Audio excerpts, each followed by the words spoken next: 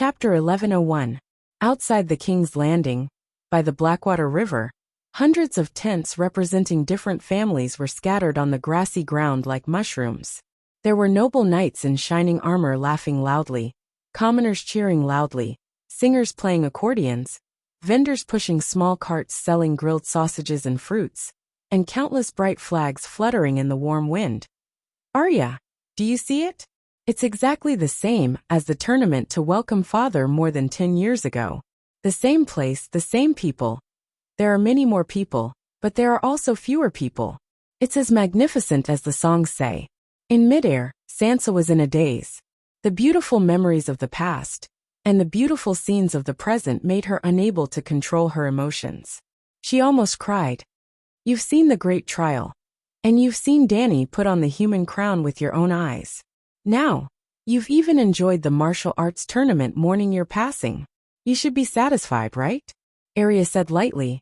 Satisfied? How can I be satisfied? This is supposed to be a tournament to celebrate my ascension, not a funeral. Sansa said agitatedly. Fate is what it is. There's nothing I can do about it. Arya sighed. Fate is unfair. I don't accept it.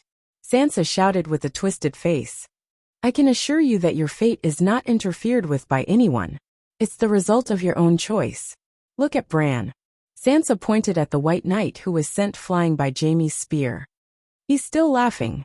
He's laughing so happily. I just died. And he left Never Leave Winterfell to participate in the tournament. He's still laughing. Bran's dream when he was young was to become a knight like Barristan. Though his combat skills are poor, he has realized his dream. Why can't he laugh? Arya looked unhappy. He knew about my future but didn't inform me. He's still so happy. What's his motive? Sansa said agitatedly. Bran knew that Ygritte would have a difficult birth. He didn't tell Jon either. Sansa, fate is not interfered with. It's your own choice, Arya said solemnly. It wasn't easy for me to obtain the iron. That damned Iron Throne. Why am I so obsessed with that filthy iron chair? Sob, sob, sob. They all call me rotten-ass Sansa. Sob, sob, sob. I'm a founding queen greater than Aegon the Conqueror. Sob, sob, sob. When she thought of the Iron Throne, Sansa could not help but feel sorrowful. She was both regretful and resentful. She covered her face and wept. Leg, leg, leg. Suddenly, a tsunami of cheers erupted from the arena.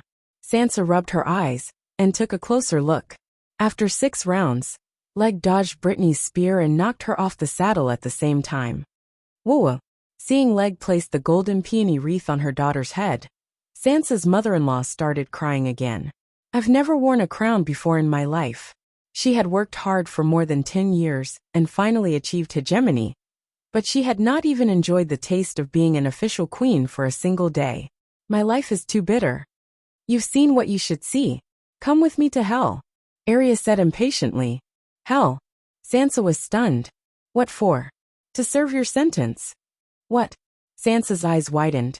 She roared. Are you kidding me? I've been cautious all my life, and have never done anything that goes against the teachings of the 7 gods. Instead, I've made a lot of contributions. Why do I have to go to hell? I'm a level 4 great priestess. You've been a white flower for the first half of your life. You've done nothing wrong. In the middle of your life, you've cheated Aegon's feelings. It's not a big mistake. Later on, you've saved countless people and have done a lot of good deeds. You've committed a lot of small crimes, but few big ones.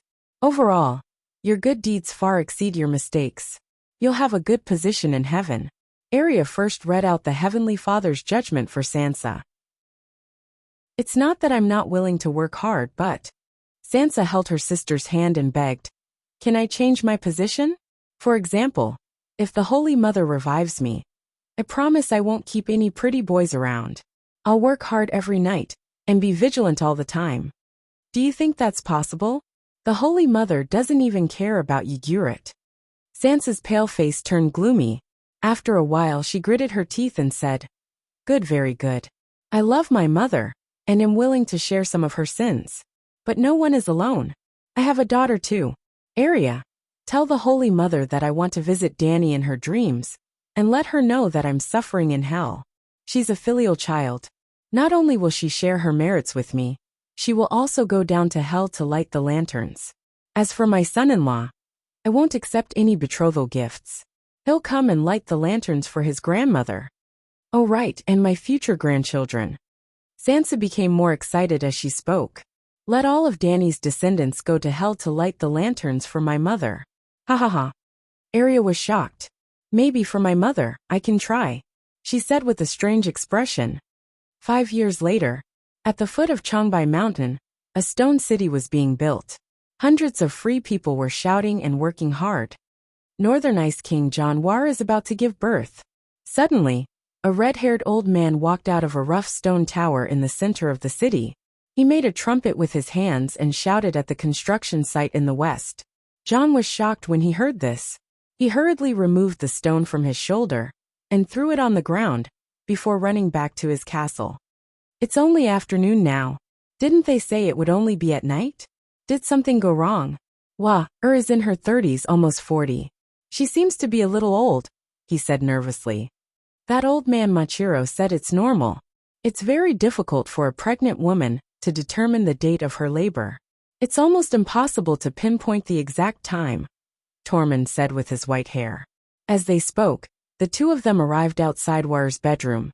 However, they were stopped by Manslade. The former king of savages also had white hair, but his body was still straight and strong.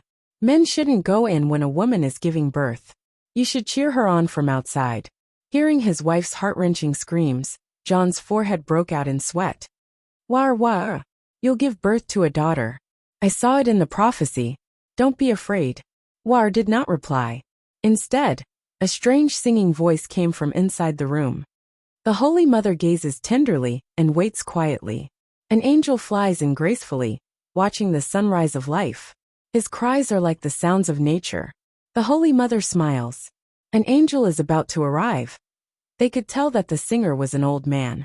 His voice was rough and monotonous, but it contained a strange power that could calm one's heart, focus one's energy, and fill the pregnant woman with strength.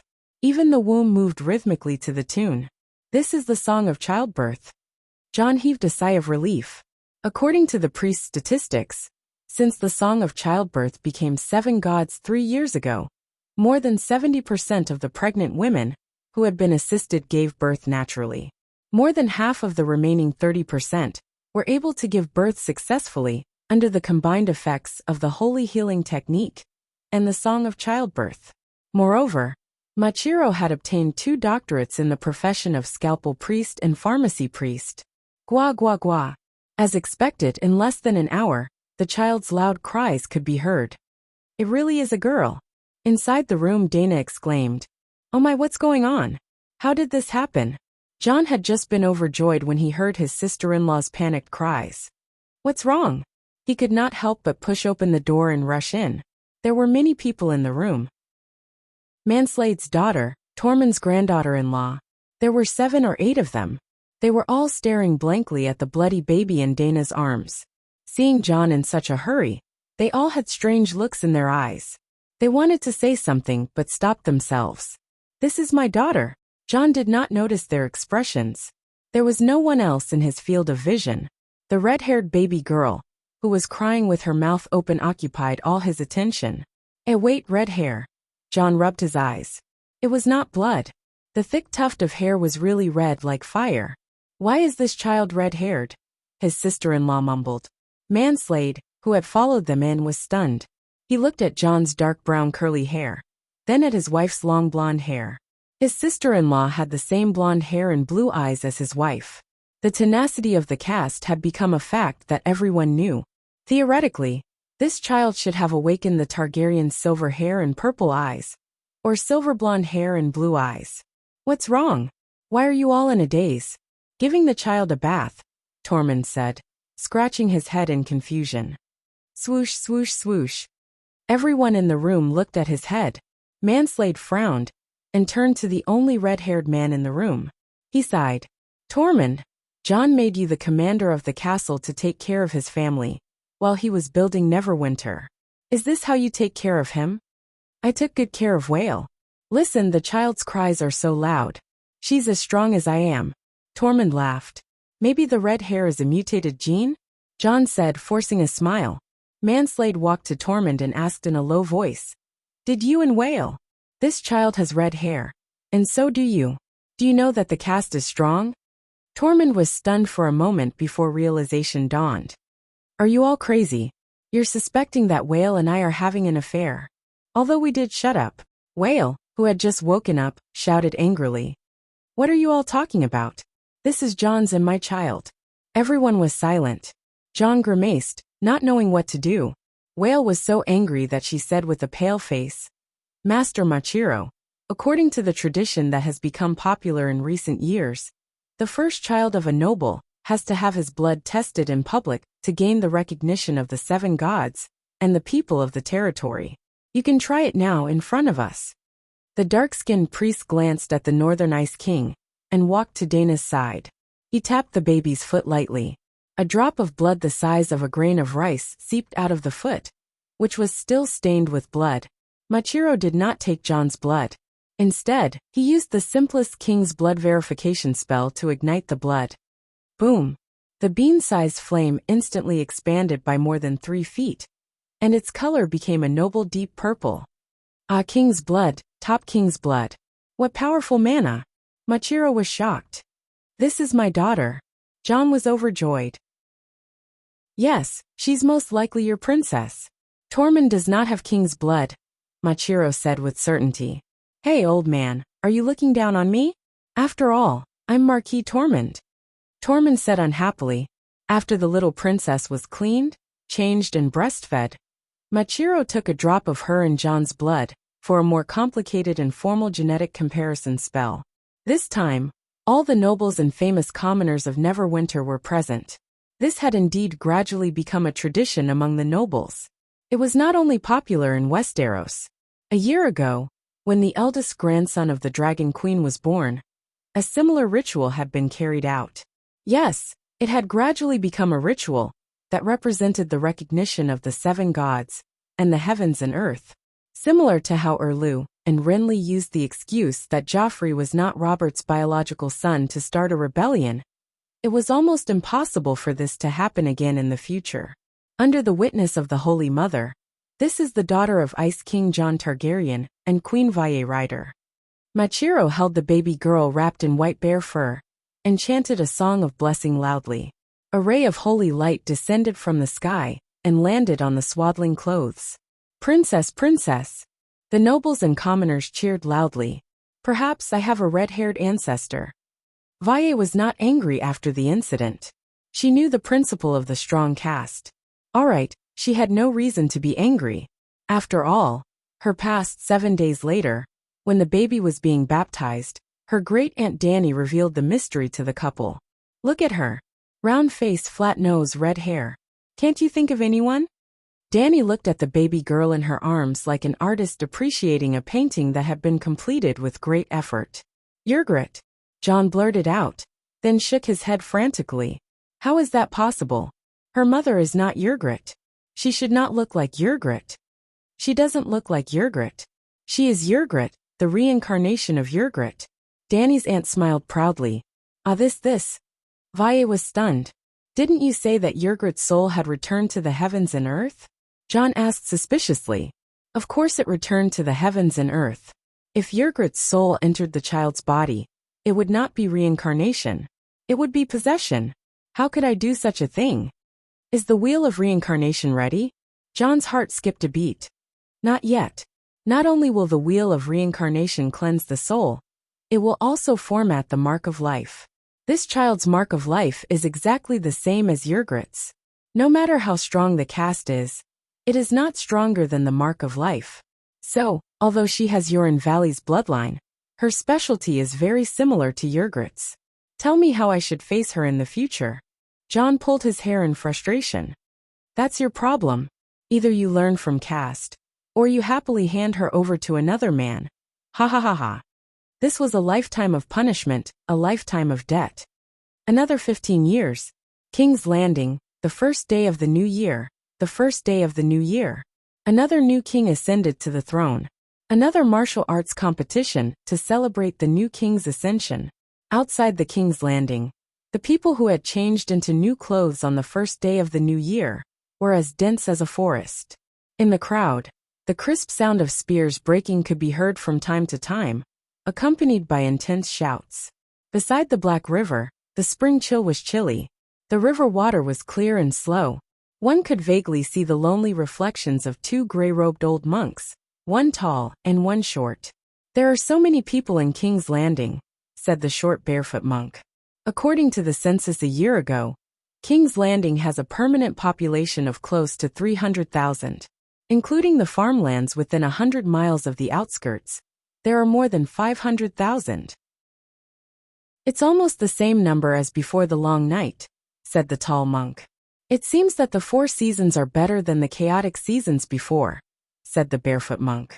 "It's also better than the extravagant long summer. Spring plowing and autumn harvesting, the 4 seasons are orderly. There are rewards for hard work, and no rewards for not hard work. There's leisure and work, and there's a balance between work and rest. The world is peaceful," said the tall monk. "Master Braun, I didn't expect you to have such brilliant ideas." "I'm impressed," said the short monk as he cupped his hands. "Master Tyrion, you're too kind. You've given up glory, wealth, and beautiful wives to walk the world barefoot for 20 years.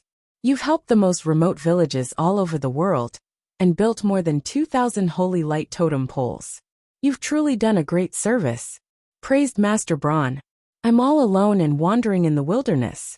I can't compare to you who's cultivating in the holy hall during the day, and having children and grandchildren at dinner. You're the best of all worlds," said the dwarf master as he shook his head. "Ha ha ha, you're just too greedy. How can you become a god without suffering?" laughed Braun. "Everyone has to have some goals," said the dwarf. "Yesterday was the eve of the new year. The new king invited the vassals for a reunion dinner. You came to King's Landing, but didn't go to Red Fort. Where did you spend it?" asked Braun with concern. "When I passed by a village outside the city, I met a peasant girl. She saw that I was all alone and pitiful, so she warmly cooked a pot of pork and cabbage dumplings for me. The taste." The dwarf smacked his lips and sighed. "Even the table full of delicacies in Red Fort can't compare to it." Braun looked at him in surprise and saw that his face was full of sincerity and praise. He nodded and said, "Very good. You've reached a certain level. I'm a peak level 4 priest. My level is definitely higher than a level 3 priest like you," said the dwarf calmly. Braun smiled and didn't argue. He asked again, "Have you met King Yamant?" "Yamant?" A look of reminiscence appeared on the dwarf's face. After mulling over the name for a long time, he shook his head and said, "I've never seen him before. What's his character like?"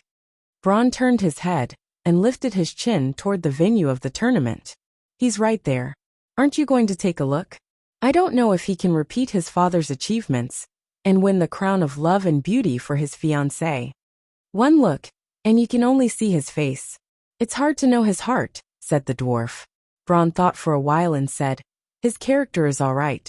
Although the Empress doesn't like this grandson very much, she still kept him by her side and taught him step by step. Other things aside, he has activated the 3 blessings of the human crown." "Only the 3 blessings?" The dwarf frowned. "The Heavenly Father's blessing is just. The Holy Mother's protection is benevolent and loving. The warrior's armor is brave and fearless." "It's enough for the king," said Braun. The dwarf nodded and asked again, "Yamant is Leg's eldest son. Why doesn't the Empress like him?" "That kid is a bit like you. He's very flirtatious. At the age of 13, he impregnated a court lady. More importantly, that court lady was the daughter of Marquis Ellie. Do you still remember Ellie?" "The Empress Centaur maid," said the dwarf. "That's her. The Empress originally wanted him to marry the court lady, but that kid actually said that he didn't like her at all. It was only because the moonlight was too mesmerizing that he couldn't help himself. Tell me, is that something a human would say? He's just like you back then. They all say that nephews resemble their uncles. Crown Prince Leg isn't like you, but his son really is. Not only is he lecherous, but he's also glib-tongued, quick-witted, and sharp-tongued." The dwarf's mouth twitched. The Empress let him off. How is that possible? The muscles on Braun's face twitched a few times as he raised 2 fingers. "A total of 200 lashes.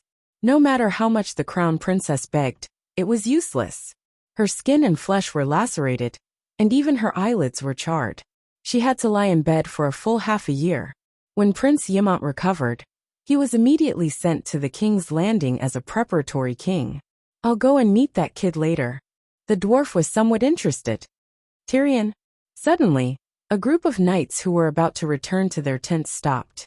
An old man in golden lion armor even spurred his horse excitedly and ran over.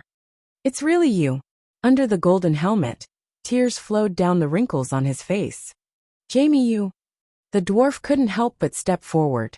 Looking at his golden-haired brother, his eyes were also wet. You're old. Jaime jumped off his horse and punched him. He smiled and said, I'm already 70. How can I not be old? Aren't you old too? Your hair is white, your face is full of wrinkles, and you're so skinny and dark. I almost couldn't recognize you. Uncle. Old master. Following that, another young knight led a 4 or 5-year-old boy over to greet him. You're Tywin, aren't you?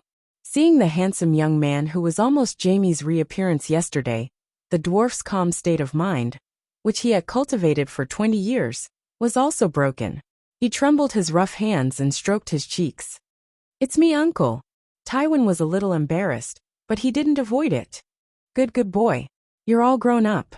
The dwarf tiptoed and patted Tywin's shoulder, then looked at the little one beside him. He was a living little Jaime. Ha, 3 generations of grandfather and grandson. They're all carved from the same mold. The dwarf laughed loudly. You guys chat. I'll go back to the city first. Bronn took his leave at the right time. Where have you been all these years? Jaime hugged the dwarf and asked. I've wandered around. I've been to the Westeros beyond the Great Wall, Ursos. I've even returned to the western region. I've only wandered around the remote mountain villages. Why bother? Looking at his brother's big black feet, which were like old tree bark, Jaime felt very uncomfortable. What you love to enjoy the most now? The dwarf raised his hand and interrupted him. He smiled and said, I'm really good. For the past 20 years, my heart has never felt so peaceful. Now that you're back, don't leave again. I don't have many years left to live. At least wait until I die. You can only leave after you've sent me off. Jaime said sadly, Come on, Barristan is already over 100 years old. Isn't he still vigorous? The dwarf smiled and followed the knights, walking towards Lannister's camp. The knights dismounted from their horses, silently but curiously sizing up the little devil, who had already become a legend. Sir Barristan is the first holy knight to break through to demigod. After 500 years, he's still vigorous. I'm not even a holy knight. How can I compare? Jaime shook his head and smiled bitterly. The dwarf's eyes flashed, and he said meaningfully, Of course you can. Jaime, actually, I came back this time mainly for you. After entering the tent, the dwarf had Tywin lead the others out of the door. Then, he carefully took out something from his pocket and handed it to his brother. What is it? Jaime opened the cloth bag and saw a scroll of parchment with golden runes on its surface. Divine Comedy. He looked at the dwarf in confusion. In the winter 7 years ago, I was taking shelter from the rain under a banana tree in the barren mountains. When I was about to fall asleep in a daze, old Yimant came looking for me. 7 years ago. At that time, old Yimant was already dead. Jaime said curiously, Let me finish. The dwarf waved his hand. He had long hair and a long beard. His hair and beard were silver white. He even wore a holy white robe, as if he was a saint. I asked him, Why are you here? But he smiled and asked, Why are you here? I said, I'm cultivating. He laughed and shook his head, saying, There are 7 paths in the human world. You're only cultivating diligently in the human path. You're too slow. Let me help you. After saying that, he casually tossed a huge picture scroll toward me. I seemed to see ghosts and 7 layers of hell pouncing toward me. I immediately woke up from my dream. You were dreaming? Jaime asked curiously. The dwarf pointed at the parchment scroll. After I woke up, I had this in my hands. Yimant must have reached a realm that we can't understand. Sigh, that old man was lucky. He was directly canonized by my sister. With a sigh, he explained, This Divine Comedy is a poem written by old Yimant after he traveled through hell, heaven, and the human world. He obtained countless inspirations from the undead. Old Yimont was a scholar. It's not a big deal that he could write poems. But this divine comedy contains information about heaven and hell. It even contains the secret to becoming a saint. The old man was a good person. He didn't forget me even after he died. Hearing this, Jamie's curiosity was immediately piqued. He opened the scroll and first saw Hell chapter. First level of hell, 18 punishments, swoosh, endless golden light immediately blinded him. In a daze, he seemed to have come to a strange place. Hymns were singing in his ears. Before him was a dark evil spirit. In front of a cross, a 3-meter-tall strong man laughed loudly as he grabbed the wailing man's tongue and pulled with all his might. Jamie, snap out of it. The dwarf shouted. The illusion before him, the wailing, laughing, and hymns in his ears all disappeared. Jamie was at a loss. Read the words in the Divine Comedy, and your consciousness will follow you to hell or heaven, the dwarf said. How scary. Jamie was shocked. Essentially, it's still a poem. It's just that the words have become more direct images. What's the use of this thing? Jamie was puzzled. It's not some secret magic record. It's just like any other book. It can increase one's knowledge and understanding of life. In the end, cultivation and the cultivation of the heart are all about understanding. Seeing that Jamie was still at a loss, the dwarf wrapped up the parchment again. You don't understand now. When you become a holy knight and read the Divine Comedy again, you should have a different feeling. Perhaps, when that time comes, you'll be able to see the person you should have left behind but can't forget. Old brother, I hope this Divine Comedy can help you start a new life, he said meaningfully. I'm in my 70s. I've seen the end of my life. What new life do I have? Besides, I'm not a holy knight. Jamie smiled bitterly. Tywin even has a son. Why don't you quickly convert to the Holy Mother? Even if you can't compare to Barristan and Old Yimont, you'll only live to 100 years. You still have more than 20 years to live. Actually, I'm preparing to join the Holy Church. Jamie smiled. I've already made an agreement with Lancel. After attending Scar Yimont's wedding, I'll become a monk in the Holy Church and become his disciple. Scar Yimont? What kind of lousy name is that? The dwarf said with a grin. You'll understand once you see him. The dwarf nodded. I'll go find him later. Remember, only you can read the Divine Comedy. You can tell the contents of the poem to others, but you must never let others see its true appearance. Some things were clearly created out of good intentions, but once they fall into the hands of evil people, they will turn into the most terrifying magic weapon, he said solemnly. Okay, I'll remember. After the Lannister had lunch together, the dwarf said goodbye to them. I've traveled all over the Westeros and Ursos. Next, I'll go to Sosros. There are many natives living in the wilderness there. I'll convert them and use the light of the 7 gods to cleanse the savages of their stench and savagery. Don't worry about me. In the future, the 7 Stars Bible might have a story about a dwarf turning into a beard. Jamie, take care. Tywin, little Tyrion, Grandpa will pray for you every day. The dwarf left as soon as he said so. He was very decisive. But before he left, he also went to the Red Castle and saw Scar Yimont, who was said to be very similar to him. Just as Jamie said, after seeing him, he immediately understood why he had such a nickname. Yimont had been slashed several times by his uncle and father-in-law, directly on his face and head. The scars left behind had a curse. They would never heal.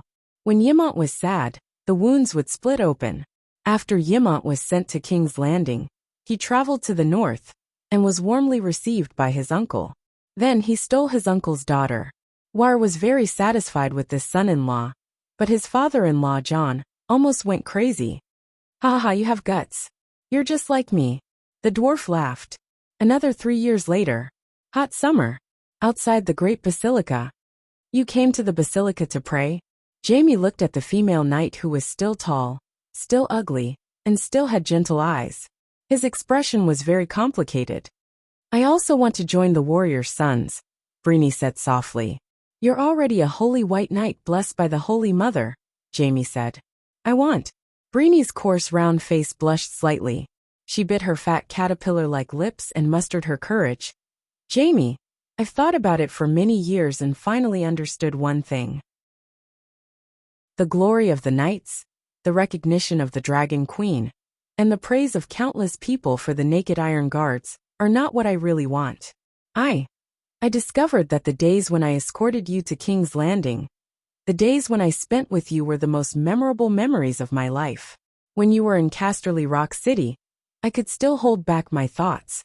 But in the 3 years since you came to the Great Basilica, I could not help but look in the direction of the Tower of Light, as long as I stood on the top of the Red Keep. I can't help it anymore. You're in your 70s and I'm in my 60s. Maybe I can still live for a few more decades, but I'm afraid that when I get older, I won't have the energy to say these things to do. I don't want to do anything. I just want to see you every day. We can practice martial arts together and pray under the statue of the Holy Mother. That's enough. Jamie's eyes reddened, and he felt an inexplicable impulse. No, it's not enough. He took a step forward and grabbed her rough hand. We can still live for a few more decades, or even decades. We still have time to do some things that we couldn't do before. What things? Breeny's big eyes were filled with anticipation and confusion. Let all the rules go to hell. Let's get married first, and then we'll travel the world with our swords. We'll see the beauty of the world, see the customs of various places, and eat various traditional delicacies. I'm tired of staying in Westeros. Let's go find Tyrion. He's also a cultivator. Let him officiate our wedding. Jamie said excitedly. All right, let all the rules go to hell. 2 streams of tears flowed down Breeny's face. She pulled out the Oathkeeper's sword with a laugh and threw it on the ground.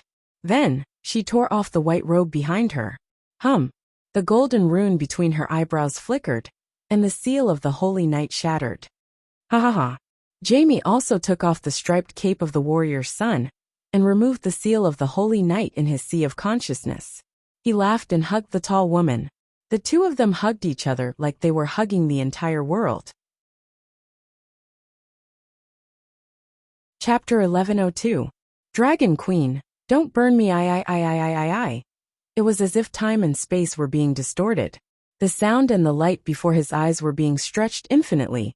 In the next moment, Asha looked around blankly. The terrifying fire that made one's soul tremble. The beautiful palace that had turned into ashes in the fire. Her father Balan and her uncle Iron had all disappeared. She sat cross-legged on the beach with 2 young men lying beside her. They were Dunk and Thornton, who had entered the flowing water palace with her. The sun is out. Where is this? Asha murmured. The sun was shining brightly here. The hills were covered in green grass, and the sky and water were both jade green. There were many tourists in the vicinity, and those people who were wearing strange clothes and holding strange big black boxes were looking at her strangely. Look at her. Why did she enter the Naga altar? Yeah, isn't the Naga altar not open to the public? No, she and 2 other people suddenly appeared in the Naga altar. Have you seen her before? Looking at their classic leather armor, they should be actors from the island. They specialize in acting as the ancient Iron Seed pirates. Oh my, she has the Greyjoy family sea monster emblem on her chest. She must be a big shot. Don't you think her temperament is very different? There was a kind of savagery that was rarely seen among ladies nowadays. Help me take a picture. Ka. What magic are you using? The small silver iron pot on top of the big black box emitted a dazzling light. Asha was frightened and covered her face as she retreated, hiding behind the Naga's rib. She was convinced that although the environment and people had changed drastically, this was definitely Old Wake Island. Someone come, Priest Thale, Dunstan Zhuagu. Is there anyone from the Zhuagu family? As soon as she finished speaking, the sky immediately darkened. Old Wake Island's Naga Rib Scenic Area is temporarily closed. Distinguished guests, please leave in an orderly manner. In view of the inconvenience caused by this action, Iron Seed Culture Travel Company is willing to make sincere compensation. A rumbling sound came from above. Asha looked up blankly and saw a cylindrical sail that was even bigger than a castle. There was clearly a 20-meter-long wooden boat hanging below. While she was still in a daze, 7 or 8 ropes were thrown down from the side of the wooden boat. A group of soldiers in strange clothes slid down from the sky. Among them, A handsome pretty boy with silver hair and purple eyes came to her side. He stopped 2 steps away and said in a low voice, "Grandma Asha, I'm Theon Greyjoy, your 6th-generation grandson. It's not convenient to talk here. Let me take you back to Pike City first." "Brat, are you trying to scare me? I don't even have a son. How can I have a grandson?" Although Asha was a little suspicious, she didn't reject him when she saw his sincere expression and the palm-sized golden sea monster tribe emblem on her left chest. He grabbed her waist and pulled her up to the wooden ship in the sky. "Little Theon, why aren't they coming up?" The smell of fresh meat was refreshing. Asha couldn't help but lean into his arms and deliberately use her thigh to rub against his sensitive part. Little Theon's face turned red, and little Theon's blood began to rush. "Grandma, I'm really your 6th-generation grandson. Stop fooling around." Theon smiled bitterly and used his leg to push her leg away. He looked down at the soldiers who were pulling the ropes near the Naga's ribs and said, "It's been 100 years since you entered the Flowing Water Palace. You died in the first fire and returned from it. The first fire is the most powerful force in the world.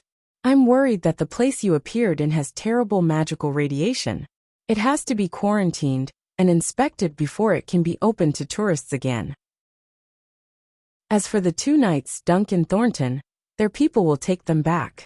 As early as half a month ago, we received the news that you were about to be resurrected."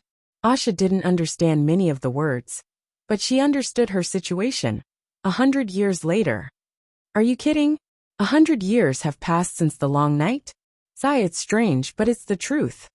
At this moment, the 2 were pulled up to the deck of the wooden boat by ropes. An old woman in a white robe came and said with a kind smile, "Asha, we broke into the Flowing Water Palace at the same time that day. It's been 100 years since we last met. Do you still recognize me? You're not Dunstan's wife, Madam Mandy?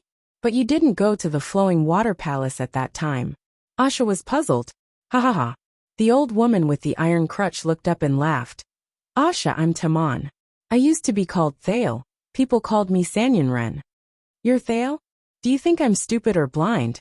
These 2 lumps of Hanako are bigger than me." Priest Tamon sighed. "I can understand. For you, the world has changed too much. Let me explain it to you slowly. Hum chi chi kacha kacha kacha kacha." The whistle at the stern of the boat sounded. First, it spewed out a long white gas and green flames. Then, the propeller turned, and the wooden boat drew a white line in the sky with a whoosh. "What's that?" Asha, who was on the deck, was completely unprepared. She was careless, and was almost knocked down by the sudden acceleration. "Wildfire steam engine," Theon said. "Wildfire? I know about wildfire. We all use wildfire to burn the deviant ghosts. But what's a steam engine?" "Grandma, you. Don't call me Grandma. Call me Asha." "All right, Asha. Have you ever seen a kettle after boiling water? Is the lid pushed open by the steam, and you can't hold it down no matter how hard you try? Are you crazy? I'm a duke. Why would I boil water? Why would I hold the lid open when I've eaten so much?" Asha asked curiously. Theon was speechless. Sigh. Asha has to start from a small school to get used to life now. She has to at least graduate from high school, if not university. Priest Tamon sighed. "Tell me about what happened after the Flowing Water Palace," Asha said. "You're at a disadvantage. Balan and Iron shouldn't have taken you away." Tamon rambled on and told her about her experiences over the years. "It's really been 100 years." Asha came to the side of the boat. The wind blew her long hair. The picturesque scenery of the land was unfamiliar to her. "After you became a woman, didn't you feel uncomfortable at all?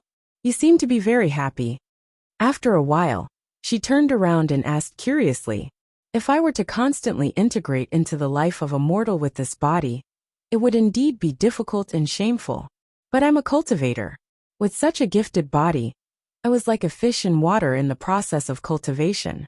The carefree cultivation quickly suppressed the physical inconveniences. "I feel very good now," Theon said with a face full of reverence. "Master Tamon is not only a level 5 divine priest, but also a level 5 demigod water wizard. Even after the long night, a large number of demigods were born.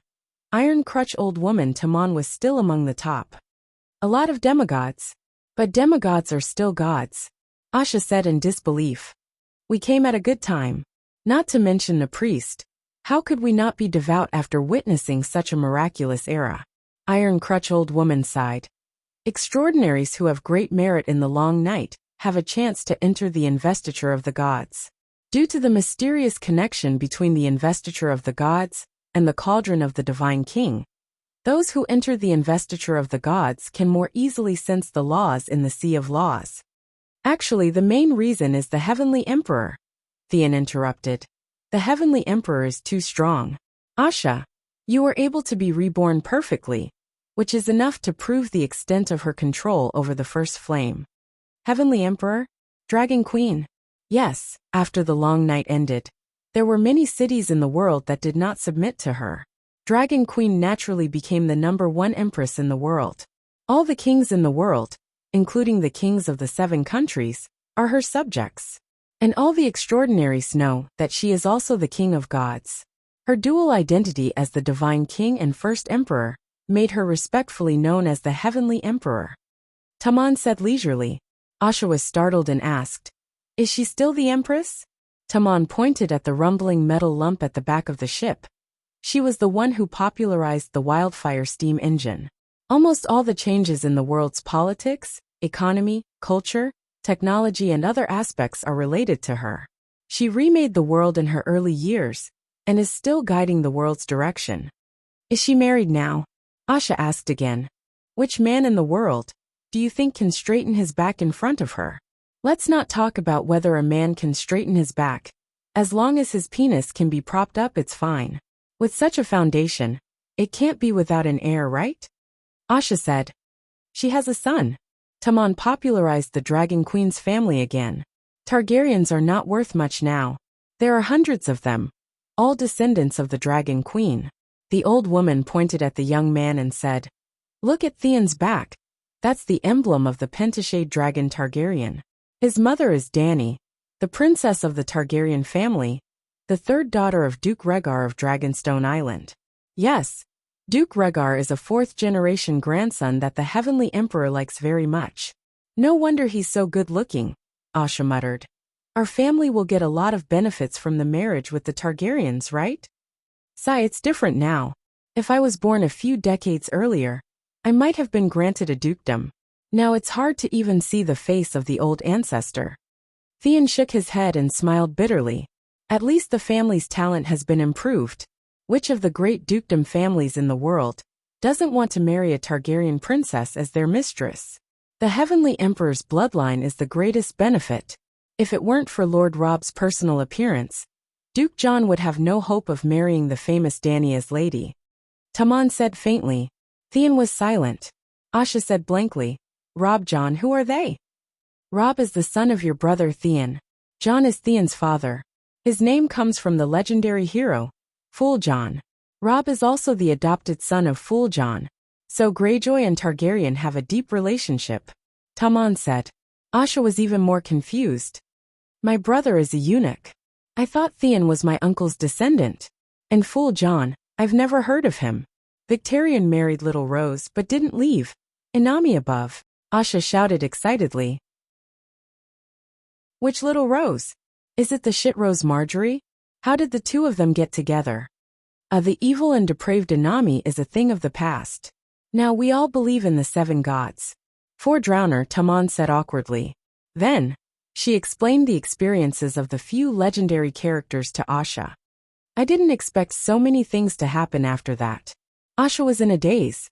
"I'm not surprised that Theon had an illegitimate son. When that guy's second son was still around, he never let it rest. I even remember Robb's mother, standing at the dock with a silly look on her face as Theon left. Theon was very embarrassed. "Asha, the wind on the deck is strong. Let's go to the bottom of the ship," he said. "Don't flying wooden ships stand on the deck?" It was only after they entered the cabin that Asha realized how foolish her words were. The ship was not too fast. It was about the speed of a normal horse, about 30 to 40 kilometers per hour. However, it was a little high.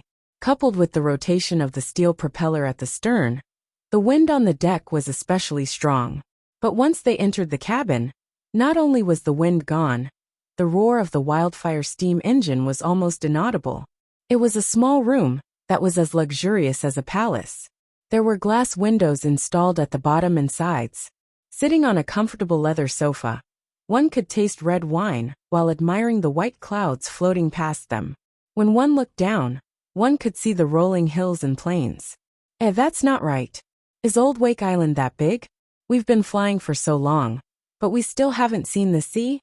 Oh, back in the day, the Dragon Queen saw that our iron islands were too barren, so she used her great magic to fill in the sea between a few islands, Tamon said casually. Clang! Asha's crystal glass fell from her right hand and onto the ground. Chapter 1103.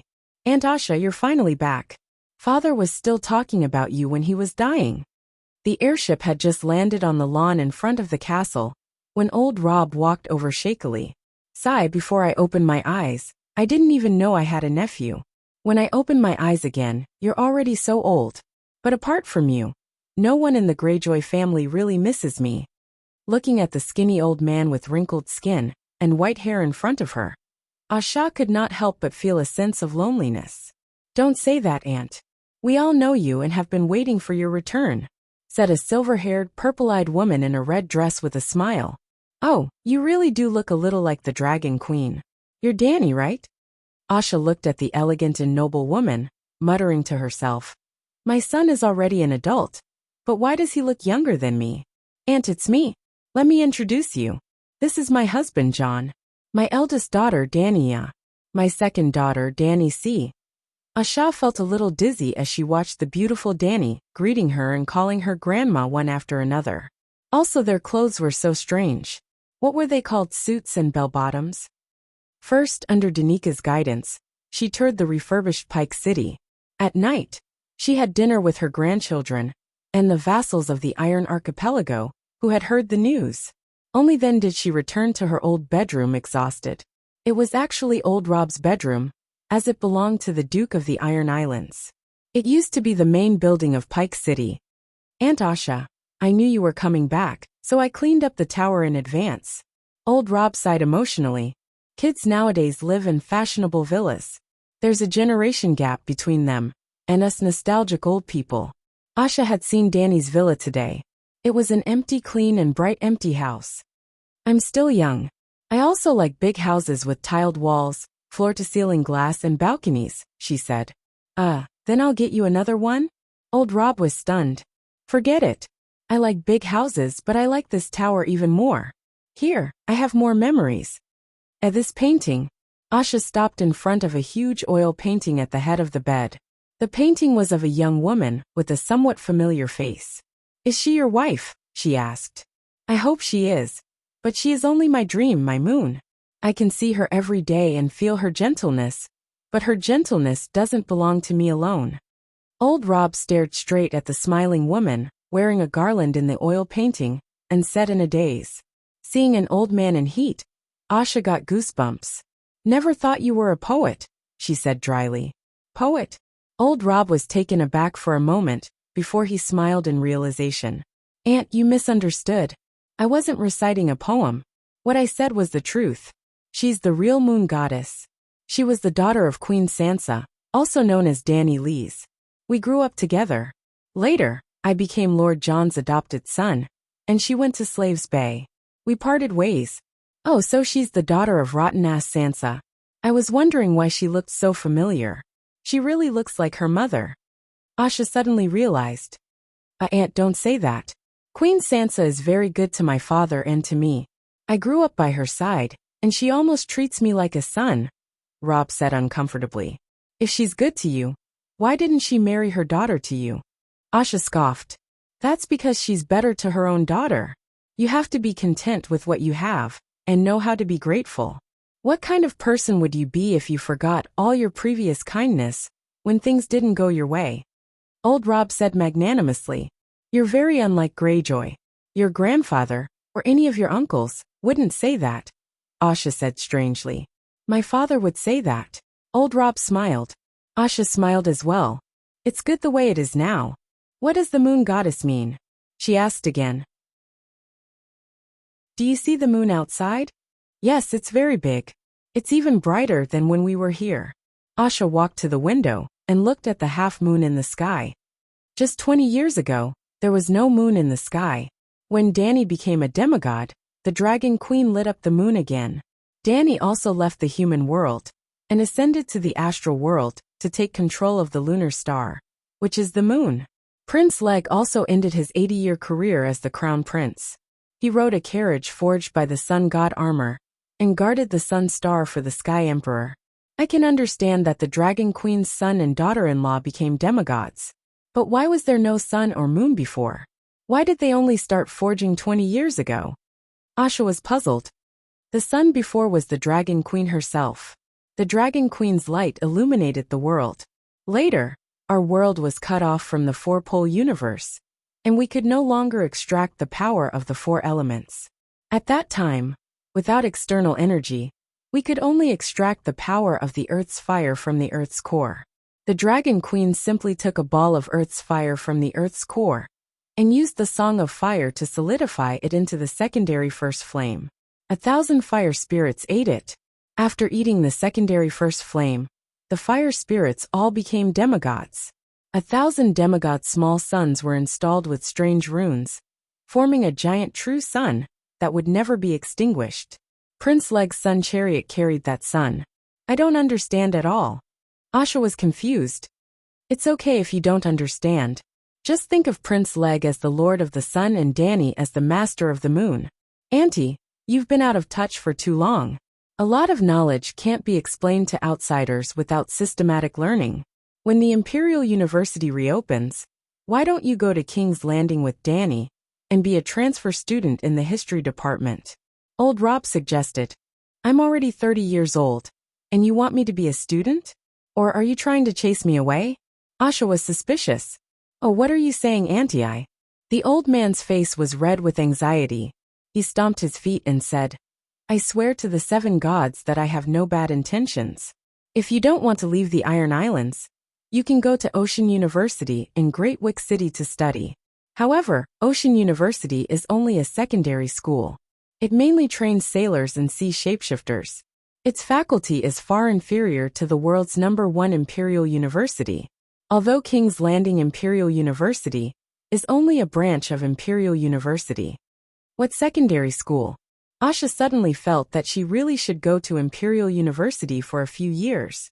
Secondary university can be regarded as the count of universities. Primary university is the Duke, while Imperial University is the King. Oh, I see. Imperial University specializes in training the children of royalty. Asha was enlightened. No, commoners can also enter as long as they pass the exam. Old Rob waved his hand. I remember that when you went to the Flowing Water Palace, the 7 kingdoms already had elementary and intermediate magic schools? He was confused. Haha, commoners need to take an exam to enter, but nobles are exempted. Isn't that like accompanying the prince to study? Asha laughed. You're not completely wrong. Nobles do have preferential treatment, but it's only based on their title. It's impossible to completely exempt them from the exam. What about me? Old Rob sighed. You're a transfer student. You don't have a graduation certificate or participate in the final exam. Imperial University's official students, if they have excellent grades, will be conferred a title by the royal family when they graduate. They'll be court knights without fiefs. Some star students are even recruited by the king in advance before they graduate and are selected as their own ministers. Let me think. I haven't even explored the Iron Islands enough. I don't want to go to King's Landing immediately, Asha said. In less than half a month, Asha changed her mind and decided to go to King's Landing to study at Imperial University. There were 2 reasons. First, the Iron Islands had changed too much, and she was unfamiliar with the place. Whether it was Iron Seed commoners or nobles, there was a very obvious generation gap when she interacted with them. Second, she was deeply traumatized and really thirsted for new knowledge and skills. A few days ago, when Countess Harlow brought her daughter to visit her, Asha's mother was from the Harlow family. She gave her a brown leather bag the size of a wine bottle as a gift. Asha felt that her uncle's granddaughter-in-law was insulting her. This little thing was hard and small. What could it hold?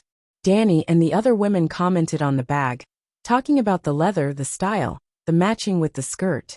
They talked endlessly, their faces full of excitement. When she laughed and said, "When I took the iron seed out to sea to rob merchant ships, I always hated the fact that the sack wasn't big enough. You little things can't even hold a bigger penis. What's the use of it?" Silence. Everyone covered their small mouths and looked at her like frightened quails. She was annoyed by the way they looked at her, like she was a barbarian. She continued to provoke them. "You fancy ladies of the green land. If you meet the iron seed at sea, you'll probably be scared to tears.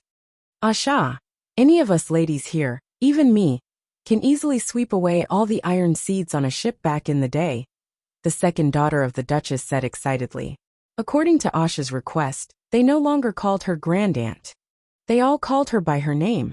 "Little Danny, your bragging ability can sweep away the iron seed on 10 ships. Ha ha ha."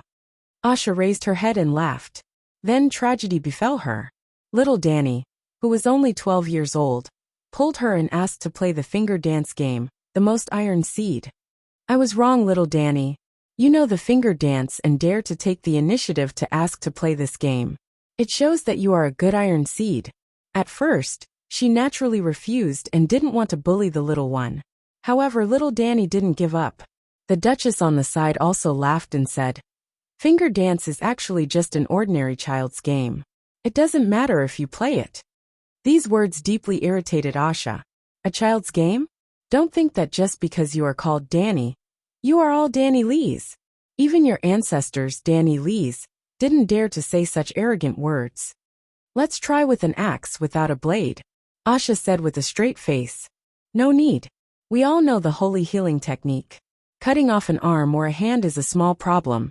The Duchess said, "Okay, little Danny Lees, don't howl later." 2 minutes later, Asha held her broken hand and howled miserably. Every time she threw out the axe, Danny caught it absent-mindedly. She even closed her eyes and shouted, "Asha, too slow, too steady. Faster, use more skills." Asha was confused by anger and used all her strength, but the other side was still at her fingertips.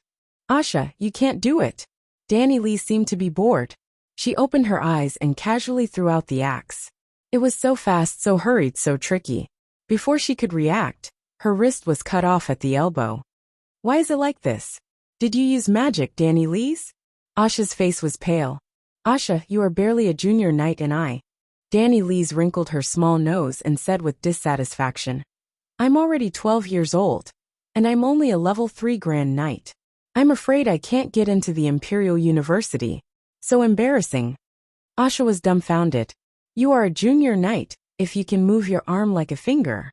You are a level 2 knight, if you can lift something heavy. You are a level 3 Grand Knight, if you can lift something light. You are a level 4 Earth Knight if you can surpass the mortal. Lady Danny Lees is an Earth Knight, even I." Count Harlow covered his red mouth with a jade fan and laughed lightly. "My level is the lowest, but I'm still a level 2 Senior Knight, and a level 2 Paladin." Asha was about to crack. "The nobles nowadays use my ancestor as the perfect model to raise their young ladies." Danny Lees Targaryen raised her chin and said proudly, "Quiet at home, elegant as a painting. On the battlefield, the sword is like a dragon. The best noblewoman can fight and kill. She is skilled in both magic and martial arts. She can also govern the family, manage the fief and balance the finances. As for music, chess, calligraphy, painting and fashion design, they are all small interests and gadgets to pass the time." Asha. Chapter 1104. At dinner time, old Rob came back from the great cathedral. Hearing about what happened in the afternoon, he went to the bedroom to comfort Asha. "Don't take it to heart. Times are different, and the standards of individual strength and ladyship are different. The most obvious change is force. You were born in a time when magic power and force were very weak, but the modern era has entered a new era of low-level magic power and force. Before the long night, the level of swordsmanship only existed in theory. Only in the Book of White Knights, Sir Arthur Dane gave a superficial description of it. There was no way to train the body. Because of the lack of understanding of the human body, excessive training would cause the knight apprentices to be crippled. The ancient knight instructors did not dare to set up weight training at all. They only let two noble children hold wooden swords and bang bang bang bang. What can this train? Now, the old man first pointed at his lower abdomen, his heart, and the space between his eyebrows. Then he bent down and lifted the soles of his feet. These 4 storage points were only developed in the last few decades. After special stimulation training, one's speed, stamina, and reaction will increase exponentially. You're not lying to me? I've never heard of such a technique. Asha doubted. Alas, you don't believe me. But don't you believe the Dragon Queen? The old man stared and said, My granddaughter-in-law Dani became a 4th-level Earth Knight at the age of 10. At the age of 12, she entered the Valley Mountains alone and caught a shadow lynx. That lynx is raised in our castle's beast house. If you're interested, you can go take a look. PowerPoints are magic? Asha murmured. It has nothing to do with magic. It's just a simple body training method. Have you heard of the story of the Dragon Queen fighting 100 alone and becoming the King of Kal? The old man asked. She didn't use magic? Asha said. At that time, she swore a sacred oath to never use magic. Do you think the Dragon Queen would violate the sacred oath? Did she master the PowerPoint technique at that time? Asha was surprised. No, the body training technique was slowly explored after the long night. If she had known the PowerPoint technique earlier, she would not have hidden it in the long night. In fact, the current body development techniques are all made public by her, and she updates them every few years. After catching his breath, old Rob continued. The training at the energy storage point needs to be paired with the holy healing technique. The reason why the energy storage point had such a name was because it could store energy. Priests could fill it with holy light. In this way, during physical training, the muscles, bones, and organs of the body would automatically absorb the power of holy light from the accumulation point to improve themselves. Saint healing is the foundation of the modern knight training method. In the past, we didn't dare to overdo it for fear of causing irreparable damage to our bodies. But now, we can train as much as we want and fully develop our body's potential without worrying about injuries. The Saint healing technique is most effective for this kind of physical injury, without any side effects. How much stronger are the people who develop power storage points compared to ordinary people? Asha asked enviously. One's physical fitness can be increased by about 2 times. Some people with extraordinary talent can even reach 3 times the previous level. Those who are slightly weaker can at least reach 1.5 times. If he could become a holy knight and fill his body with the power of the holy light, his strength, speed, and reflexes would continue to increase. Dani was already an Earth Knight at the age of 10. So why is she still an Earth Knight 30 years later? She became a holy knight, but her swordsmanship didn't improve. But the power of the holy light. In our Greyjoy family, it's second only to me, this old man. The old man said proudly. You're so old yet you're still alive. Are you a demigod? Asha asked in surprise. Peak 4th level holy knight.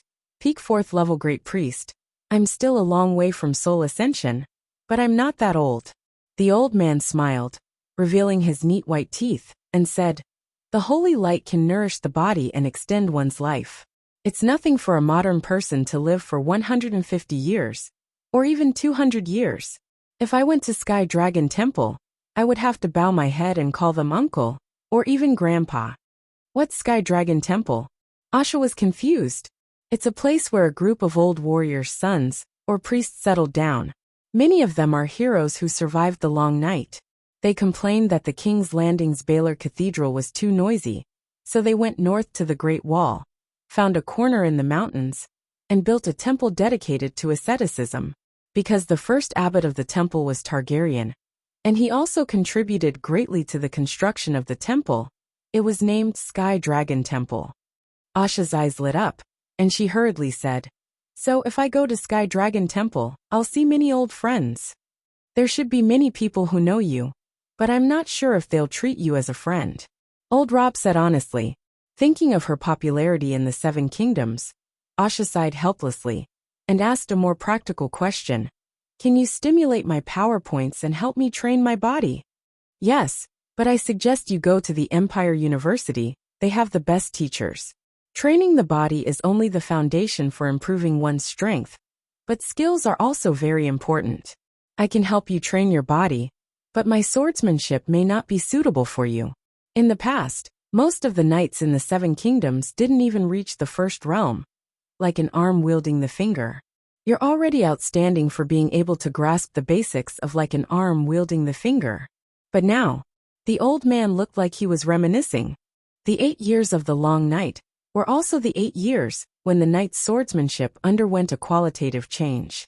Outside, there was the pressure of life and death from the other ghosts. And within the human race, there was the sword god who publicized his swordsmanship understanding. The Holy Knights also used the Holy Knight's seal to obtain the divine art of warrior's sword. In the last battle, at least 50 knights broke through the bottleneck and reached the 4th realm of divine transcendence.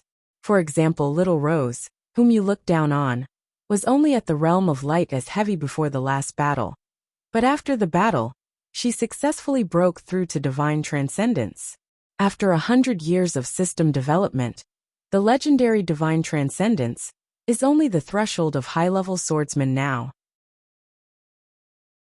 Only by reaching level 4 in swordsmanship before the age of 14 can you be guaranteed admission to the Empire University. Little Danny only has 1 year left to work hard.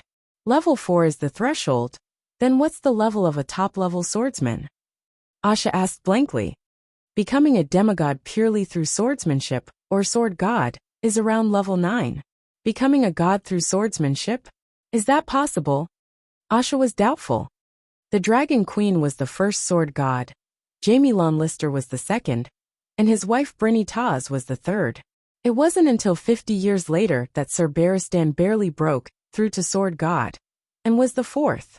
These are the 4 famous sword gods, and perhaps there are still sword gods who are focused on cultivation and are not known to outsiders. They're all acquaintances.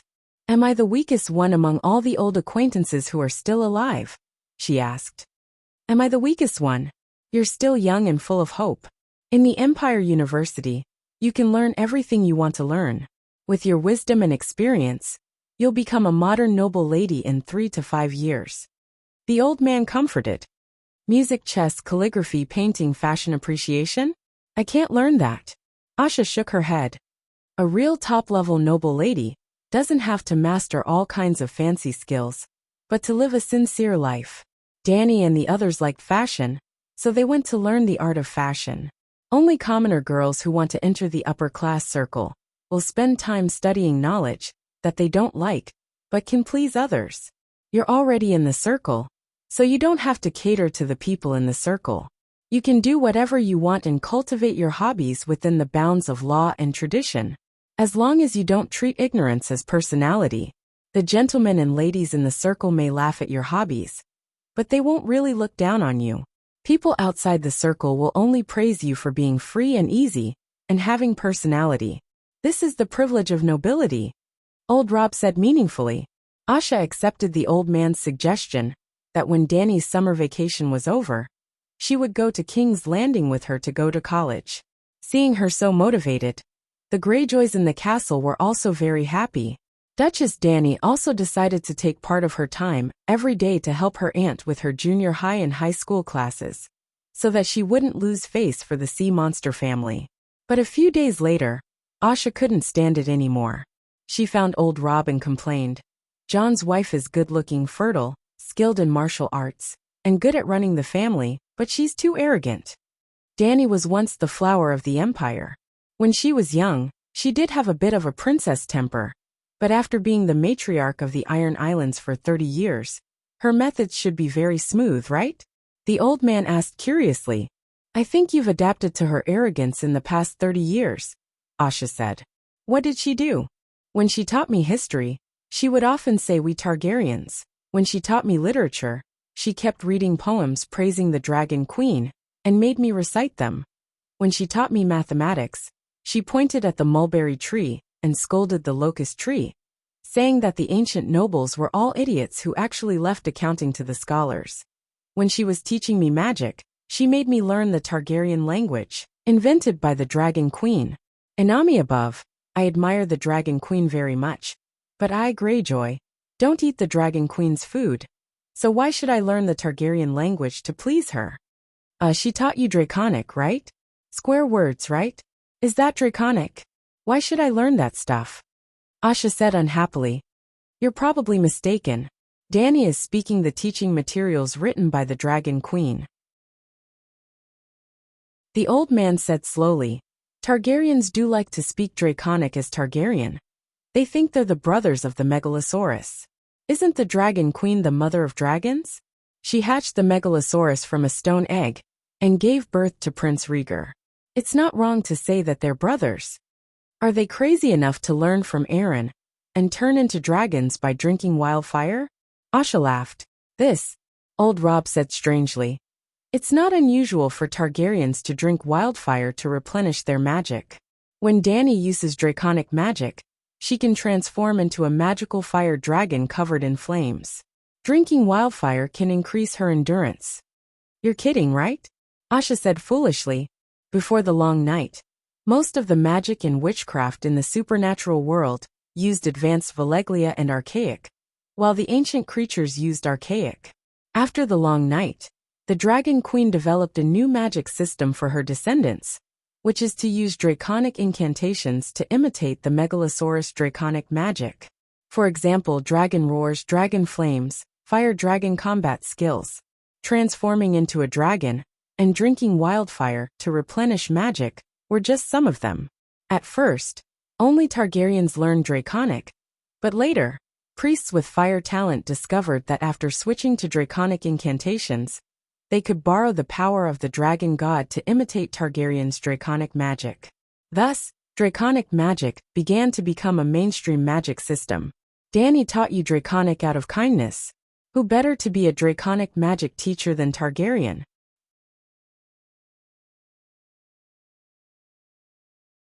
Chapter 1105. In the early years, Dany graduated from the Imperial University and stayed on as a Draconic magic teacher for a few years. Now that she's willing to teach you alone, you should thank her. As for the Dragon Queen's poems, if you want to learn history, how can you avoid the Dragon Queen? She is history, and her every move is a historical event. And Dany is a Targaryen. What's wrong with saying we Targaryens? It was normal to let the scholars manage the finances in the past. But now, Asha, you also participated in the trial on Fairy Island, right? Of course, we Iron Seed have done all kinds of evil, so we're the targets of the trial, Asha said self-deprecatingly. Old Robb's mouth twitched, and he said, back then, the City of Knowledge was also put on trial. What the scholars did was terrifying. Now, all the nobles who went to university understand that the two powers of finance and personnel appointment must be in their own hands. There are no scholars now. I see crows in crows' nests. Aren't the scholars raising them? Asha asked, puzzled. Fewer crows are used, and glass candles are used to transmit information faster. In the past, scholars were also divided into breeders, doctors, tutors, aides, and many other professions. They were more professional, more efficient, and more reliable. Of course, some small nobles with weak assets, such as productive knights, couldn't support so many people, so they could only use the ancient scholar system. So the City of Knowledge still exists. It was reorganized as the University of Old Town, and there's a major called Ancient Scholar. Just 30 years ago, it was successfully promoted to a university. There are only 7 universities in the world. Alright, what you said makes sense. But why was our Greyjoy family's language changed by Dany? When I first returned to Pike City, I saw the 6 words on the plaque outside the gate. I thought it was some strange runes. Later, after Dany taught me language, I realized it was Draconic, and it's our family's new language, Asha said with a straight face. Is the new language not good? Old Robb sighed. In modern times, the saying strength wins through hard work would be laughed at. They mocked us for being bandits and robbers, when our family had participated in the final battle and was an ancient hero family. It was not worth it to ruin their reputation, because of an inappropriate clan language. Take a closer look. Not only has our family changed, but many Iron Seed nobles have also taken advantage of the new era to use a new language that is more positive and progressive. Isn't it shameful that you can get rich through hard work? If my father was still alive, he would definitely be angered to death, Asha said. Sigh, what a pity.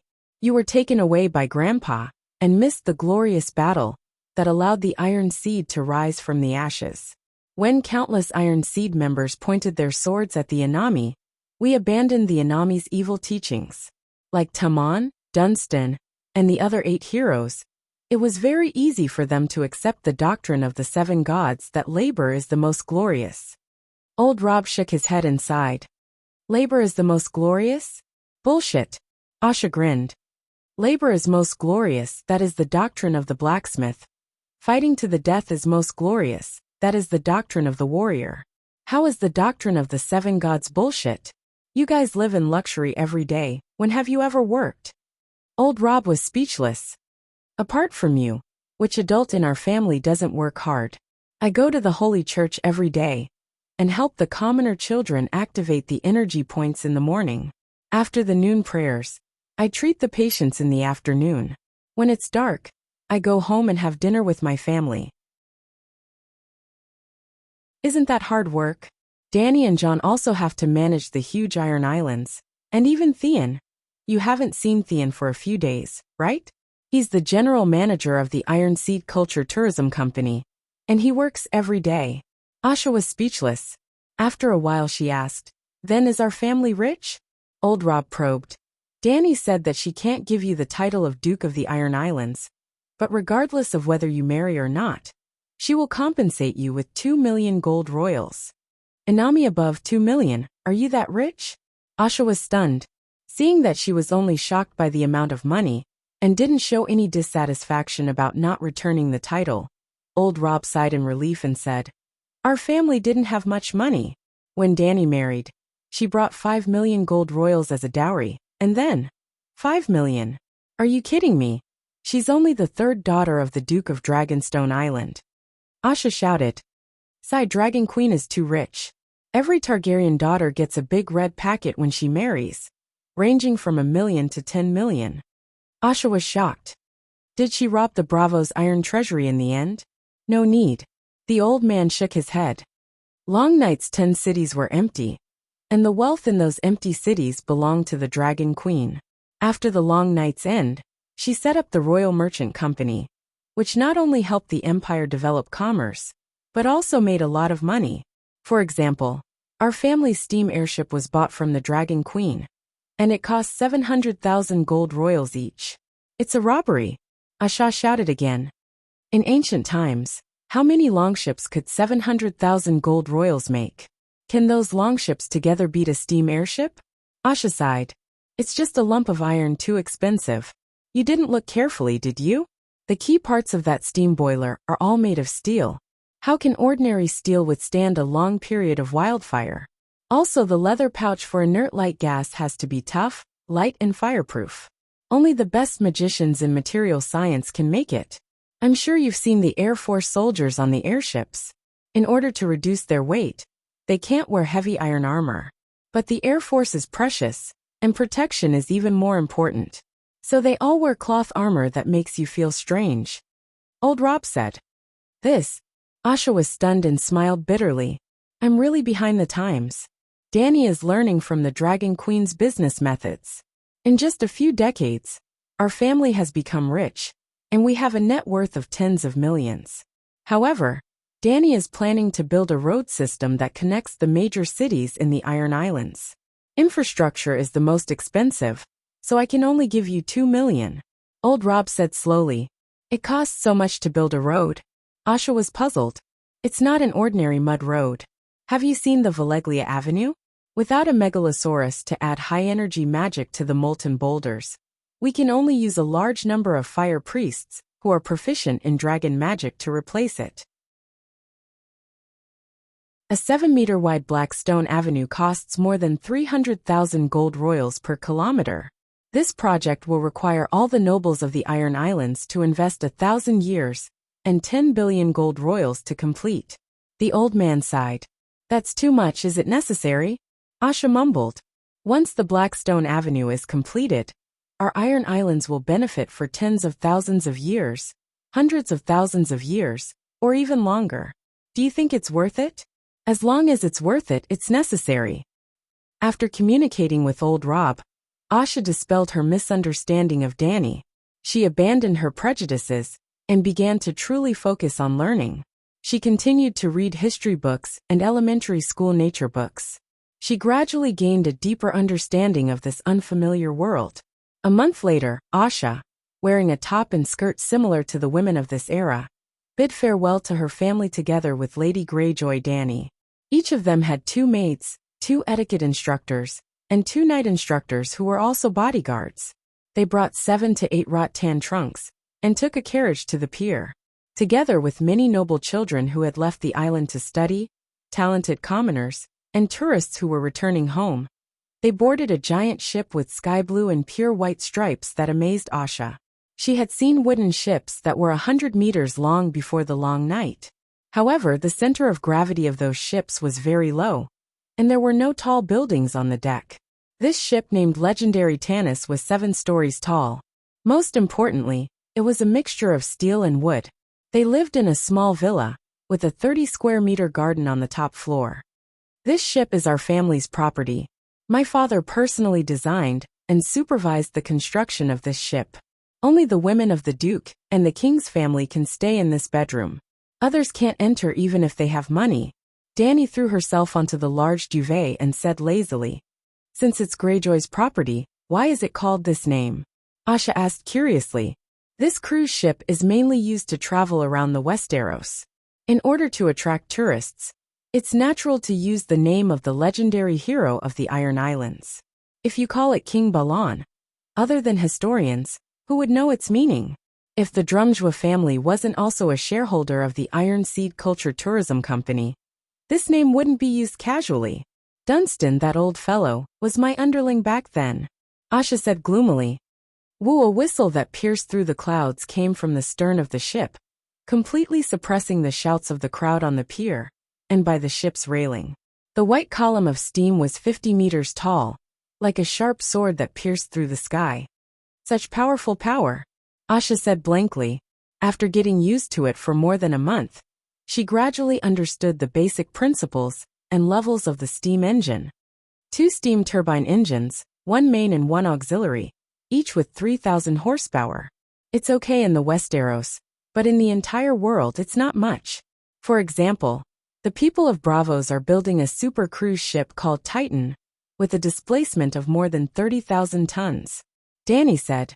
After the legendary Dunstan left the Iron Islands, it stopped at Andromeda City for half a day to let off a batch of passengers and another batch of passengers.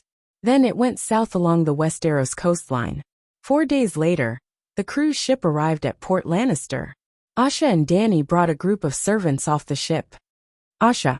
When they went down from the 7th floor, Asha met an old acquaintance in the VIP cabin on the 3rd floor. Thornton, it's you. Why are you here? Asha was pleasantly surprised. Many people had returned from the first flame.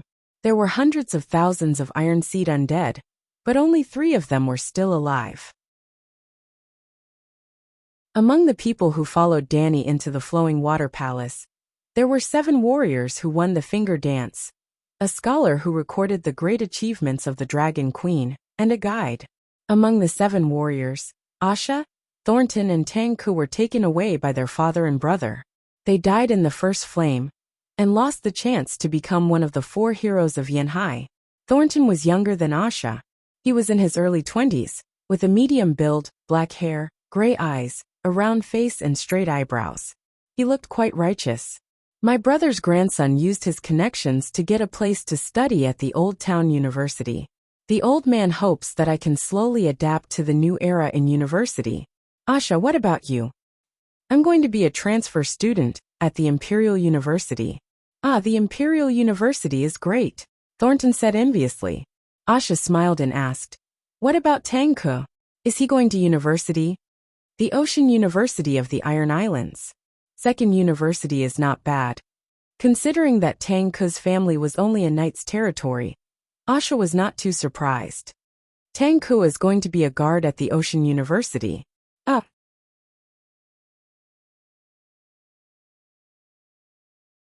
Chapter 1106. We have arrived at Westport No. 2 Pier. Passengers who wish to alight, please do so as soon as possible. Asha stood in a daze on the clean and tidy stone road. She watched as the three-compartment wooden car came to a stop in front of her. Then a total of 5 doors opened. Dozens of people squeezed out of the car, and dozens more squeezed onto the car. Like the people of the Iron Islands, they no longer wore traditional robes. The men wore shirts or suits, and the women wore gorgeous whalebone skirts or simple dresses. They even wore women's suits like Danny. However, there were also warriors wearing leather, mail, and armor.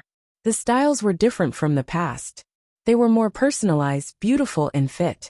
It was said that due to the improvement of smelting technology, the cost of steel was much lower than in ancient times. There was no need for a set of armor to be passed down for generations. At the same time, modern martial arts were more advanced. Armor that was made to fit would expose fatal flaws.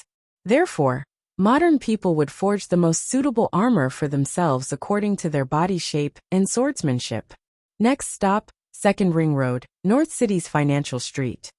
2 men shouted from the front and back of the steam car. Then, a white column of steam began to rise from the front chimney. Woo woo woo kacha kacha kacha. Asha stood in a daze as she watched the car speed away on the strange track. Asha Asha. On the other side, Danny climbed onto a 4-wheeled car and waved at her. The 4-wheeled vehicle was in the shape of a T, with an open top and a T-shaped steel frame. The carriage and cabin were made of wood, and there were only 2 seats in the front. There was a chimney at the back that was emitting white smoke, and a steam engine that was humming. Come on. Danny sat on the left seat and held the steering wheel. Is this a steam car? Why doesn't Pike City have one? Asha climbed onto the right seat and looked around curiously. The car hasn't been mass-produced yet. This is Joffrey's new experimental product. Danny was reading a manual as she spoke. Joffrey is Lannister? The heir of Casterly Rock, my senior. Why is his car here? Does our family have a good relationship with Lannister? Asha asked doubtfully. He's pursuing me, Danny said casually. Your fiancé? No. Danny shook her head. He's just one of my suitors. Asha was stupefied. I almost understand it. It's no different from a public bus. Muttering, Danny threw the manual aside. Asha, get ready. It's also my first time driving a car. If there's an accident, I'm prepared to jump out. What? Asha was at a loss. She even fumbled around on the seat and asked, Where's the seat belt? I have a seat belt when I take the airship. The seat belt is a restraint. If we really get into a car accident, we should jump out of the car and run for our lives. Car accident. This new term made Asha's hair stand on end. With the skills and reflexes of a level 4 Grand Knight and a level 3 Holy Knight, it's better to jump out of the car ahead of time than to leave the seatbelt to fate. No matter how dangerous a car accident is, and how unexpected it is it more terrifying than the sword of a level 4 Grand Knight? Danny said matter-of-factly. Asha felt that her words made a lot of sense, but I'm not a Grand Knight. And if you get into a car accident and kill a passerby, I'm afraid you'll go to hell after you die. She said. Sigh, then I'll drive slower. Danny sighed. Chi-chi woo-woo. The car slowly left the place and entered the wide black stone avenue. At first, Danny was still a little unfamiliar with it. But soon she, who was proficient in bus driving, became familiar with the operation of the car. The speed began to increase, and even caught up with and quickly surpassed the railway bus that left before. The wind is so strong, slow down.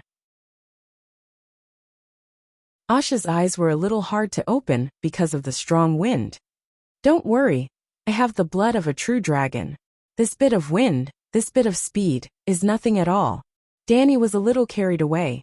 I want to see the scenery. Lannister Port has changed a lot. Asha said.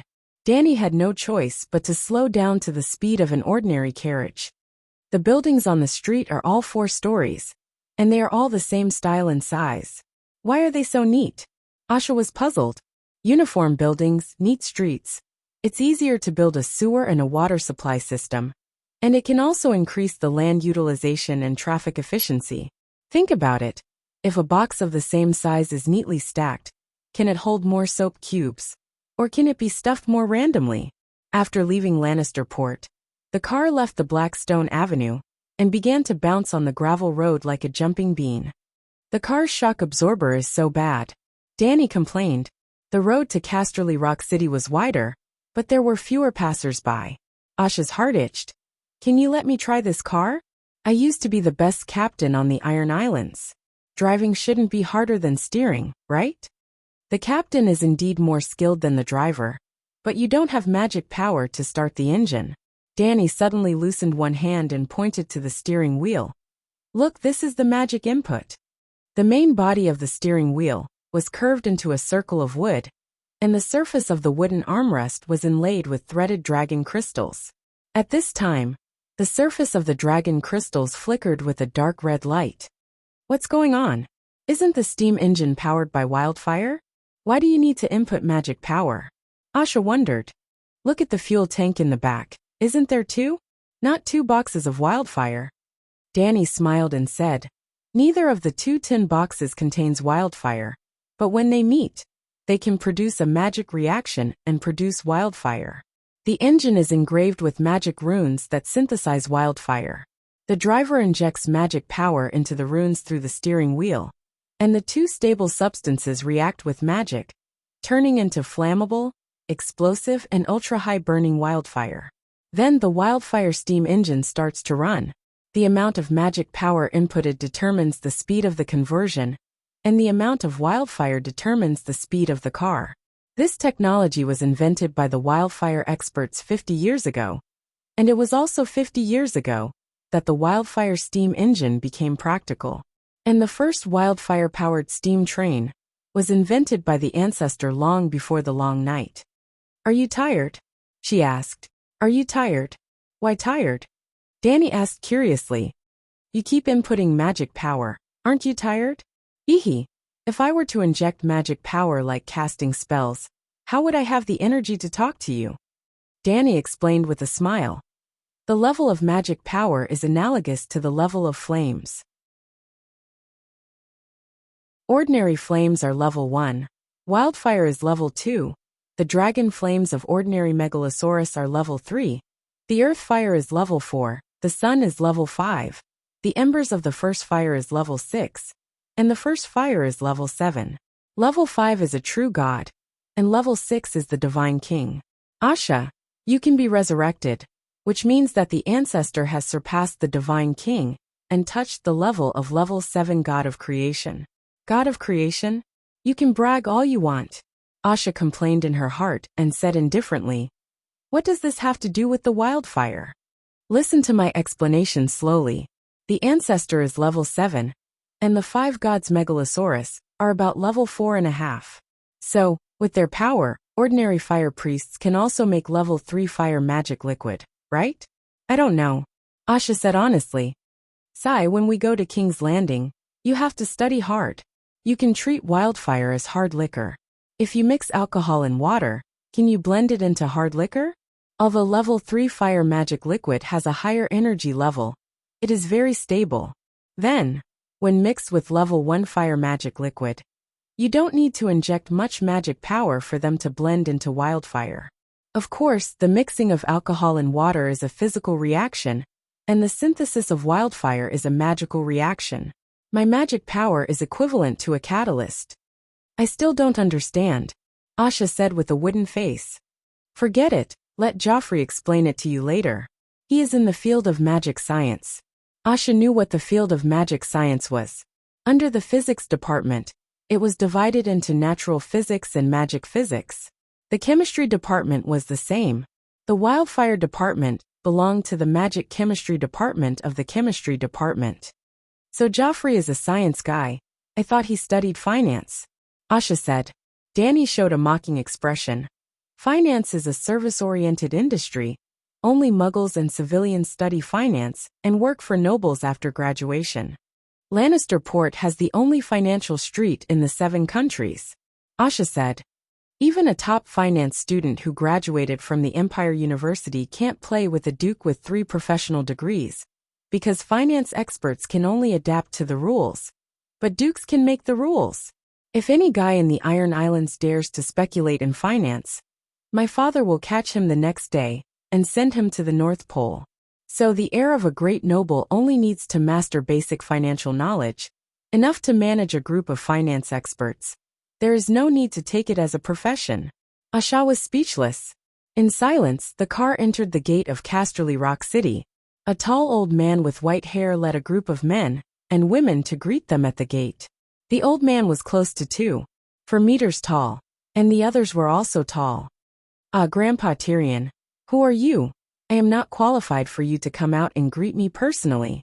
Dany was shocked when she saw the old man, and there was also a bit of fear in her shock. "Haha, little Dany, don't flatter yourself, I didn't come for you." The old man winked at the girl, then turned to Asha and bowed solemnly. "Lady Asha, I am Messai's eldest grandson, known as Giant Tyrion. It is an honor to meet you." "Oh, so you are Messai's grandson." Messai was half a generation younger in front of her, so Asha graciously accepted Tyrion's bow. After that, the old man introduced her to his large family, more than 30 people. "Sai, time is the best medicine in the world. Back then, your Casterly Rock City only had one son, Sir Jaime."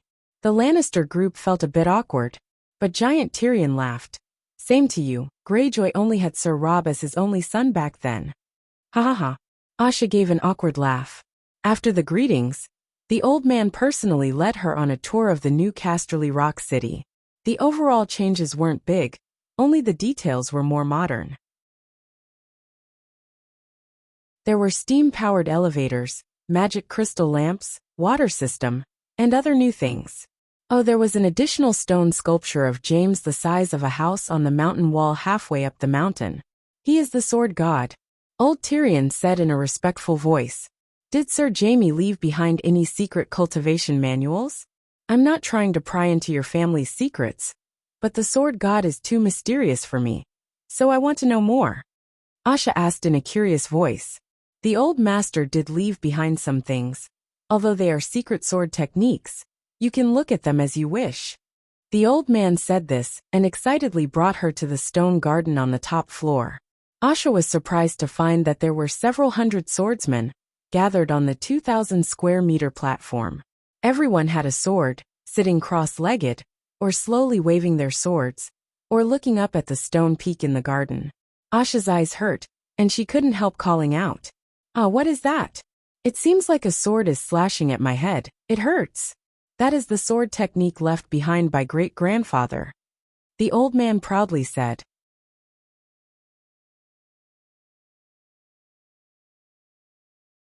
Chapter 1107. The so-called sword mantra was nothing more than 3 words carved on the stone wall. Casterly Rock City. 40 years ago my father was critically ill. My great-grandfather heard the news and rushed back, but he was 2 days late. My father was raised by him. My great-grandfather was very upset and very sad, and right here. Old Tyrion pointed at the stone garden. He stood here for 7 days and 7 nights. Finally, he sighed and used his sword to carve 3 words on the mountain peak. He was not standing on the edge of the stone wall and using an iron sword to carve. Instead, he was standing beside the fence, dozens of meters away. He was using an ordinary rusty iron sword. It looked like he was just casually waving it a few times. Stone powder rustled down, revealing a finger-deep handwriting. Every stroke was a sword move, and it was also infused with his understanding of the sword and life. At that time, his swordsmanship must have improved further. Asha rubbed her eyes and tried to calm her heart according to old Tyrion's guidance. Finally, she saw the full appearance of the 3 words Casterly Rock City. It was indeed carved with iron hooks and silver strokes. Even though she did not understand Draconic, she could clearly feel the beauty and power of the words. She couldn't help but feel a little excited. The lake in her heart rippled, and the 3 words immediately disintegrated into dozens of dazzling sharp swords. Every sword used a sword move, and every sword move seemed to evolve into a world. It was a very strange feeling. Ugh, she frowned again, and her eyes were stinging with tears. Don't look, your realm is not high enough.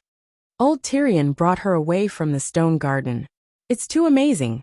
This is the first time I've seen words that seem to have a life of their own. Asha said excitedly. Only when the sword moves have a spirit can one be called a sword god. Old Tyrion said. How did Sir Jaime do it? He was about the same level as me back then. This is too exaggerated. Asha muttered. Asha, your great-grandfather was a famous knight in the Seven Kingdoms. When he was young, he was personally taught by Sir Arthur Dane. Before he lost his hand, he was already close to the realm of divine transcendence. What realm are you now? The old man said with a wooden face. I'm Iron Seed. I'm good at fighting on the ship. Asha was a little embarrassed. She couldn't even beat Erlu. Why is your family's swordsmanship secret manual open to others? I see that many of the swordsmen in the garden are wearing ordinary clothes. They should be commoners, right? She changed the topic. They are all swordsmanship experts who have come here out of admiration. They are at least level 4. Westeros or Sosian men, women, nobles, commoners. Casterly Rock City welcomes all of you. As long as you swear a sacred oath that you will never learn great-grandfather's swordsmanship and commit any evil deeds. The old man smiled. I thought you would keep it as a family heirloom and only show it to your own people, Asha said. Sigh. Compared to the knowledge of magic and swordsmanship that Dragon Queen has made public, this secret technique is not even a drop in the ocean. Furthermore, great-grandfather was able to become a sword deity because he received the teachings of the warrior. What teachings? Asha asked curiously. Old Tyrion hesitated for a moment. After leading her to the study, he asked in a low voice, Do you know the Divine Comedy? Asha thought for a moment and said uncertainly, I seem to have heard my granddaughter-in-law mention it before. Granddaughter-in-law? Princess Dany? Asha nodded and asked curiously, What is the Divine Comedy? What's so special about it? Strictly speaking, it is just a poem that describes hell, heaven and earth. But think about it, hell, heaven and earth. Don't they almost cover the entire world? Old Tyrion said mysteriously. So, Muggles who came from the Age of Chaos were not very sensitive to the existence of divine scriptures. It can't be said that great-grandfather completely relied on the Divine Comedy to become a god, but it did help him cut off his past and understand himself. His soul shone with endless vitality, the old man said. Asha's eyes lit up and said eagerly, Can you let me see it? I also want to be reborn. The giant Tyrion shook his head and said, The Divine Comedy can't be shown to others, and it can't be seen. It has been torn apart. Are you crazy? Why would such a magical treasure be torn apart? Asha was surprised. My great-grandfather tore it apart. The giant Tyrion said slowly. At that time, he met an old friend outside the Great Wall. The other party was in a miserable situation. My great-grandfather took pity on him and prepared to use the Divine Comedy to bring him back to the embrace of the 7 gods. However, after that person saw the Divine Comedy and heard that my great-grandfather had used it to become a god, he was ungrateful and coveted the Divine Comedy. At first he knelt on the ground and begged, but my great-grandfather swore that he would never show the original Divine Comedy to another person, so he firmly refused. I don't know what happened at that time, but the Divine Comedy was stolen by that person. My great-grandfather was so angry that he chased after him and directly destroyed the Divine Comedy. It seems that an evil god intervened at that time. Otherwise, with my great-grandfather's strength, he wouldn't have gone to such extremes. Alas, what a pity, Asha said regretfully. The old man pondered and said, The Divine Comedy was destroyed by the sword Chi, but there are still fragments left. In recent decades, there has been news that someone obtained the fragments of the Divine Comedy and became a god. There are even ambitious people who wantonly collect the fragments in an attempt to piece together a more complete fragment of the Divine Comedy. Hearing you say that, I'm even more interested in the Divine Comedy, Asha said. You want to see the Divine Comedy? Dania said solemnly. That thing is very evil. Many powerful extraordinaires are also lured into depravity. You're just an ordinary person. There's almost no chance that you'll survive if you see it. They stayed in Casterly Rock for 2 days before taking the train to King's Landing with Joffrey and Lannister. That night, in the bedroom that Lannister had arranged for the 2 distinguished guests, Asha curiously asked about the Divine Comedy. Asha believed that since the Divine Comedy was written by Targaryen, Dany should know more secrets than the giant Tyrion. Have you seen it before? Dany nodded hesitantly. There are fragments of the Divine Comedy in the Imperial University's library. There are even scholars who wrote personal biographies of some demons based on it. Why are you talking about demons again? Asha asked, puzzled. Is it strange that there are demons in hell? Originally, the ancestors had already killed all the evil gods, and the evil sorcerers had almost lost their living space. Without the evil gods, they could no longer borrow their power through blood sacrifices. But now, there are still evil dark sorcerers in the shadows. Why? Why? Asha was confused. Dany rolled her eyes. Of course it's because there are new evil gods that they worship and sacrifice. The evil gods were all killed by the Dragon Queen. Where did the new evil gods come from? Asha was puzzled. Isn't this back to the previous question? Is it strange that there are demons in hell? The Divine Comedy is essentially a poem that introduces heaven, hell, and the mortal world. In other words, the 7 levels of hell, and the terrible existences in hell, are all described in the Divine Comedy. And the Divine Comedy has the strange effect of immersing the reader in it. If an extraordinary obtains a fragment of a demon from hell, they can directly communicate with him, or even pull his projection into the real world. If the extraordinary's willpower is not firm, or if they have evil intentions, it is natural for them to enter the demonic path. Oh, I see. Asha was enlightened. If you are interested, you can read the continuation of the Divine Comedy by the scholars.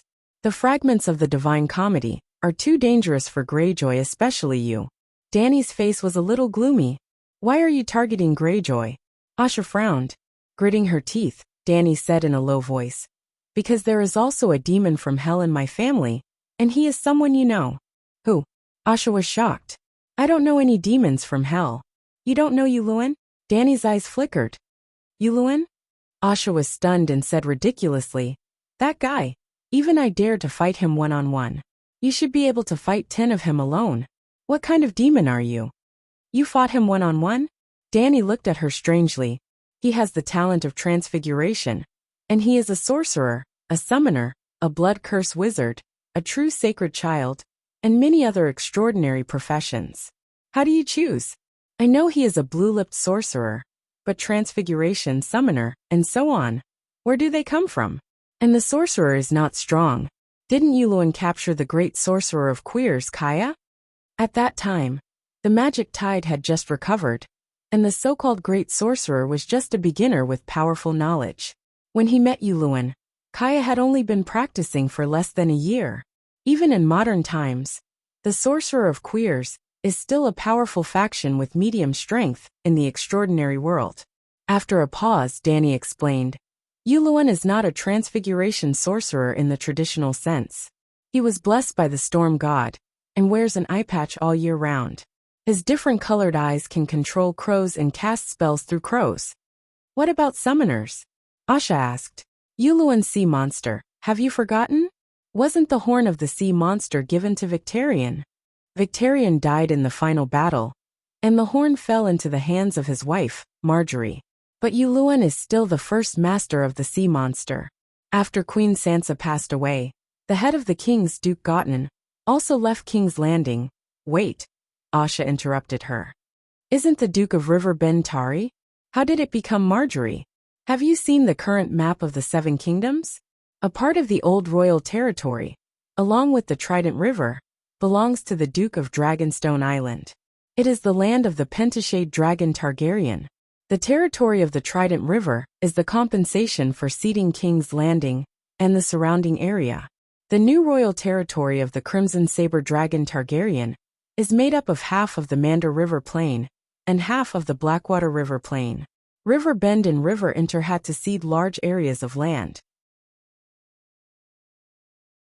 River Inter had always been a place of war, and there was no fixed duke family. Whether it belonged to the royal territory or River Inter, it made no difference to the River Inter nobles. That was why River Inter had almost no objections. But River Bend was different. All the River Bend nobles were part of the Green Hand. In fact, it was because they were all part of the same family that the large River Bend did not split. Marjorie spent a lot of effort and finally helped Queen Sansa settle the matter. Thus, she became the new Duke of River Bend and reclaimed Tyrell's Gotten. When Queen Sansa died, she had already obtained the title of Duke of River Bend. After leaving her post in the King's Hand, she returned to Gotten. Perhaps she had already achieved her goal of gaining power. After that, Duke Marjorie began to indulge in increasing her own strength. She devoutly served the Holy Mother and raised her priest level while researching the profound mysteries of magic. The sea monster left behind by Yuluen became her target. If she could control the sea monster, she would become the overlord of the sea. She could even borrow the sea monster's magic power. Through the horn she inherited from Victarion, she really summoned the giant sea monster from the deep sea into the Mander River. Dany's pretty face turned slightly pale. Fear appeared in her eyes. She said with a trembling voice, "Marjorie opened the gates of hell." At that time, the long night had already ended for more than 10 years. After 20 years of growth, the sea monster had become a giant demon. And 20 years of time was enough for Yuluen in hell to evolve into Yuluen demon.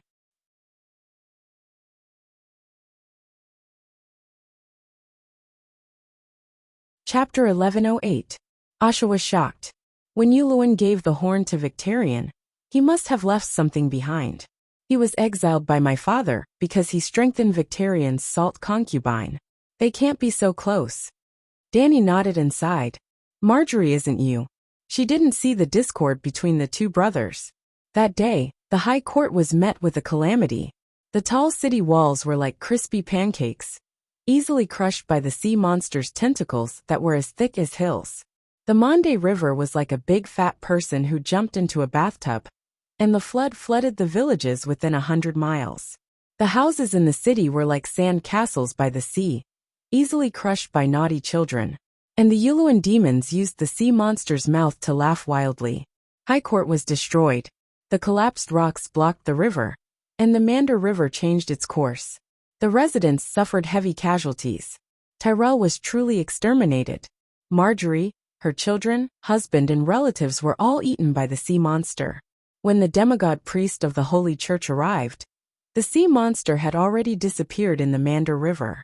Some people said that it was summoned by Yuluen to the endless Black Sea in the 3rd layer of hell. Didn't Yuluen go to the 7th layer of hell? How can you still come out to do evil? Asha was shocked. Hell is like a cesspool. Evil people like Yuluen are like feces. The 7 gods sweep the feces of the human world into the cesspool, not letting a single one go. The human world is peaceful, but the cesspool of hell is there. If normal people don't go near it, they won't be contaminated by the stinky feces. If you don't provoke the devil can't hurt you. Do you understand what I'm saying? Hey Dany, you're disgusting. Asha covered her nose and said in disgust. You're the one who's disgusting. You pooped on the castle walkway. Dany said angrily. You can't blame me. There were no flush toilets in ancient times. Everyone pooped in the castle and waited for it to dry. Asha said awkwardly. What happened after that? She quickly returned to the original topic. Tyrell's family has been exterminated. Based on the contributions of the River Bend families during the long night, a new River Bend Duke will be chosen. The Tarly family and the Golden Tree City's Lua one were both from the Green Hand clan, and their merits were equally matched. In the end, the River Bend Dukes voted, and the Tarly family won. The eldest son of Rickon Tully, who died in Winterfell, became the first Horned Hill Duke with the help of his uncle, Sam Tully, Dany said calmly. Did Yuluen demon appear again? Asha asked. Hearing this, Dany's expression changed. She nodded gently and sighed. You have been to the ancestral hall of the Greyjoy family. Did you find anything unusual? I only burned a stick of incense and didn't find anything, Asha said. There's no memorial tablet for my grandfather in the ancestral hall. But have you seen my grandfather in Pike City? Have they been removed from the genealogy? Asha asked in surprise. Yes. My grandfather didn't have extraordinary talent, and he wasn't willing to calm down and serve the Holy Mother. In the end, he went astray on the path of seeking power. What did he do? Asha asked curiously. After hearing that the Dark Warlock used the remnant pages of the Divine Comedy to communicate with the demons of hell, my grandfather was inspired. He secretly carved Yu Luan Demon's memorial tablet and worshipped it as an ancestor. Due to the pull of the bloodline, Yu Luan Demon actually responded to him. It was said that Yu Luan Demon promised my grandfather that as long as he offered the blood of his kin, he would be granted the ability to summon sea monsters. Asha was furious. Yu Luan Demon is a bastard. How dare you tempt the descendant of the Greyjoy family to kill his own kin? My grandpa was possessed and killed my grandpa. How tragic. His grandson killed his own son. Rob must have been very sad, right? Asha murmured. Not only was he sad, he was devastated.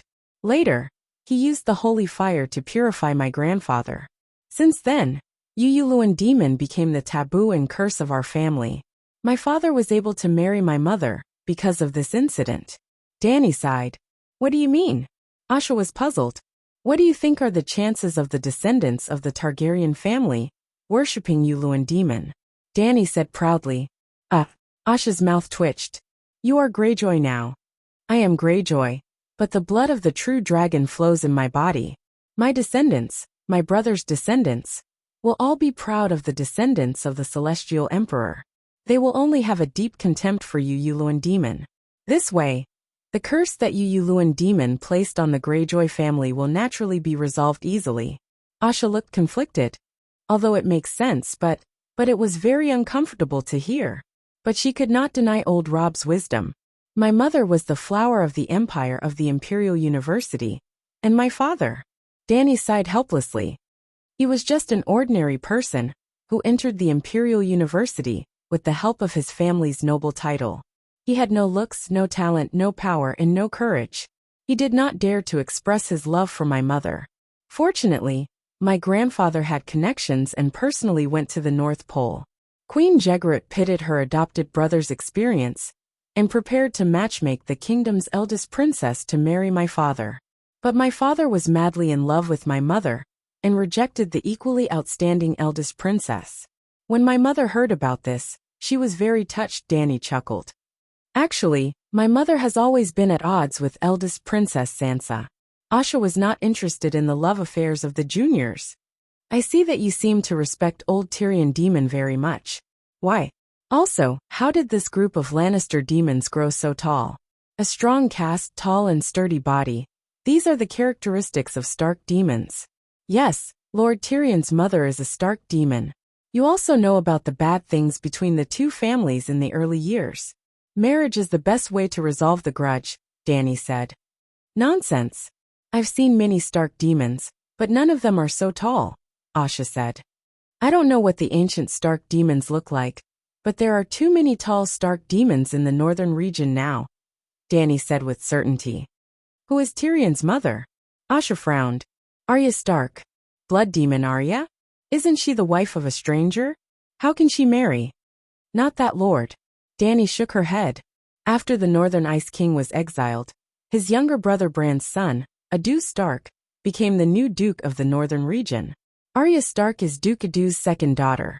In the legends of the Northern region, Duke Adu once arm wrestled with a giant and won. He also won a wrestling match. I seem to have heard that Bran's son Adu is a mutant monster. He's very tall, Asha recalled.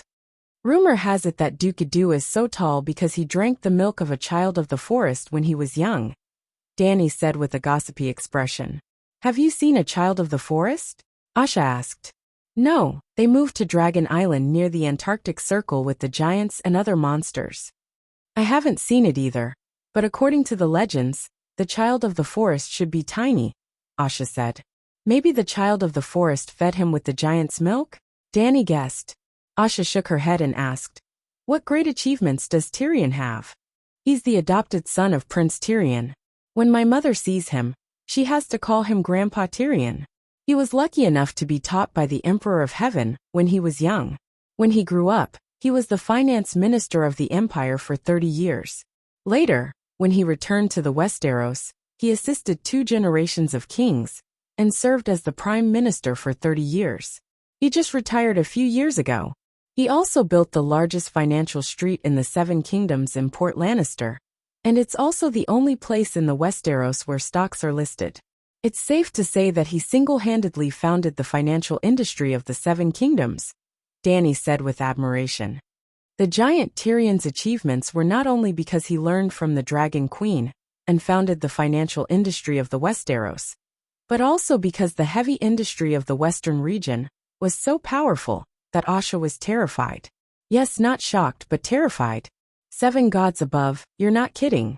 It can produce 200,000 tons of crude steel every year. If it's all made into swords and armor, then... The next day, Asha followed tall Joffrey to the steel plant of the United Strength of the Western region, which had a forest of chimneys and roaring machines. Standing under the magic steel furnace as tall as a hill, Asha's whole body and mind were captivated by a powerful force called magic industry.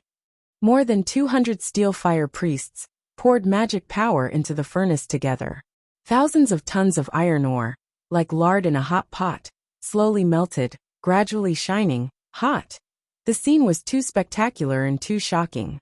If it's all used to forge weapons, it's enough to let every man in the Western region wear knight armor and the best steel sword. But it's meaningless. Joffrey continued her words. How is it meaningless?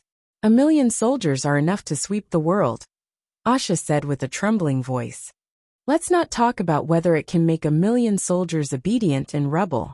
If you can build 1 million soldiers, can't other duchies? The Western region has steel plants, as do Hujian Valley, Northern region, Dorne and Riverbend. Using steel to arm the people to rebel is meaningless except for the suffering of the people, the destruction of the country, and the harm of others. Joffrey sighed. Our Iron Islands also have a small steel plant with an annual output of 30,000 tons. Times have changed. Even if you wear iron armor, you can't become a knight. Apart from knights, there are dozens of magic professions, Dany said. Alas, times have really changed. You're strong, I'm strong, and we're all getting stronger. Asha smiled bitterly. Then she asked curiously, so much steel, if not used to make weapons, where is it used for? Part of it is used to meet the production and living needs of the people. The rest of the steel can be used to build ships, cars, railways, and even high-rise buildings. For a long time, steel has been in short supply in the 7 nations. Half a year ago, my great-grandfather proposed to His Majesty the King a plan to produce 1,000 schools in 100 years. In other words, in the next 100 years, we strive to open 1,000 specialized schools for fire mages in the Westeros. Eventually, the total steel production of the 7 nations will reach 10 million tons. A fire priest who can borrow the power of the 7 gods to cast dragontongue magic is the world's most productive force. Joffrey sighed. Asha was stupefied. The next day, when they arrived at the Western Region train station in Port Lannister, Asha finally understood the meaning of Joffrey's words. You actually used such high-quality steel to pave the road, and built such a huge and long green iron carriage. 7 levels of hell, it's too extravagant. Even when they entered the spacious VIP box, Asha's eyes were still in a daze. She had a dreamy expression on her face. It's not extravagant at all. Even an ordinary farmer can afford the fare to King's Landing. The initial investment is indeed huge, but if the time is extended to 100 years, compared to the mud carriages of the past, the cost of the train is almost negligible. The key is still the fire priests. The steel requires fire priests, and the huge amount of wildfire needed to power the steam engine also requires fire priests. If the steam car is popularized, perhaps even 1,000 specialized schools for fire mages wouldn't be enough. Joffrey sighed.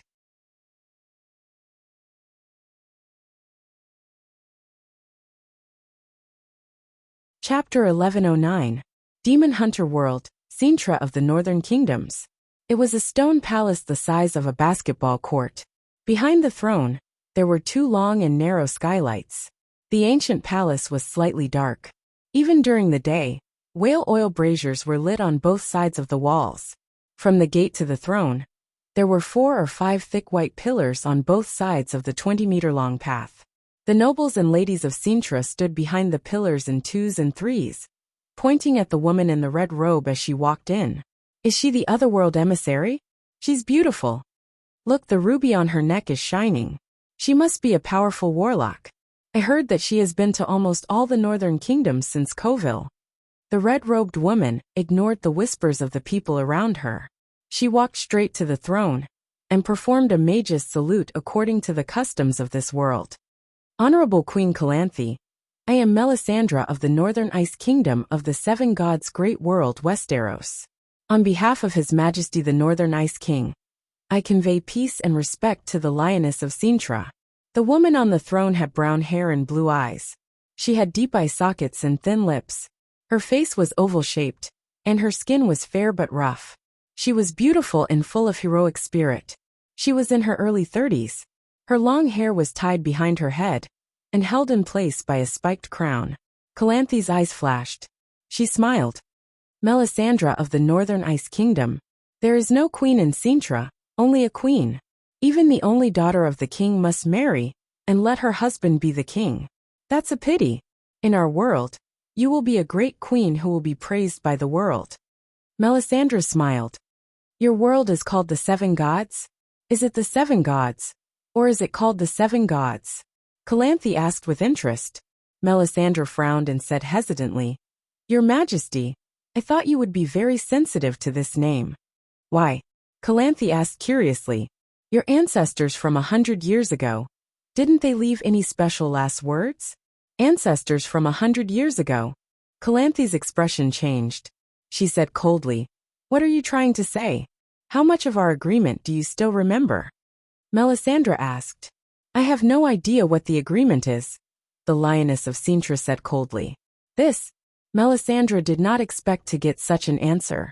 She paused for a moment before saying, Forget it, I'm just a messenger. The main purpose of this trip is to convey the wish of peace and establish friendly diplomatic relations with Cinderella. How can we just let it go? Explain yourself clearly, Calanthe said solemnly.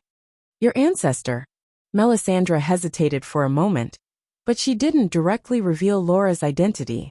She had been in this world for almost 2 years and knew that the elves and humans were mortal enemies. Although the elven bloodline possessed a powerful warlock innate talent, it would be despised by other pure-blooded humans, even to the point of hostility. About 120 years ago, your ancestor met a great being in our world and established a good friendship. They agreed to give their most precious skills to each other.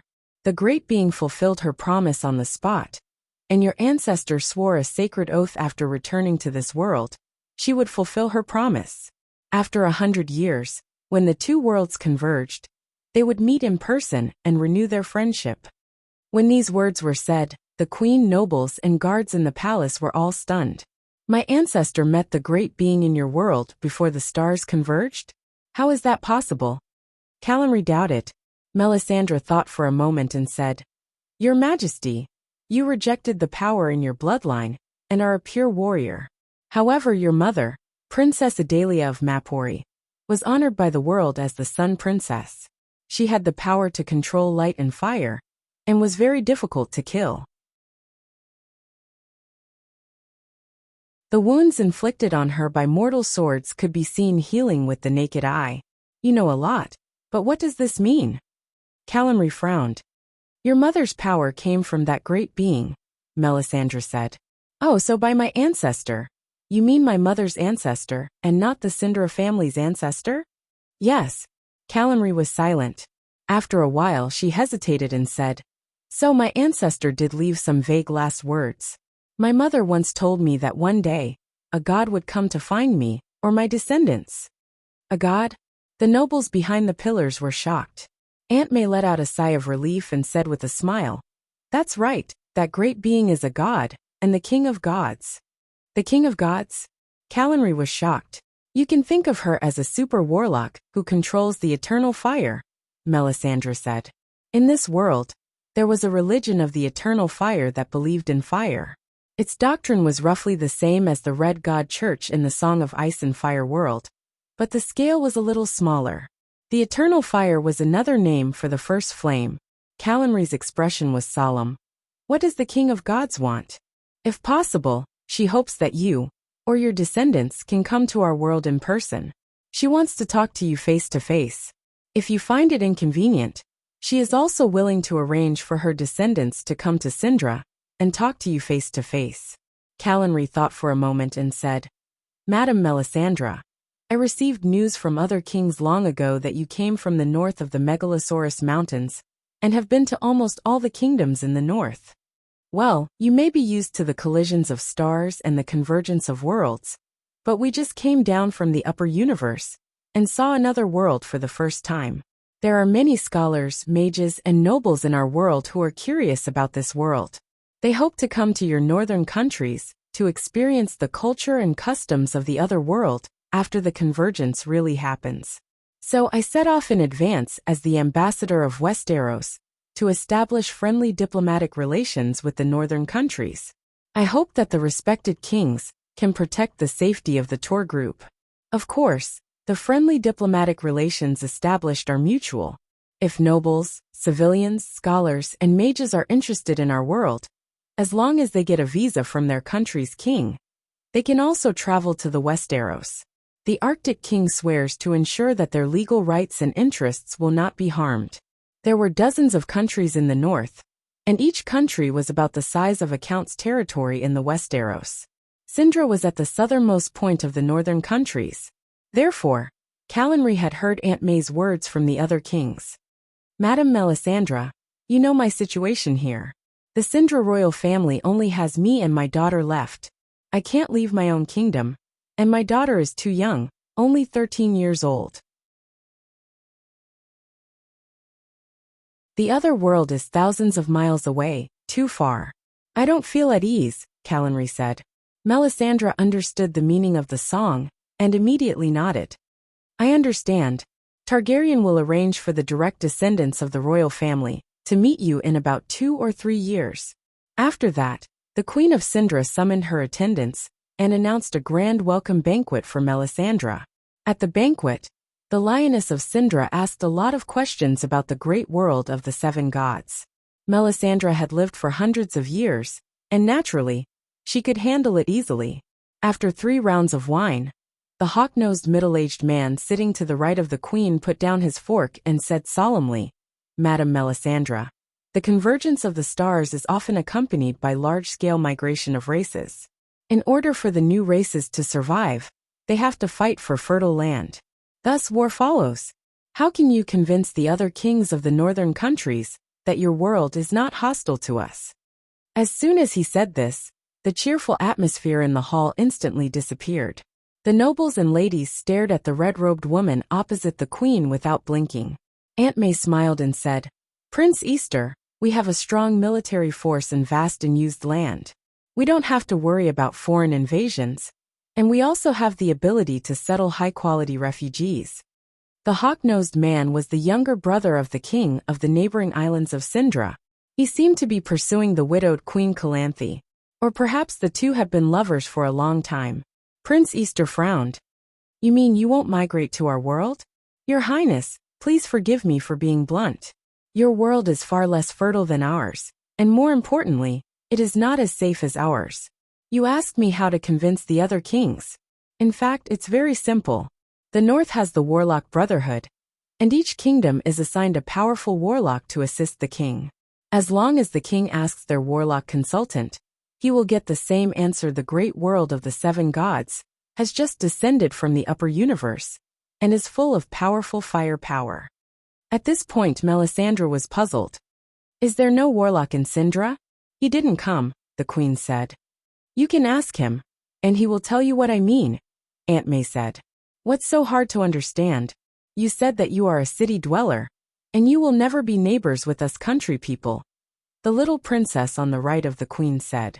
Princess Pavetta, you are very smart. However, I mean no harm. Every world has its own characteristics and destiny. Your world also has its advantages, the powerful chaos force that can be seen everywhere, the vast land, and rich and diverse resources. Even the king of gods is envious. The red-robed woman smiled. Really, the little princess was delighted. The convergence will last for decades. You have enough time to understand the similarities and differences between the two worlds, Aunt May said. Calanthe said, a year ago, our world shook slightly. That means that the two worlds are converging, right? The seven gods are merciful. They have predicted the time and place of the collision decades ago.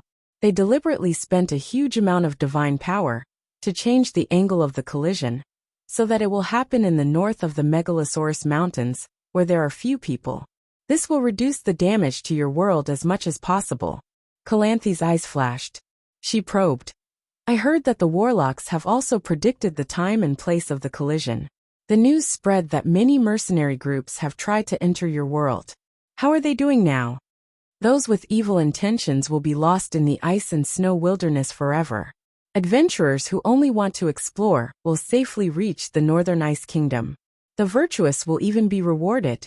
Some will stay in the Northern Ice Kingdom, or continue to travel to the south. Some will return to the Kingdom of Coville in the north. In fact, I can safely travel to the northern countries, thanks to the protection of the demon hunters in your world. The Butcher of Braviken, a count said in a low voice. Aunt May nodded with a smile. It's Geralt of Livia. He is a brave and righteous knight.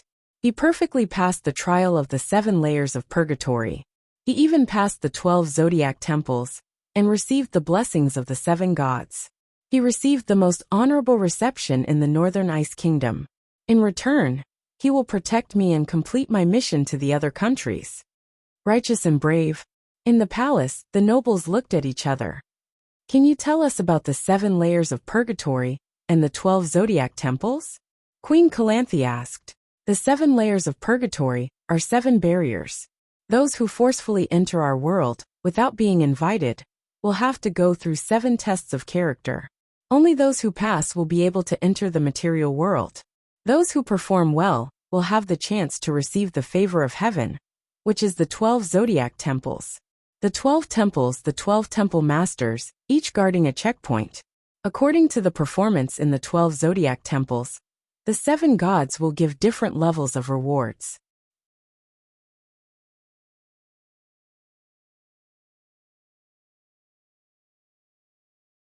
Chapter 11:10. 20 years after the sun rose, the world of the Song of Ice and Fire shook violently. Like a meteor that had left its fixed orbit, it smashed into the dimension that Danny named the bottom universe.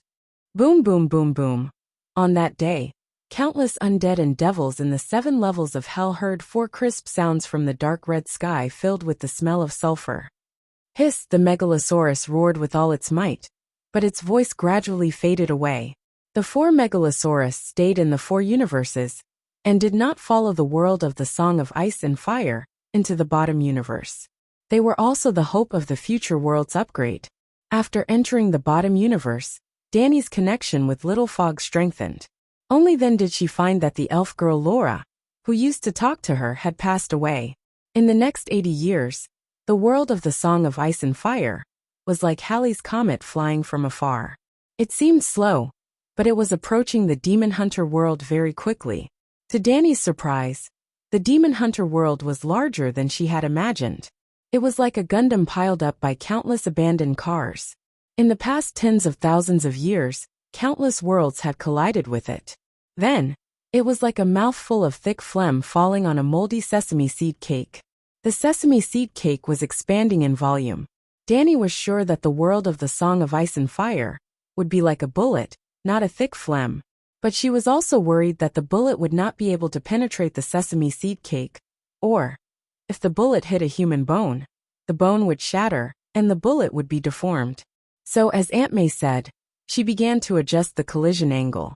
Danny even split a thought, and mentally projected it into the Demon Hunter world. Well, as early as 50 years ago, she had been to the Demon Hunter world. However, she did not go to the material world. Instead, she wandered around the astral world of the Demon Hunter world. She had 2 purposes: to observe the strength of the Demon Hunter world, and determine the best collision point. The power of the demon hunter world belonged to the middle class. The number and quality of ordinary extraordinaires were far greater than the world of the Song of Ice and Fire. This world also had gods. Danny even found some half-step true gods lying on the ground, like Danny and the sheep egg, who had comprehended the complete Song of Laws. But because of the fall of the world, they could not reach the level of a 3-story true god. If there was no hidden big boss, all the gods together would not be her opponent. Not to mention her now. Even the Lalo 20 years before the long night could be the boss of this world.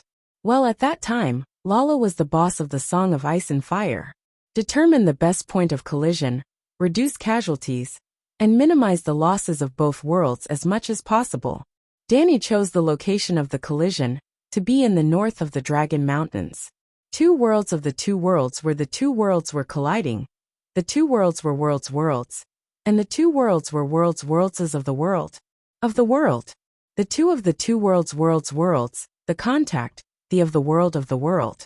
The world of the world worlds, when the world of the world Earth. The process of the celestial convergence would last for more than a decade, or even decades. Danny had predicted the time and place of the collision in advance, and the demon hunters, a world of magic and martial arts, had foreseen the arrival of the celestial convergence 100 years ago. With the observation and mapping of the stars, the warlocks had long calculated the location and time of the collision. Just 2 years ago, the 2 worlds trembled slightly. The mercenaries, inspection teams, warlocks, demon hunters, wandering elves, and so on, who had been waiting in the Megalosaurus Mountains, swarmed into the North Pole of the Song of Ice and Fire world. At that time, Asha had not been resurrected.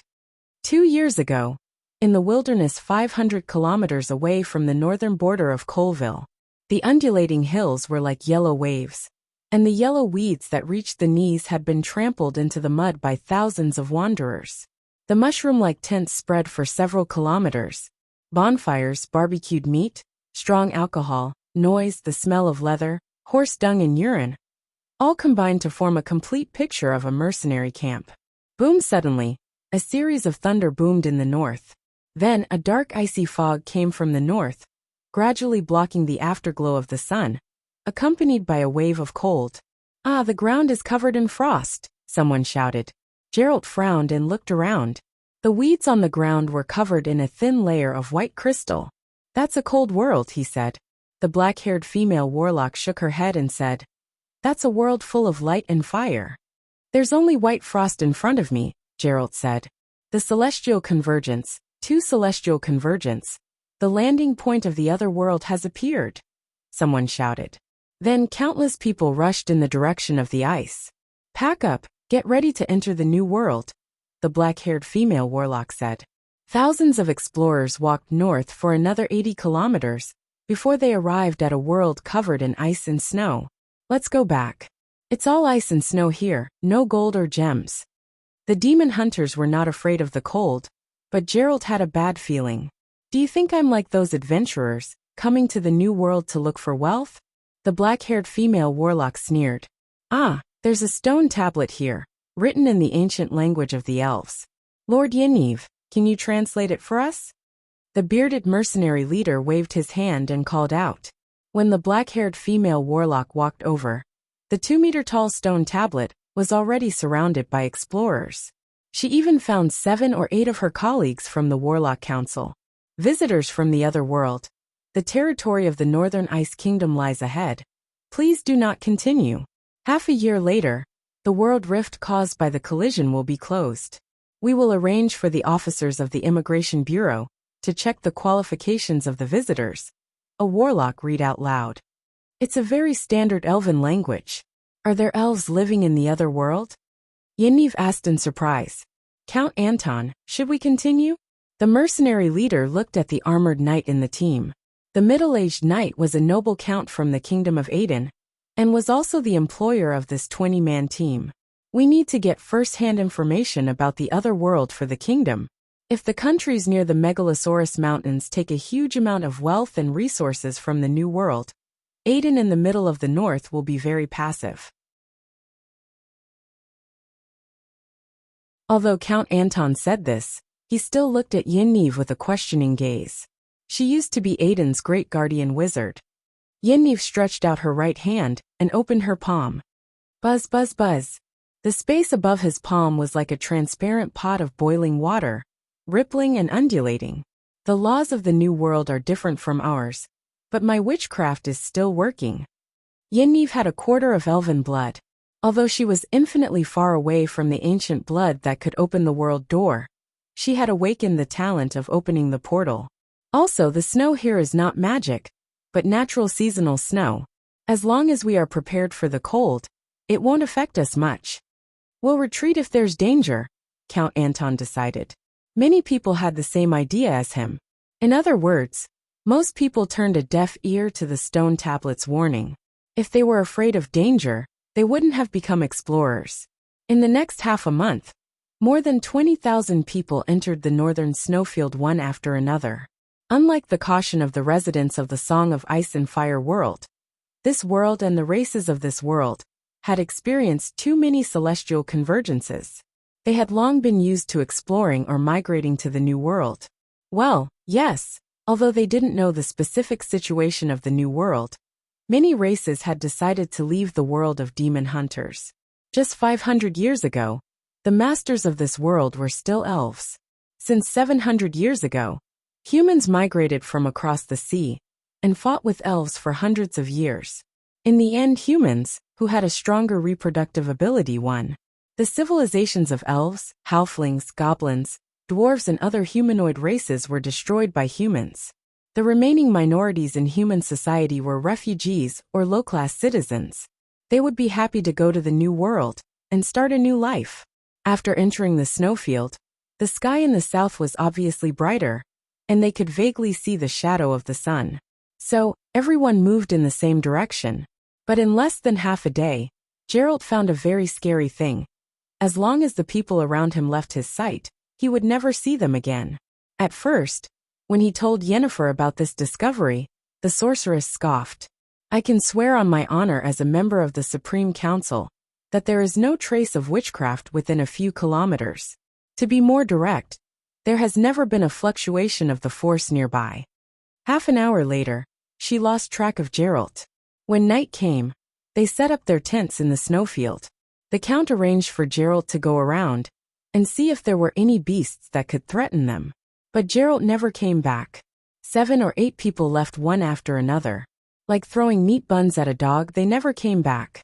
At that moment, extreme fear gripped the heart of the sorceress of Ving Castle. They had met a super expert.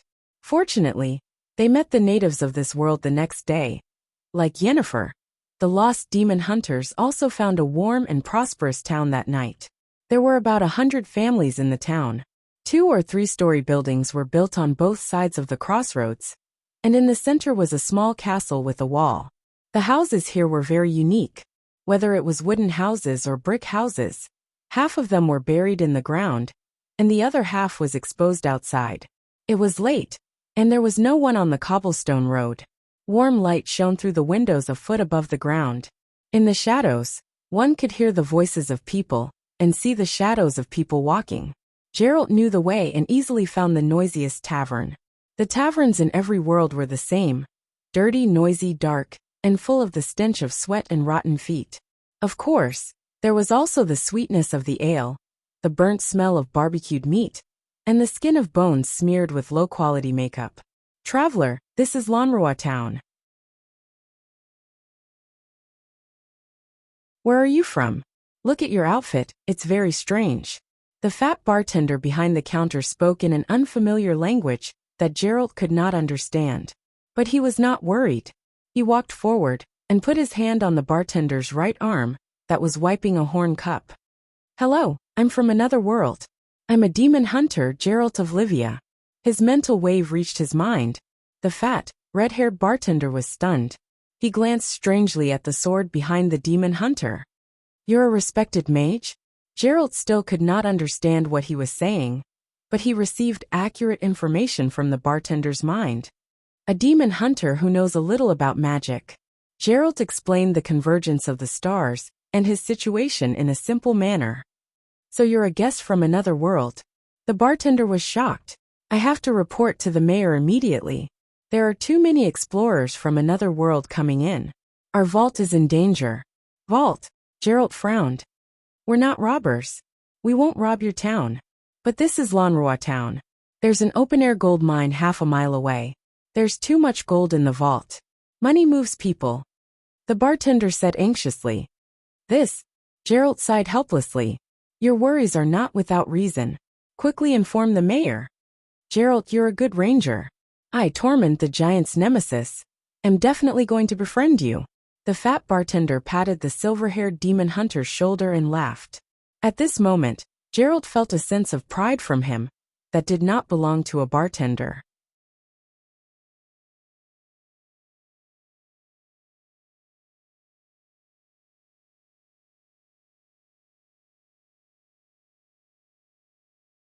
In the beginning, Gerald could use his identity as a demon hunter to keep the explorers at a distance. However, once they saw Cersei or guessed that there was gold in the chests, a massacre would ensue. After 7 days, Gerald was the only one left in the escort team. However, the demon hunter still completed his mission meticulously. He handed the gold and Cersei over to the Winterfell dungeon lord. You're a righteous person. Cersei licked her red lips regretfully. Gerald was pleased with himself, but he also felt regretful. He thought that Cersei was regretting that she couldn't spend a night with him, who was righteous, handsome, brave, and powerful. During that period, they did have some ambiguous moments. Many times, when he saw her flirtatious behavior, his dick was so hard that his leather pants couldn't contain it. As long as she showed any signs of invitation, he would pounce on her. But although she was seductive and showed her admiration and respect for him, her behavior was ladylike. She even hinted to him that she was engaged to Winterfell's young master Robert, but she wanted to go to the other world to have a look. Gerald understood that the girl wanted to elope with him, but he also knew his own situation. A demon hunter couldn't make any promises to Cersei. He didn't even belong to this world. Moreover, he and Yennefer, before he left, he asked for a kiss on her forehead. Then he took the money pouch and left. What a pity. Such a strong soul. Why did he have to be a gentleman? Cersei swallowed her saliva. At this time, her pure green eyes were dyed a charming purple, and her pink lips seemed to have been smeared with blood. It was a seductive red, and her sun-like golden hair was purplish black. There was also a pair of curved demon horns on her full white forehead. Forget it. The wild boar is gone, but there's still the deer. Cersei exploded into a cloud of purple-red smoke and disappeared at the entrance of Winterfell. The nearby guards were like clay puppets. They didn't move at all. Unknowingly, Gerald left the 7 hells. After everyone crossed the boundary marker, they entered the 7 hells, and all they saw were undead. After leaving Winterfell and walking south for half a day, the demon hunters came across an impregnable pass that stretched across a canyon. Gerald, fight with me. No matter if you win or lose, you can leave. There was only a warrior in golden armor on the 30-meter-high wall. Why do we have to fight? Gerald looked around and asked curiously. I want to see the other world's top swordsmanship. We'll only use swordsmanship. Only duels, no life and death, the warrior said. Does every explorer who comes here have to spar with you? Gerald drew his 2-handed sword from his back. He also wanted to see the swordsmanship of this world. Not every explorer can see the 12 zodiacs. Yes, I'm Richard Hope. Richard was defeated. His opponent's strength and reflexes were better than his, and his swordsmanship was concise and experienced. It was a true killing technique. Gerald, this is your fortuitous encounter. Continue on your path. The 7 gods are watching you. May the Holy Mother bless you. Richard didn't answer Gerald's questions. He only personally sent him out of the pass and left a meaningful blessing. After that, Gerald came across another 11 checkpoints. Only 6 towers had owners. Their swordsmanship was better than the other. Gerald only won 3 rounds, and the other 3 were terrible defeats. Especially at the second last checkpoint, the one-armed Jaime Lannister in the Golden Lion armor. Gerald had the urge to give up on the sword and go home to farm. It was too much of a blow. His opponent only faced the setting sun and stood on the tower with his back facing him. He couldn't even hold his sword. In the end, the golden lion's strange aura disappeared, and they still fought. It was very awkward. Geralt felt that his opponent was like an old instructor, practicing swordsmanship with a child who was learning swordsmanship for the first time. In the future, you can try to forget the swordsmanship, or even the precious combat skills you learned from countless life and death battles, the golden lion said. Using the sword instinctively? Geralt frowned. No, using your heart to hold the sword and using your will to fight. I don't understand. Geralt didn't snort, nor did he think that his opponent was fooling him. It was just that his swordsmanship was too strong. Let me ask you, how much weight can you carry? 1 ton shouldn't be a problem. The inhuman demon hunter gave him an inhuman number. What about your reflexes? How many stabs can you make in the blink of an eye? The demon hunter thought for a moment. Not more than 10 stabs. Let me ask you again. If an enemy uses 2 tons of strength and stabs you 20 times in the blink of an eye, crushing you, will you kneel down and kowtow to him out of fear? Of course not. No one can make me feel fear. I will kneel to show my respect, but I will never cowardly kowtow to my opponent, Geralt said firmly. Then, do you understand? Sigh. What do you want to say? Just say it to me.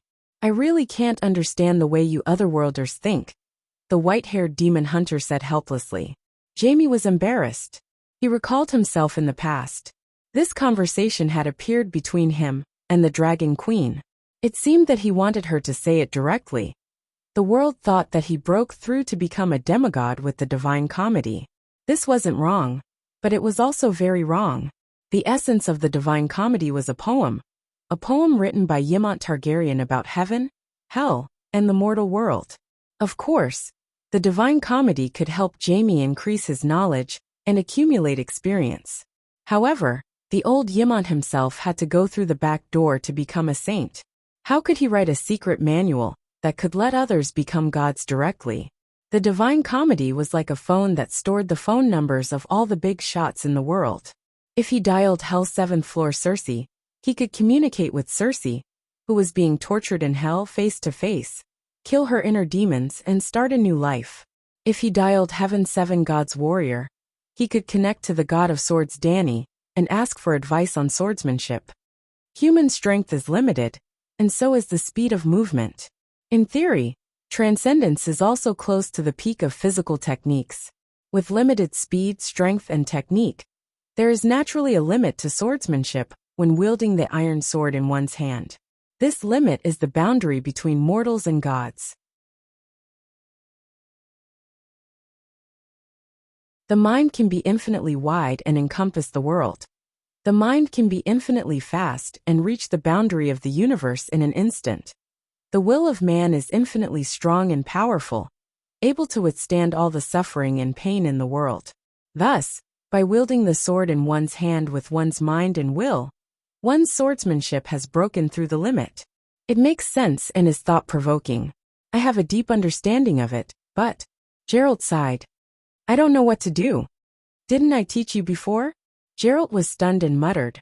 Forget the moves and experience, hold the sword with your heart, and swing it with your will. Yes. Why do you want to teach me swordsmanship? Geralt was puzzled. The intersection of planets is dangerous, but also an opportunity. For mortals, we can exchange battle techniques. For higher-level beings, they can exchange laws. The so-called exchange is to take out something precious and exchange it for something of equal value. I don't have anything precious to give you. Geralt frowned. It's not you, it's your world. The will of your world has already opened the door to the great beings of our world. If you still don't understand, you can continue south. In the city of Everwinter, someone will explain it to you in more detail.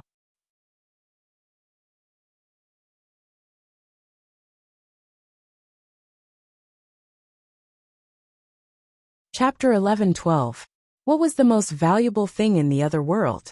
In the Demon Hunter world, the most valuable thing was, of course, the ancient blood that opened the world gate. Almost every world had its own unique talent. But not every talent was useful to Dany. Most of the time, she couldn't even find the unique talent of the other world. So compared to the talent of luck, the song of law of the other world was more practical. No matter how badly the world was damaged, as long as it was not completely dead, there would be a world will. The only difference was that the will was strong and weak, some were mechanical and dull, and some were flexible and intelligent. The will of the Song of Ice and Fire world was very strong, and its brain was barely at the average level among its peers. It could make corresponding changes to the state of the world. For example, the birth of each generation's savior. After wandering around the demon hunter world's astral world, Danny found that the other world's will was very weak and dull. They didn't have much of a reaction against outsiders. Danny could also guess the reason. The demon hunter world had experienced too many planet conversions, and the will of the world had been invaded many times, all. Just like a 20-year sex worker who came home at night and met a knife-wielding rapist. Its reaction would not be as strong as an ordinary person's. Even so, she decided to make a fair deal with the other party. She arranged for someone to go to the demon hunter world to comprehend the Song of Law, and she also opened the Sea of Law of the Song of Ice and Fire world to someone with destiny in the demon hunter world. Well, Danny decided to do it herself. It would be best if she could sing the complete Song of Fire of the demon hunter world, or even more songs of law. To be more fair, she even arranged for a teacher to teach the chosen person personally. The reason why she was so serious in the face of a retarded will of the world was that Danny was sure that after she obtained the ancient blood of the ancient elves and started traveling through time, she would inevitably encounter countless other worlds. She needed to figure out a reasonable and legal method of traveling through time. Danny didn't want to see the dishes and take by force. Apart from the fact that she wasn't completely evil, she also had scruples about walking by the river often. One's shoes will get wet. If she saw a world with a weak will, she would rely on stealing, cheating. One day, she would encounter a world that seemed weak but hit a big boss. Not every white-haired old comrade was a protector of the country. Even Sweeping Monk and Zhang Sanfeng were old and appeared to be senile. Wasn't she a typical example? Compared to the will of the Song of Ice and Fire, she herself was terrifyingly powerful. Therefore, it was better to have some martial virtues when doing things. After Geralt left the 11th trial, he had been thinking about the Sword God realm in his heart. In just half a day, he had passed the last trial. He could also tell that the strength of the palace masters, guarding the 12 ecliptic palaces, was stronger than the previous one. He was expecting to meet a swordsman who was stronger than Jaime the Golden Lion in the 12th palace. But unfortunately, the palace was empty. This palace is waiting for a stronger palace master, who would be stronger than Jaime Lannister. Before leaving, the demon hunter let out a long sigh. The 12 ecliptic palaces were built in the canyon. Leaving the 12 ecliptic palaces meant leaving the continuous mountain range. Geralt's field of vision suddenly widened. He could even see a sparkling ice city under the sun, at the foot of a mountain in the distance. Everwinter. Geralt cheered himself up and quickened his pace. Everwinter was not too big. It was only a square 2 kilometers in length. The east of the city was a tall mountain, guarding the plains at the foot of the mountain. Some of the buildings extended up the slope.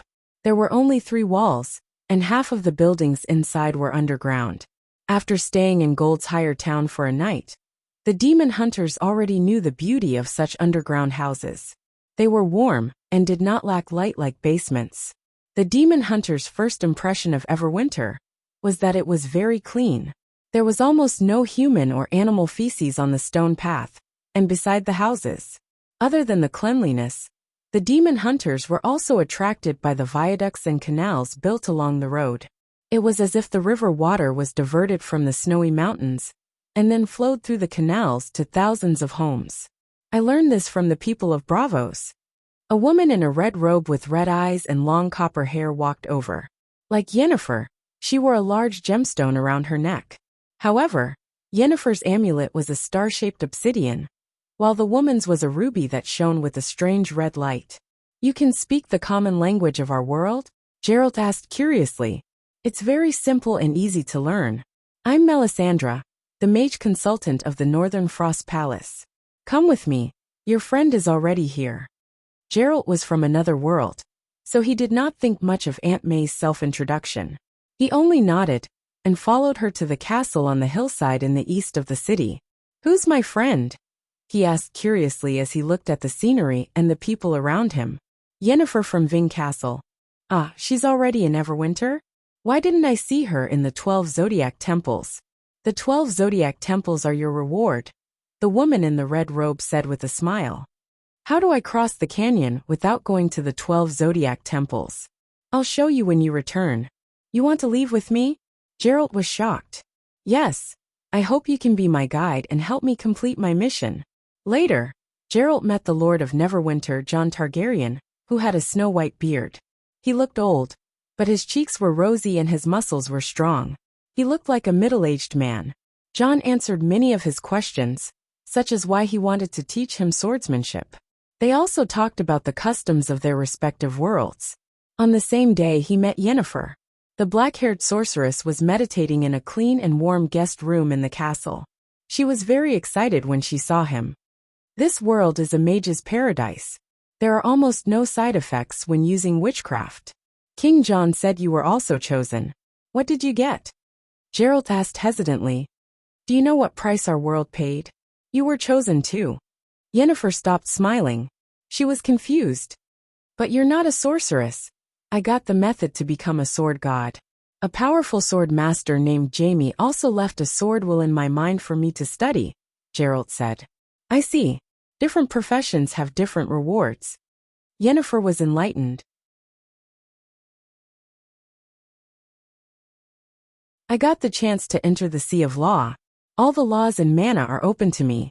Maybe I can learn a song of law and become a demigod. What's the price? Didn't the North Ice King tell you? The will of our world won't stop the Mother of Dragons from learning the laws of our world. I don't understand, Gerald said. It's also the first time I know that a world has its own will. But our world doesn't have the Sea of Law. It's much harder for the Mother of Dragons to learn the laws. Do you think the other worlders are stupid and let us take advantage of them?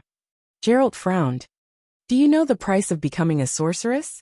Yennefer put her hand on her belly and said with a gloomy face. Losing the ability to have children, Yennefer said bitterly. Apprentices use magic to stimulate the seeds in their hands. When they germinate and bloom, their bodies will wither. Because our world doesn't have a sea of mana, ordinary people can't extract chaos mana. The more universal origin force they use, the more vitality they lose. Sorceresses' ovaries shrink and lose the ability to reproduce. Isn't that the same as paying the price of endless vitality for mana? There's a mana pool in the headquarters of the Sorcerer Supreme Council. Many sorceresses who were in the same batch as me turned into eels and fell into it. They used their bodies as conduits to extract chaos mana from the universe and turn it into gentle mana that can be used by sorcerers. Also, because they don't have a Sea of Law, sorcerers can only work hard to develop the bloodline inherited from ancient times. It's hard for them to listen to the song of law from the depths of the world, like the sorcerers of this world. Gerald frowned. Since our world lacks mana and can't learn the laws, what can the Mother of Dragons get? Our world doesn't lack chaos mana. What it lacks is orderly and gentle mana. Maybe the Mother of Dragons can use the primitive chaos mana at will? I suspect that she has already mastered the Song of Law and wants to test it again in our world. These things don't cause any direct damage to our world. So the powerful beings in this world are all good people. Gerald thought. Not good people, but they follow the rules. Everyone gets what they want. Gerald nodded and asked, what about the rest of the team?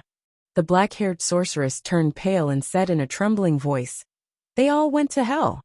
Hell? Dead? The people who went out to look for you that night all disappeared. We were all so scared and didn't dare to separate.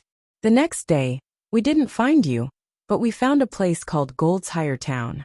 Hearing that a large number of adventurers had arrived, the mayor entrusted us with 2 tons of gold from the vault and his daughter, Miss Cersei, to escort them. What's wrong with you? Gerald's shocked expression made Yennefer confused. Is Miss Cersei blonde very delicate and beautiful? The demon hunter asked in a trembling voice.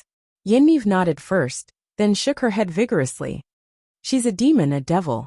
What happened? The demon hunter asked curiously. On the way, the mercenaries wanted to steal the gold and the beauty. Count Anton was also lusting after her. But I stopped them all.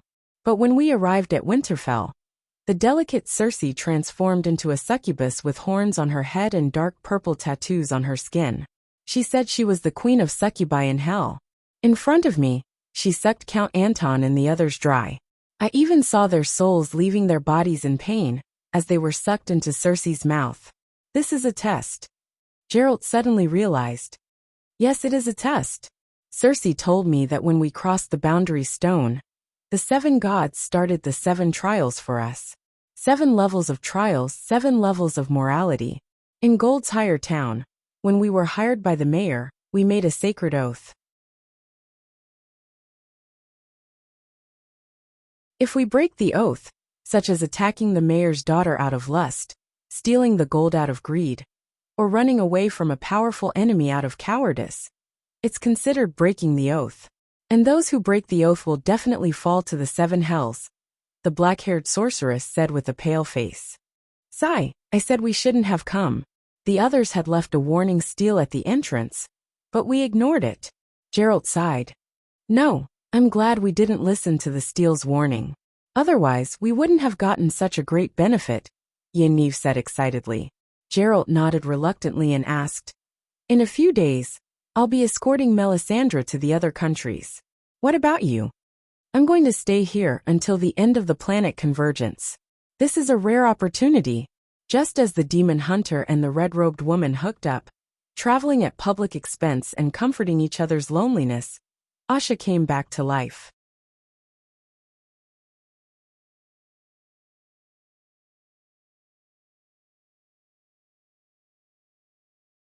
Chapter 11-13.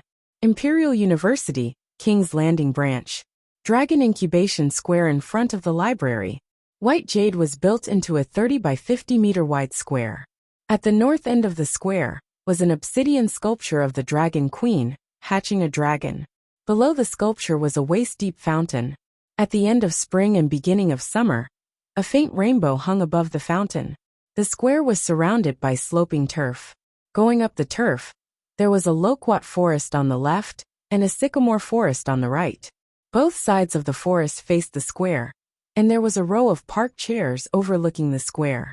At this moment, at the northeast corner of the square, there were dozens of students in white shirts and black trousers, conversing in Draconic.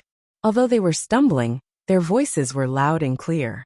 This was the Draconic corner. Students from other schools often joined in. The silver-haired, purple-eyed Targaryen were the most popular, because their pronunciation was always accurate. Their sentences were fluent, and they were full of emotions. These were the basic requirements for casting Draconic magic. In the center of the square, there were senior students chanting spells and practicing elemental magic. There was also a circle of junior students around them. From time to time, the wind would howl and the flames would burn. Then there would be cheers. On the turf, there were students hugging their knees and meditating. There were also people leisurely lying down and enjoying the sun. There were also people reading. Asha sat under a loquat tree on the west side. A handsome young man was holding an exercise book and explaining wildfire magic questions to her. Asha, you have to understand that no matter what the equation is, it is all for the purpose of synthesizing wildfire. After 100 years of development, fire mages have already experimented with hundreds of ways to synthesize wildfire. And every method represents a magical chemical formula. The left side is the reactant, above the equal sign is the corresponding magic rune, and the right side of the equal sign is the wildfire. Junior Tyluan, I understand what you're saying, but there are only 405 types of main formulas, 214 types of reactants, and 214 types of formulas to synthesize the reactants. Furthermore, there are 214 types of formulas to synthesize the reactants. And within these 214 types of secondary formulas, there are even more detailed reaction formulas. 7 levels of hell. Asha scratched her head irritably. What's even more ridiculous is that every reaction formula has its own unique reaction rune. I can't remember it at all. Sigh, it can't be helped. The wildfire major in the 14th department of the chemistry department is a 5-year course. Even though you've been here for 2 years, you've only been in contact with the wildfire major for half a semester. Take your time. Our Imperial University is lenient and strict. There was once a senior who took 15 years to get his diploma. The black-haired young man said helplessly. In the blink of an eye, Asha had been reborn for 2 years. She gradually became familiar with this new world and began to fall in love with this new world from the bottom of her heart. The world right now was full of vigor, vitality, and hope. Both the nobles and the civilians were brimming with vigor that was rarely seen in ancient times. She even began to agree with some historians' assessment of the Dark Age before the Long Night. Compared to modern times, the era before the Long Night was really dark, barbaric, and ignorant. Sometimes, she even felt ashamed that she was an ancient. However, considering that the Dragon Queen, who changed this world, was from the same generation as her, she was very proud. Just half a year ago, for the Dragon Queen's 130th birthday, she followed Danny and the others to Slaves Bay. Oh, many places in the Westeros had changed their names. For example, Winterfell had become the Summer Palace. The rustic Bear Island had changed its name to the Western-styled Malborn. Qingting Island was no longer green all year round, and had changed its name to Autumn Plains. However, Slaves Bay was still called Slaves Bay, so that the people would always remember that it was the Dragon Queen who brought the light of freedom to the old world filled with slaves. Hundreds of Targaryens went, and the nobles and ministers who came to celebrate the Dragon Queen's birthday numbered in the thousands. However, when the Dragon Queen saw her, she said, "Asha is an old friend, sit beside me." Looking at the envious gazes of her granddaughter-in-law Dany and the nearby Targaryens, Asha had never felt so honored before. It was also because of the Dragon Queen's other casual gaze speech that Asha's market value suddenly rose. From the Sea Queen of the Imperial University that no one wanted to marry, she became the matriarch of the family that all the small and medium-sized families fought over. Tyrion Greyjoy, who was now explaining the magical chemistry exercises to her, was one of the many backups who pursued her. This Greyjoy came from the River Bay Greyjoy family. As Victarion had a holy oath with the River Bay nobles that lasted for more than 10 years. Even after he died, the noble parliament gave him an earl's territory near the sea. Generously, it was divided from the High Court Tyrell family's territory, the mouth of the Mander River, facing the Shield Archipelago. Later, Marjorie was conferred the title of High Court Duchess by Sansa. Because of her identity as Victarion's wife, the land returned to its previous owner. Later on, Marjorie and her descendants died. This land that theoretically belonged to the Greyjoy family was once again separated from the High Court Duchess territory. As Victarion's nephew, Theon naturally inherited the land. Thus, the sea monster family split into two. Robb's second son inherited his granduncle's inheritance. The great-grandson was going to marry his great-grandaunt. What's the point of so many chemical formulas? Can't we just choose the formula for the most stable reactant? Asha threw away her pen and sighed with a pained expression. Of course not. You can't just consider stability. Reaction speed and raw material cost are also very important. For example, the engine power of Joffrey's car, 1 horse is enough. But the Titan of Bravos has a single engine set that can produce close to 10,000 horses. Both produce wildfire. But how can the reaction speed of the two engines be the same? The higher the engine power, the more wildfire it requires to be produced in the shortest time. Asha was stunned. She said, "Can we arrange for more fire mages to increase the speed of the wildfire synthesis?" In theory it's possible, but it's very dangerous. For a normal wildfire engine, the wildfire is synthesized in the cylinder and burns immediately after synthesis. There's almost no risk. If multiple fire mages work together to synthesize the wildfire outside the cylinder, the wildfire will gather together and flow to the cylinder, burning again. Have you noticed that when the wildfire flows through the pipes, the temperature is very high, and it's very easy to explode? So there's so much to learn about the wildfire engine. Asha sighed. To be able to become a professional knowledge, it's not simple. If you look deeper, you'll find that different engine models have different requirements for the driver.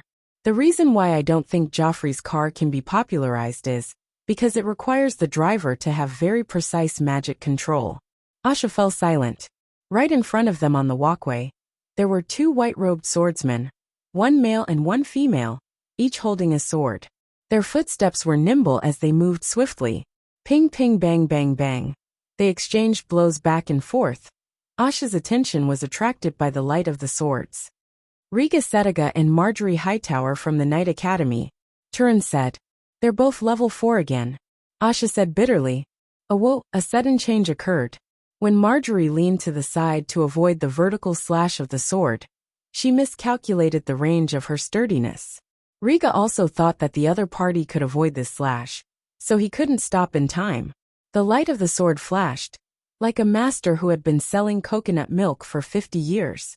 With just one slash, he chopped off the head of the coconut. So miserable. Asha grimaced. Although the bra is more comfortable, the leather armor can really protect the safety of the female knights. She didn't make a fuss. There were too many injuries in the academy. In just a moment, the students from the Holy Knight Academy and the Priest Academy gathered around and skillfully picked up Marjorie's tits. After cleaning them, they quickly reinstalled them. The crazy Prince Bran has awakened. Big news. The crazy Prince Bran who has been sleeping for 20 years has awakened. Right in front of Hibiscus Restaurant. The crazy prince has gone crazy again. Just as Marjorie covered her chest and ran away, a blonde girl with freckles stood at the entrance of the library and shouted excitedly. Who is the crazy Prince Bran? Asha asked doubtfully. Turin thought for a moment and said uncertainly. It should be the brother of the current king, the Crown Prince Bran Targaryen from 20 years ago. But I heard that he died a long time ago. Why is he sleeping now? Hibiscus Restaurant was a circular 4-story red brick building. It was also the female dormitory. Asha lived in it. She liked the swimming pool in the center of the circular building. She could swim there and also admire various types of beautiful bodies. Look north. At the entrance of Hibiscus Restaurant, a 4-meter-high wooden platform was built. A handsome young man with silver hair and purple eyes pointed to the sky and shouted, "That is another world. The convergence of the stars has already happened." Asha followed and looked towards the northern sky. She could faintly see a part of the arc-shaped planet that covered 1/16 of the sky. The northern sky was dyed a dark green by its reflection. This phenomenon started a year ago and became more obvious and bigger. Asha had already gotten the answer from the Dragon Queen. She was not the only one who knew. Anyone with eyes could see it and get a rough idea of the situation from others. The convergence of the stars was not a secret. 2 years ago, there were people from another world who came to our world. The Northern Ice Kingdom also sent messengers to the other world. Students, that is a world with a brand new civilization and a brand new power system. Even if you can't get any treasures, you can still increase your knowledge and experience by traveling there. You can even gain enlightenment and sublimate your soul, allowing you to break through your bottleneck.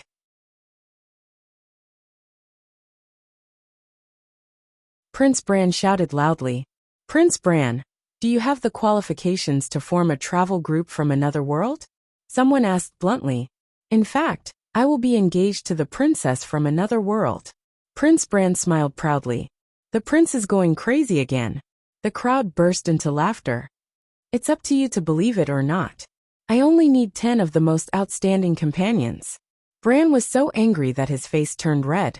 When they returned to the dormitory that night, Asha told Danny about what happened in the afternoon. She asked curiously, why did someone say that Bran died 20 years ago and is now in a coma? Also, he has been in a coma for 20 years. Why isn't he dead? Do you know about Bran's past? I heard from others that he rode on a horse and killed a commoner on the road, drugged a female classmate with a sword, gathered a bunch of bad friends to have sex in a brothel, set fire to his own roommates. He did almost all kinds of evil. In the end, when he secretly used the remnant pages of the Divine Comedy to summon a demon, he fell into a coma. Or was his soul sucked dry by the demon? Asha said. Do you know about Queen Sansa's mother? Dany asked. Madame Stoneheart? Asha was shocked. Did she get redemption? She was tortured in hell. Her descendants also helped her pay her debts in hell. Queen Sansa once made an oath that she would atone for her mother's sins with her descendants. The old ancestor conditionally agreed to Queen Sansa's oath. Any unfilial son of the Targaryen family would go to hell in their grandmother's place to be tortured until they turned over a new leaf. Only then could their souls return to the sun. So, do you understand Bran's situation? Asha was dumbfounded. The Dragon Queen used hell to teach the family's good-for-nothing children? Dany nodded silently. This is the Targaryen family's secret. Don't tell anyone else. Are there many unconscious Bran? The Targaryen family's upbringing is not bad. In the past 100 years, they have only produced 3 or 4 unfilial sons. Some are still being tortured in hell. After one woke up, he went to Sky Dragon Temple to become a monk. The effect is that good?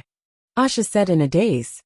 Whether the effect is good or not, you can see Bran's actions in the future. By the way, do you want to go to the other world? Can I go? Asha asked in surprise.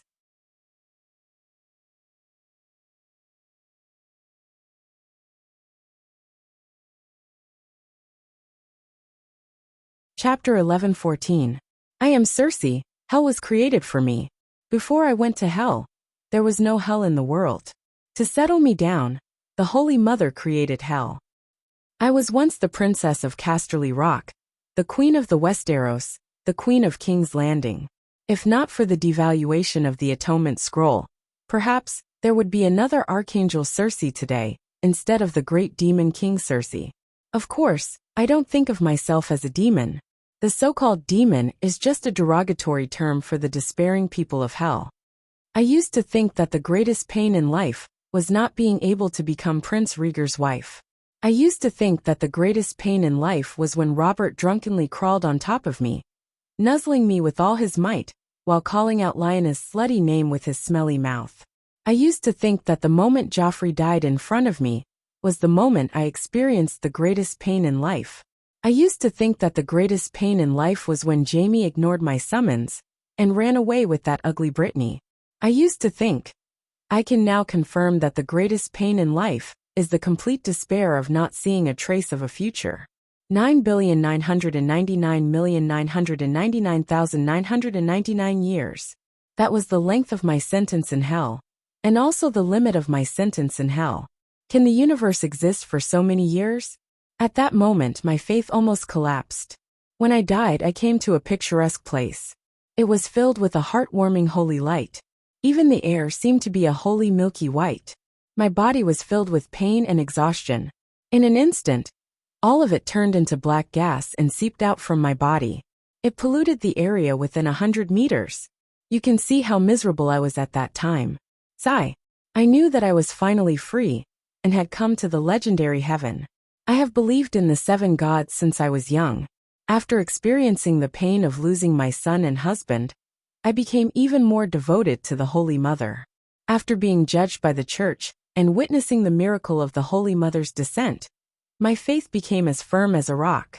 From being tortured to death by Yulun to finally seeing heaven, my eyes were filled with tears and my soul was elevated. Oh, I didn't know what happened to me back then. I wasn't like Saint Matthew who understood the profound teachings of the 7 gods.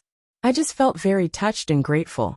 The purest feelings for the Holy Mother elevated my soul and made my body shine brightly. The fake crown Prince Aegon by the side, his eyeballs almost fell to the ground. Well, I found out later that he was the angel of heaven. Are you really Cersei? The fake crown prince asked like a fool.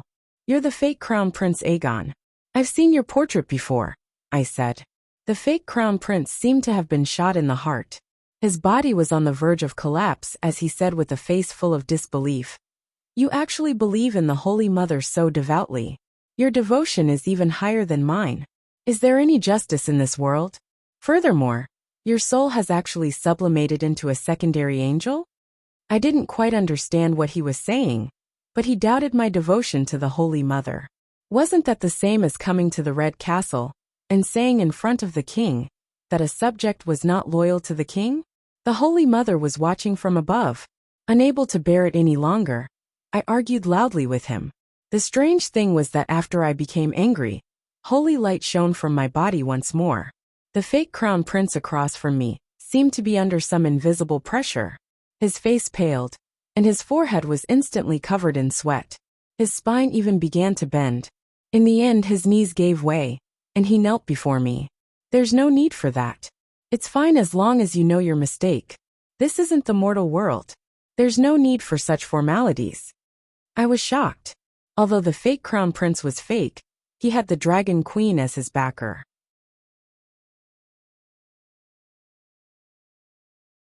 He could even be a guide in heaven.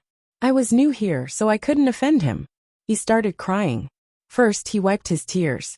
Then he started bawling like a pitiful child. As he cried, he howled, "It's true. Your devotion is real. You're a petitioner. Devotion 100 to 150. You're even close to becoming a holy disciple. Your soul sublimation is also real. The holy pressure that a high-level Holy Spirit exerts on a normal holy disciple is real and powerful." I didn't understand what he meant, but I understood that he was jealous of me. I've seen too many similar situations. I knew that I had the confidence to be arrogant in front of him. Thus, my chest was filled with a heroic spirit. "Aegon, tell me, what's the current situation in heaven? What kind of status do I have?" I glanced at him from the corner of my eyes. The fake crown prince wiped his tears as he brought me up the stairs to Heaven Island. "Cersei?" When I saw Sparrow, he saw me too. His expression was as if he saw the Holy Mother eating shit. "It's me. Congratulations on meeting an old friend." I extended my arms and walked towards him with a big smile. I was prepared to give him a warm hug. Although old Zhang's old face still made me want to vomit, now that he was the owner of Heaven Island, I had to establish a good relationship with him. Then, I could use his recommendation to get closer to the Holy Mother. After I win the Holy Mother's favor, she would give me a Heaven Island. Yes, Cersei's heavenly kingdom. By then, I would be able to throw Sparrow away like he was a stinky sock. Ha ha ha. As a Tywin with a pair of big boobs, I never lacked schemes and shrewdness. Unfortunately, Sparrow didn't know what was good for him. I smiled as I walked towards him, but his old face twisted like a devil, and he retreated like a snake. He shouted in disbelief, "This shouldn't be, this can't be, Cersei can go to heaven? Holy Mother, is your mercy like a flood, overflowing like a disaster?" I have sin, but I have the atonement scroll. I forced a smile. The people around me pointed at me and whispered among themselves, their faces full of disbelief. The smile on my face was no longer as beautiful. The atonement scroll is prepared for those who fight ghosts. Have you killed a deviant ghost before? Or have you seen a corpse ghost? A baby-faced girl pointed at me and scolded loudly. There are 4 kinds of people I hate the most in my life. Secondly, women who are younger and better looking than me, and whose temperament is not inferior to mine. Thirdly, people who oppose me. Fourthly, men who are handsome but do not pay attention to me, or men who are wretched but look at me with wretched eyes. What? You said that I missed a type of people? Idiot. Of course, the first type would be the imps and dwarves who look like imps. What? You said that I misunderstood the prophecy, and that the brother who killed me was Jaime, and that I had misunderstood Tyrion. Sorry, I got used to hating him, and I couldn't change it. Besides, even if the prophecy was wrong, I had 10,000 reasons to hate imps. And now, I had only eliminated one. Even if an ordinary village girl was younger and prettier than me, I wouldn't take her seriously. But if her temperament was better than mine, only those who do not belong to me by birth can possess a temperament that surpasses mine. That's right. That meant that she could threaten my position. I might be open-minded, but I wasn't stupid. This girl with the emblem of the sun-piercing spear on her chest was the little princess of the Martell family. There was an 80% chance that she was the illegitimate daughter of the Red Viper. Of the 4 types of people I hated, she occupied 2 of them. Shut up. I am a secondary angel whose soul has been sublimated. How dare a mere mortal like you speak to me like that? I glared at her angrily as golden light shone from my body. A high-tier aura spread in all directions like a raging wave. First, the baby-faced girl knelt down in fear. Then, the surrounding people were forced to retreat in fear. On the way to Paradise Island, the fake crown prince had already made me understand my current state. Good. Very good. Holy golden light, high-tier aura? The huge sparrow split open. No, no, no, the Holy Mother is unfair. Countless people hugged their heads and wailed. There was a faint black aura surrounding their bodies. It wasn't a big deal for a person to wail. It wasn't a big deal for a person to emit a black aura of resentment. It wasn't a big deal for a person's faith to collapse. But now thousands of people were hugging their heads and wailing. They were all emitting a black aura of negative emotions that was incompatible with paradise. Paradise was about to turn into hell. Damn it! I already knew that the more outstanding a person was, the easier it was for others to be jealous. But this was paradise and all of you were the saints of paradise. Shouldn't the saints be virtuous and follow the teachings of the seven gods? The teachings of the seven gods clearly stated, tolerate the unintentional mistakes of others, and praise the merits of others loudly. The more outstanding a person was, the easier it was for others to be jealous. Could it be that I was so outstanding that even the saints of paradise couldn't help but be jealous of me? Then how outstanding must I be? I was wrong. I didn't know that I was outstanding enough. After all, the fake crown prince had told me that only Saint Matthew and I seemed to be the only two believers of the seven gods whose souls had ascended. Big Sparrow's devotion was the highest, and he was close to ascending. The Holy Mother taught us not to be blinded by jealousy.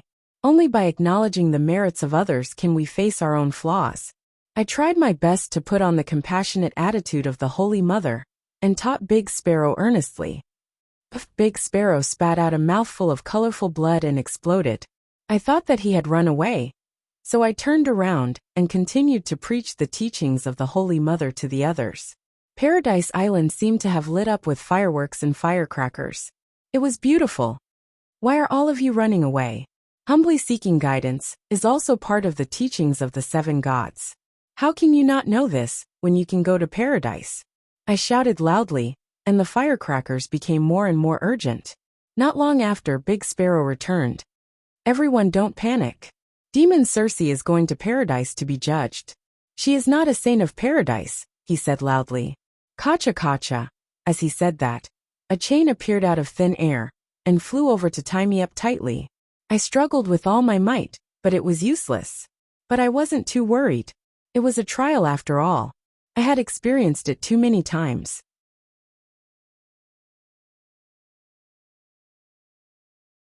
I was used to it. Circe, do you confess to abusing your brother? I knelt in front of Big Sparrow, as he drew a circle in the air with his finger. There was a clear picture in the circle. A blonde girl of 7 or 8 years old, pulling an ugly baby's penis with all her might as if it were a rubber band. I immediately understood. This was a scene that took place in the nursery in Casterly Rock. Perhaps, the reason why the dwarf's little brother could grow so long was all thanks to her helping him grow when he was young. Come to think of it, it was disgusting. Why did I touch that ugly thing? He caused my mother to have a difficult birth. I hate him. I shouted. So you confess to it? I admit that I did these things, but I do not confess to them. I was angry. Big Sparrow was being unreasonable. You're being unreasonable. The Big Sparrow shouted in a low voice, and wrote something on the parchment with a pen. My face must have turned red from anger. Big Sparrow didn't give me a chance to argue. He continued, you tortured and killed the maid. Another scene played out in front of everyone. The 8 or 9-year-old me threw a teapot filled with boiling water on the maid's head, then made her kneel in the corridor outside the house. One night later, the maid developed a high fever. 3 days later, the maid died of illness. I had punished too many maids in my life. After thinking about it for a long time, I finally remembered what that bitch had done. That bitch took advantage of my youth and spat in the teapot. I hit her and made her kneel. What's wrong with that? You can punish her, but you shouldn't have left her alone in the stables. You shouldn't have allowed the scholars to treat her. I want to establish my authority. Father taught me that. I also want to use you to establish the authority of the Church of the Seven Gods. The Holy Mother taught me that. The Holy Mother wouldn't do that. My devotion is high. My soul has ascended. I was a little scared.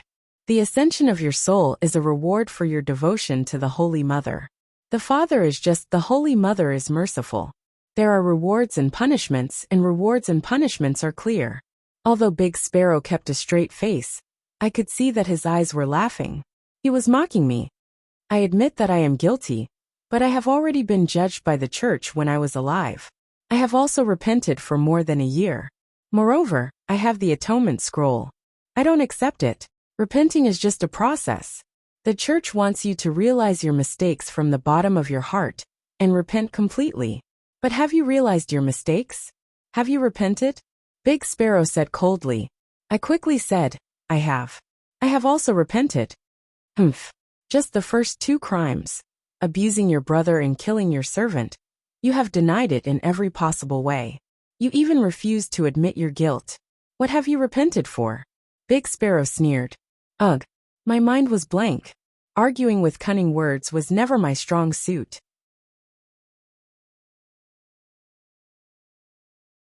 Father had taught us since we were young. Wise words have the same power as a sharp sword. A glib tongue, making a scene and hurling abuse is like throwing feces at an enemy. Regardless of whether it will hit the enemy, the first step is to dirty your own hands. I have wisdom, but words of wisdom need to be heard by people with wisdom. Big Sparrow was obviously trying to frame me with his glib tongue, and this was his territory. Father, you have done me in.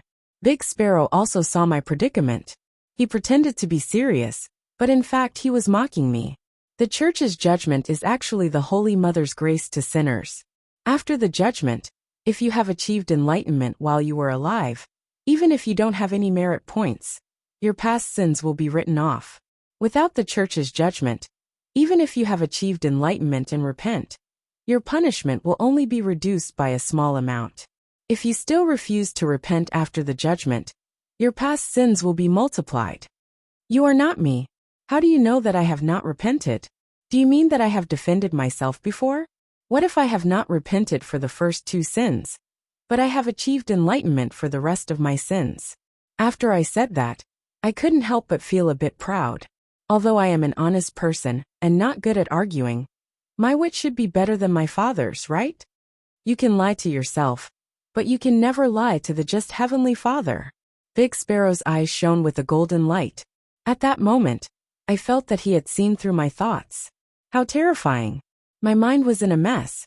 I couldn't refute him anymore, so I just let him continue to list my sins. He seemed to be able to read my life, from when I was young to when I died. There were more than 500 sins in total. Cersei Lannister, your sins are monstrous. You should go to hell for 9 billion years. You have enjoyed the church's judgment, but you still refuse to repent. Your punishment will be doubled, but the maximum sentence for a hell prisoner is only 999,999,999 years. Wait, I have the atonement scroll. I have already deducted 50 points of sin from the atonement scroll. Big Sparrow said coldly. Ha ha ha, how satisfying. Of course, Heavenly Father is just. I was filled with fear, but the bastards nearby cheered loudly. I'm going to hell. On the first level of hell, there are 18 punishment divisions. Every day and night, I go back and forth between the 18 divisions. Tongue-pulling division. Any living person who sowed discord, slandered others, had a glib tongue, argued eloquently, and lied would be sent to the tongue-pulling division after death. The green-faced evil spirits pried open my mouth, clamped my tongue with metal pliers, and slowly pulled it out. 1 foot, 2 feet, 3 feet. The pain was so intense that I couldn't even scream. At first, my tongue could only be pulled out 2 feet long, but after a few decades, 30 meters was no longer the limit. Knife Mountain Division. Killing people on purpose, slaughtering animals other than food. They would all be sent to the Knife Mountain Division after death. 2 little devils took off all my clothes and climbed up the mountain of swords naked. This time my mouth wasn't gagged so I could howl. I howled as I climbed. It was also in the Knife Mountain Division that I met Aunt Xena, that fat woman.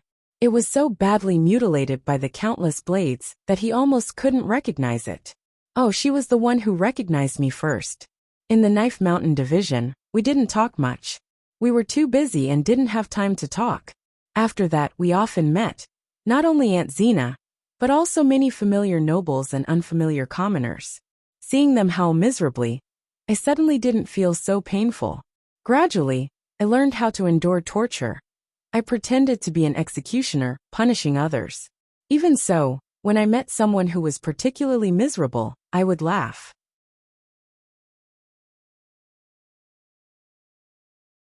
Hearing my laughter, they would show a frightened expression, which made me even happier.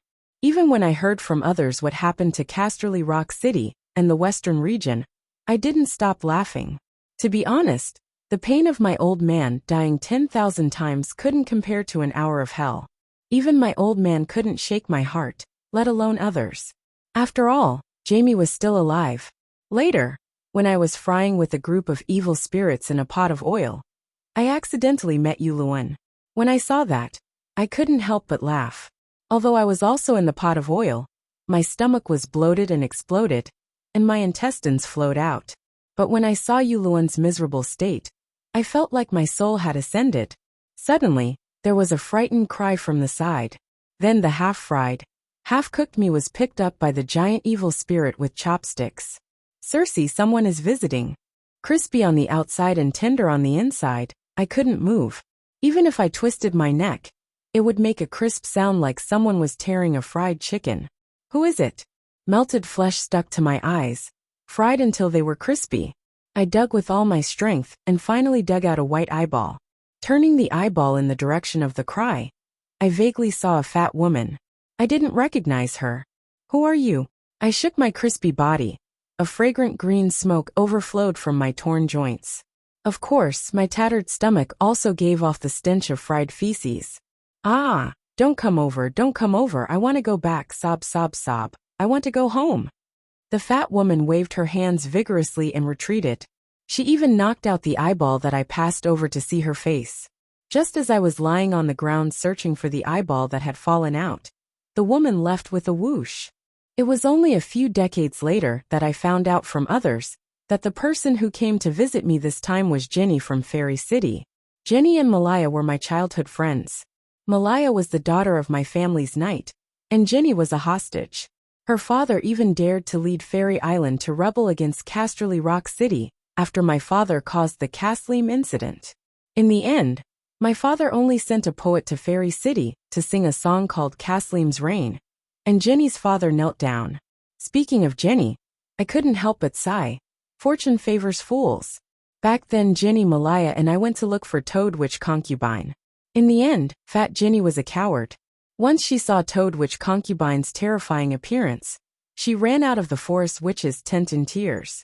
Because of that, she didn't hear Toad Witch Concubine's vicious prophecy. Malaya told me that as long as others don't know about it, the prophecy won't come true. I agreed with her, and that night, I tricked her into a deserted courtyard and pushed her into a well. She screamed and made a fuss inside, and in the end, "Oh, I seem to have helped the witch fulfill her prophecy." Malaya asked the witch, "Will I marry Jamie?"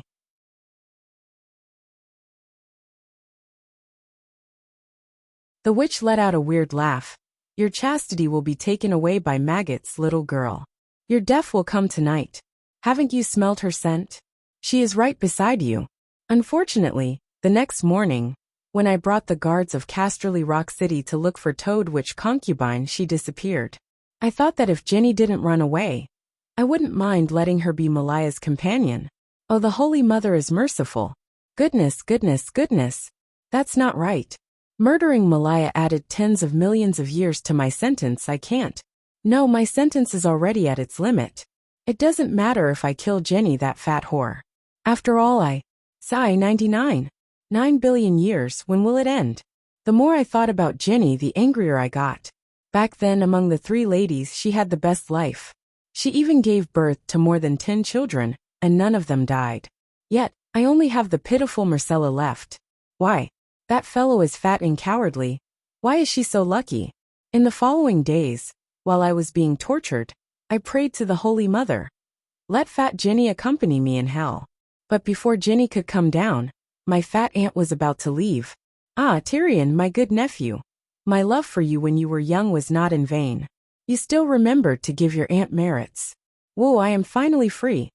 Aunt Xena, who was frozen on the ice mountain with me until her soul shattered, suddenly shone with a golden light. Her pale face also regained its color. She floated into the air and flew towards a place where holy music and holy light could be faintly heard. I immediately understood.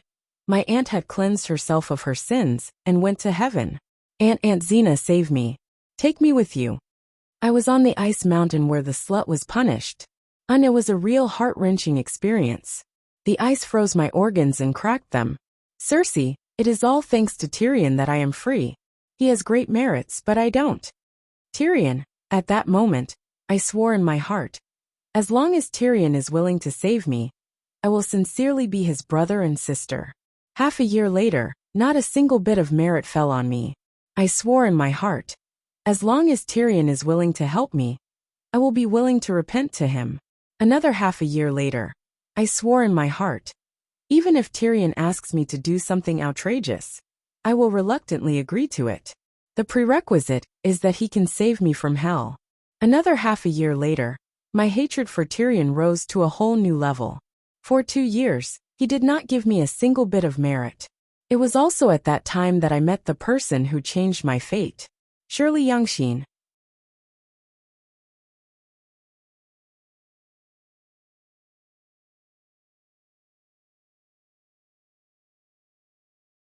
Chapter 11:15. Perhaps I had met the noble bastard of the Targaryen family long ago. Only we did not recognize each other. The tortures of hell were too painful, so painful that I did not pay attention to who was around me. That time in the cauldron, she heard me laugh and said in surprise, "You must be Cersei Lannister. I have heard that you can laugh while being tortured." At first, I did not believe it, because every punishment Dany List set up magnifies the pain to the extreme, making one almost powerless and unable to think. Indeed, except for myself, everyone I met was dumb, like a wooden stake that could only howl. "You can also think nonsense," I said. "I am not like you." "Oh no." She quickly changed her words. "We are not like them." "What is the difference?" I was puzzled. "We are all spirits of the gods." "What is a spirit?" "Do you know Saint Matthew? He is an angel." Believers, because of their piety, or because they have an epiphany, have their souls sublimate, and become an existence that transcends the mortal world. Realization dawned on me. Yes, my soul seems to have sublimated twice. Although the boiling oil scorched her pretty face, I could still feel her twisted expression of envy. Sublimation is useless. I still have to be tortured. I am not happy but depressed. If I had married Rhaegar back then, I would not have sinned. I would have gone to heaven with the atonement scroll, and my status would have long surpassed that of the Great Sparrow. It was useless before, but now hell is materializing. Hell has a physical body, and we, who live in hell, will also materialize, so we can cultivate. Although cultivation does not reduce the pain, an increase in strength always represents a kind of hope. She said many things that I did not understand at the time, but from what I could understand, I gradually discovered a terrible truth. There was no 7 gods. The 7 gods were just Dany List's 7 coats. "No, impossible, you are lying." I did not believe it. I panicked. I shook my head. But later, I had to believe it. Because there were more and more visitors from hell, I gradually met many supernatural undead, and they all knew the secret of the 7 gods. No, I screamed in the fire. Unwillingness, anger, resentment, and other complex emotions stirred to the extreme. My consciousness fell into chaos, and my soul turned to ashes. After that, I heard from others that my faith collapsed and my soul was destroyed. At the time, Shirley Younghart was smiling her scheming smile on the sidelines. She would never admit it when I caught her. I don't know if my soul has been annihilated. I went to a special place, and there I saw a god that was taller than the sky. Sure enough, it was Dany Ellis's appearance. She had 1 head and 2 faces. The front of her head was enshrouded in holy light, and was filled with a peaceful aura. The back of her head was filled with a gloomy aura, and was cold and murderous. I stared blankly at the face surrounded by darkness and death. He spoke, telling me the truth about Danny, Rise, the 7 gods, and the truth about heaven and hell. You were once my angel, so I have the responsibility to tell you the truth of your faith before your soul is destroyed, it finally said. I understand. For the sake of my belief in it, let me die with a clear conscience. But after knowing the truth, I didn't want to die. Or rather, the collapse of my faith and the annihilation of my soul were not my intention. Just like a king who died on the battlefield, he didn't want to die in the first place. I don't want to die. I am willing to believe in you, Black Mother Danny Alice. I knelt down and begged. As long as the Black Mother had the power of the Black Mother, it didn't matter if she was Danny Alice or anyone else. I was willing to believe in her. At most, I would separate Danny Alice from Marjorie and Sansa, and remove her from the list of women I hated the most.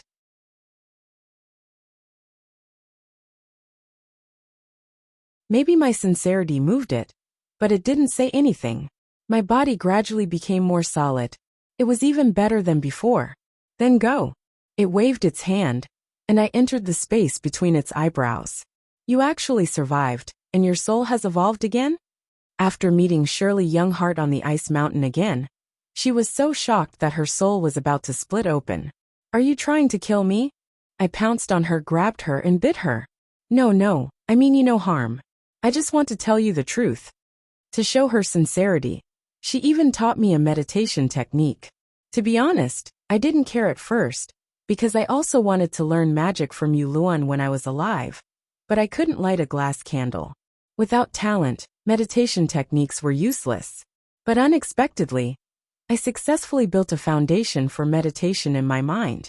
Shirley Younghart explained, the so-called supernatural talent is essentially the interaction of spiritual power and the force of the universe. In this world, every living being's spiritual power can sense the sea of magic, but some are sensitive and some are slow. Thus, it is possible to distinguish between supernatural and ordinary people. You were originally an ordinary person, but after your soul has evolved twice, you can't be ordinary anymore. With your identity as an angel of the 7 gods, it will be easier for you to develop the Black Mother's divine arts. And it will be easier for you to learn other divine arts from me. But you are a sinner, and the Black Mother is stingy with even the most basic sacred healing art. At this point, Shirley became uncertain. You were able to grasp the foundation of the Goddess of Lust's meditation technique so quickly. But it doesn't seem to be easy for you. Instead, you are like a fish in water. Is it your nature? At that time, I knew nothing about the divine arts, so I believed whatever she said. It wasn't until decades later, when I married Lalo, that I gradually understood that sexual compatibility was only one aspect. At that time, the bald donkey Chizong had already raised the land, and the goddess of lust had already been killed by a palm strike from the sky. Shirley certainly sensed the death of her Lord God, but she didn't know that the black-hearted Black Mother had swallowed all of the goddess's songs of law. Those songs of law that didn't conform to the values of the 7 gods had been kept by the Black Mother, a believer of hell. Am I not the Black Mother's angel? This seemed to be a pie in the sky for me. At that time, I thought so too, but later, I and the other demon gods of hell realized that the Black Mother was really black, and her heart was black to the core. Sigh, I will talk about this in detail later. After I obtained the enchanting secular meditation technique, my realm improved by leaps and bounds. Slowly, some changes happened to my body.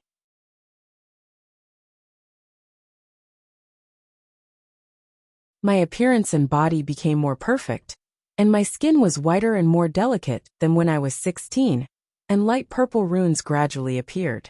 My shoulder blades started to itch, and something seemed to break out from my forehead. At that time, the long night had just ended, and the impermanence Arya led a large group of leaders to enter hell. They were all heroes who died in the war against the ghosts. Other than the war against the ghosts, their moral integrity wasn't enough to enter heaven. But as heroes, they couldn't go to hell. More and more undead appeared in hell. Thus they entered hell and became administrators. I even saw the 2 Kate Black become ghost envoys. The ghost envoys soon noticed my transformation, and they surrounded me, as if they were looking at something rare. After that, The scholar ghost envoys even took a notebook and stared at me every day, recording the process of my transformation. I was unhappy, but I couldn't resist. I could only listen to Shirley and focus on my cultivation, so that I could transcend one day. Slowly, a pair of purplish-black bat wings grew out of my body, and a pair of goat horns grew out of my head. My skin was covered in light purple runes, and my blonde hair turned black, while the color of my eyes deepened. The entire hell was in an uproar. This is a fallen angel. Demon Circe is the first fallen angel. Impermanence Arya pointed at me and announced, "Is becoming the first fallen angel an honor? I don't want honor, I just want to end the pain. Isn't the reason why I worked so hard in my cultivation to transcend? But now, when I was in the frying pan, my body became stronger, and the pain was even worse than before. On the ice mountain, when everyone else's soul was frozen to the point of shattering, and they were almost numb, my body was slowly cracking, and my senses became clearer and sharper. In other words, I obtained the power that I dreamed of when I was alive. However, not only did my punishment in hell not lessen, because my mind became clearer, I became even more terrifying. I was a little depressed, and I didn't even have the motivation to cultivate until I met Yuluan again. Alright, we met often, but like sardines in a bucket. Even if we were in a small space every day, it was hard for us to meet face to face. From the very beginning, I knew the foundation of the seven hells. We were the first batch of evil spirits to enter it. Do you understand what I mean, sweetheart? He teased me, but I didn't get angry with him. Previously, I saw him being fucked by dozens of flame demons, and it was 10 times more brutal than what he did to me back then. His cries were also 10 times more miserable than mine. After that, I didn't get angry when I saw him again. On the contrary, I would laugh, mock him loudly, and cheer him on from the side, even though I was also being smashed by dozens of wild boars. This was my punishment for murdering Robert. The sins of the mortal world would be returned to me 10 times, 100 times in hell. Honey, what do you mean? I flapped my wings and swam to the side of the squid that was fried until it was crispy. A beast king will definitely appear in a forest, and a kingdom will definitely have a king. Therefore, hell will definitely give birth to a demon king in the future. We are the first batch of evil spirits, and as long as we don't stop cultivating, we have the highest possibility of becoming a demon king. I want to go to heaven. Although Demon King Circe sounds interesting, hell is too bitter. Yuluan hasn't seen heaven and doesn't know the joy of it, but I have experienced the beauty of heaven. Don't joke around. How many years of your sentence? Is it 100 billion? Jamie will save me. He is just a mortal. How many years can he live? How much karma can he earn in his lifetime? Yuluan mocked. Maybe Jamie can convince Tyrion. I said uncertainly.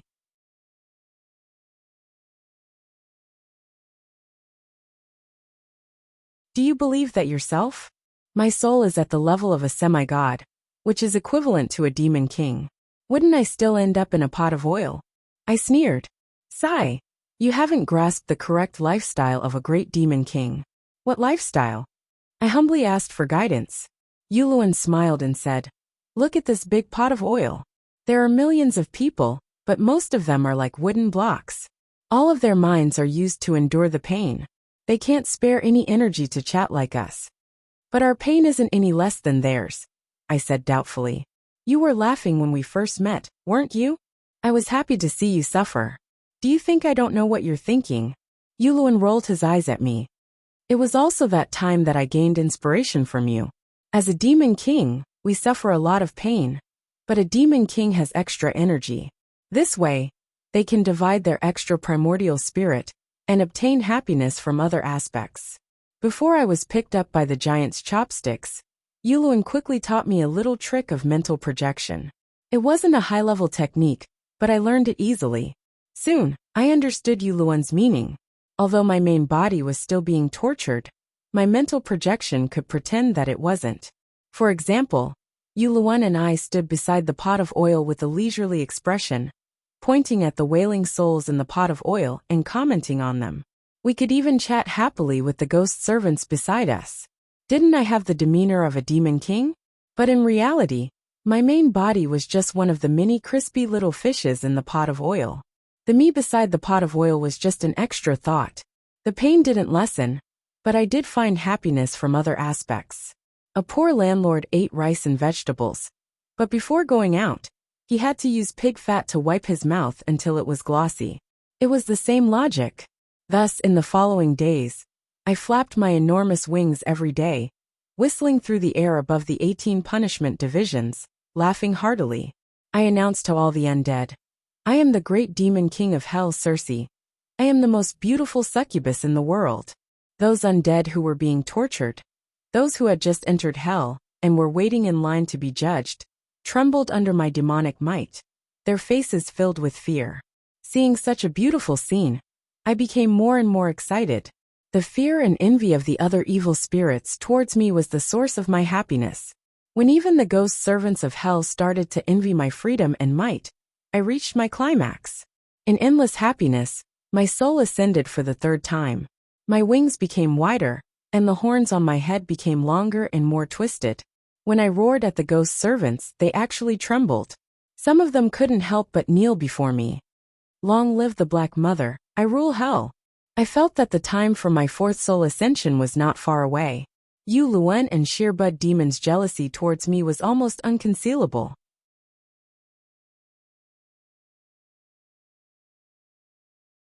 How did you do it, to become a demon while being devout? They asked. Seeing how cool I was, more and more supernatural evil spirits started to create spiritual projections. They also understood the roots of the 7 gods in hell. So they learned from Yu Luen, and called themselves the Demon King of Hell. However, I was the only one who was a semi-god, a true demon king. They also expressed their allegiance to me. The Holy Mother is powerful and compassionate, so of course I would believe in her. The teachings of the 7 gods are compatible with human ethics, so I have no reason to not believe in them. However, being a good Holy Mother, and having good teachings, doesn't mean that I have to be a good person in the eyes of the common people. Doing things my way, and being the only one who is respected is the true me. These words came from the bottom of my heart. Every time my soul ascended, I would gain a new understanding of myself. I understand what you are saying. I also know that to normal people, the Holy Mother is very noble, and her teachings are very correct. However, I just don't agree with it from the bottom of my heart. This way, I am unable to form a devout belief, and my soul will not be able to ascend.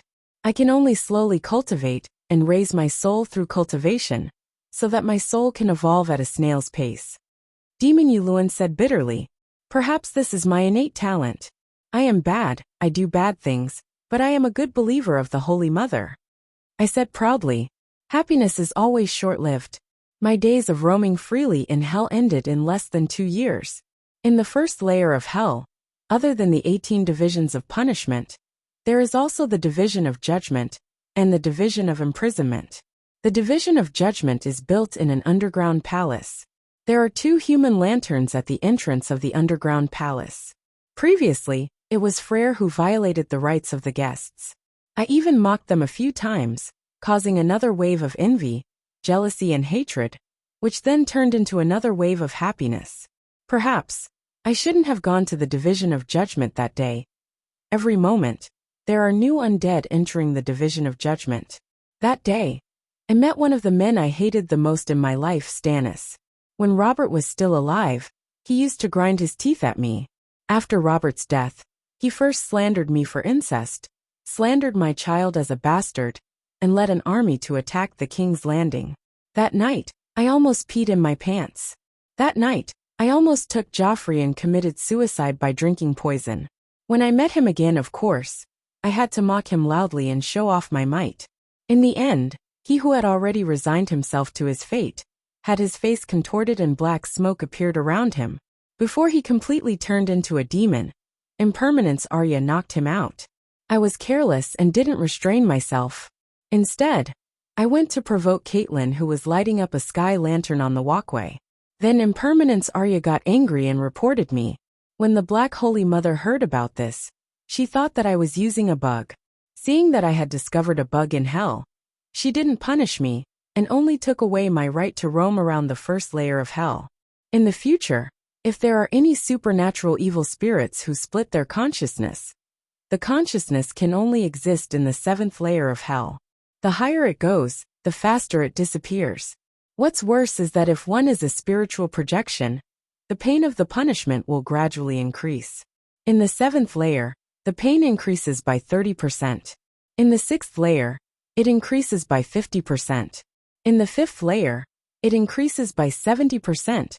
What I can't stand is that there aren't many undead in the 7th layer. I lost 99% of my source of happiness. To put it bluntly, my situation never changed and the punishment never stopped.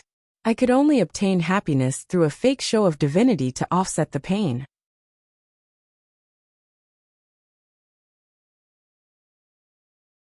With no one around, who am I supposed to show off to? Thus I was depressed for a period of time. The 7 layers of hell could no longer see my graceful figure flying freely. It's you, Luan, again, opening the door to a new world for us demon kings. The 7th layer of hell is the scariest place in the 7 layers of hell. There are mountains, rivers, forests, rain, snow, and wind, but there is nothing there. All material objects were like illusions. All emotions and emotions were rapidly disappearing. At the start, we only had fear towards the 7th layer of hell. We didn't understand why it was so scary. Until a few decades later, the shadow and the poison fire demon Lalo arrived. Because of the position of Demon King of Hell, we became competitors in the future. As expected of my lifelong enemy, his knowledge and experience are far from what I can compare to. He revealed the essence of the 7th layer of hell with a single sentence. Dragon Queen took a piece of void outside the star world and created a failed product of a new world. Danny Reese is indeed scary. She even started to try to create a new world. Outside the star world, material objects, spirits, emotions and concepts are not allowed to exist. Thus we demon kings are afraid of the 7th layer of hell. But in order to exchange information, and to establish the rules of the demon kings, we regularly go to the 7th layer for meetings. It was during one of these meetings that Yuluan told me a piece of good news. Marjorie is trying to open the door to hell. The 7 layers of hell, what is she thinking about? I shouted back then. But Benello expressed his doubts. Mortals can't even pinpoint the location of hell. How can they open the door to hell? Benello and a large group of red-robed monks also joined the Hell Demon King Club. They participated in the final battle and had great merits. But after Lala was judged, they chose to sink into depravity. Let me add, when they first entered hell, they were still impassioned and unyielding. I am willing to give up all my merits. I would rather become a demon than go to heaven. Then, they really lost the grace of the Dragon Queen. In the Judgment Division, they had to discuss their future as mortals. Because of the crimes of blood sacrifice, deceiving believers, murdering the innocent and committing suicide, all of the red-robed monks were sent to hell. The lightest sentence was as high as a few thousand years. After rolling in a pot of oil, all of the red-robed monks, including Benello, knelt on the ground and begged, "I am the one who made a mistake. Return my merits to me. I want to go to heaven. I am willing to believe in the 7 gods." In the end, the Black Mother's projection descended upon hell and told them coldly, "Don't go back on your words. Your merits and blessings have already been evenly distributed to those who were harmed by the red-robed monks." Lonley floated in the air. Golden light shone from his body.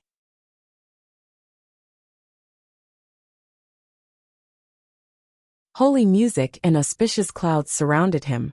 Ha ha ha, this is great. Not only did the 100 years of torture disappear, I even received blessings from heaven with 0 merits. Thank you, red-robed monks. Even I am envious of that pretty boy Lonley, let alone the red-robed monks. Benello turned into a demon on the spot. No matter how much Benello and the rest of us suspected, Marjorie had indeed opened the gates of hell. However, it was not for all of us demon kings. It was just for Yuluan alone. Oh, I understand now. It is the modified version of the 7 gods' Holy Spirit summoning technique. After carefully sensing the spatial ripples around Yuluan, Benello came to a realization. But why did Marjorie summon you? He asked curiously. She has her eyes on my sea monster. When I obtain the sea monster in the smoke sea, The storm god took a part of my soul and fused it into the sea monster's soul core. It is like the second life of a shapeshifter. This way, I can guarantee that no one will be able to take the sea monster away from me, even if they have my horn. Maybe Marjorie has the same idea as me. Maybe she just finds the horn troublesome. In this period of time, she has been trying to turn the sea monster into her summoned beasts. Just like how Varys summoned the strength Vajra and Cerberus. Benello finally understood. What do you mean? I still didn't understand. For example, Marjorie came to the trembling sea one day and suddenly encountered a large-scale sea battle. She urgently needed the help of sea monsters. However, her sea monster is in the deep trench of the summer sea, tens of thousands of miles away. What should she do? Benello asked. There is no way. I said. There was no way previously. However, it is different now. Dany Sea used more than 10 years to fuse the seal of war beasts with space teleportation, creating a divine summoning system. In the final battle, the Saints of Heaven, Frost Strength Vajra, Cerberus, and even the soldiers of the northern region and Ursos were all summoned beasts. Benello said, I had also heard about the final battle and said in realization, Marjorie wanted to break free from the shackles of the horn and turn the sea monster into a summoned beast? Yes, but what does this have to do with Yuluen? I didn't understand. Hehe, I am the sea monster. Yuluen raised his head and laughed maniacally. I am not the sea monster, but I am the sea monster. When she formed a contract with the sea monster, I could also respond to her summons.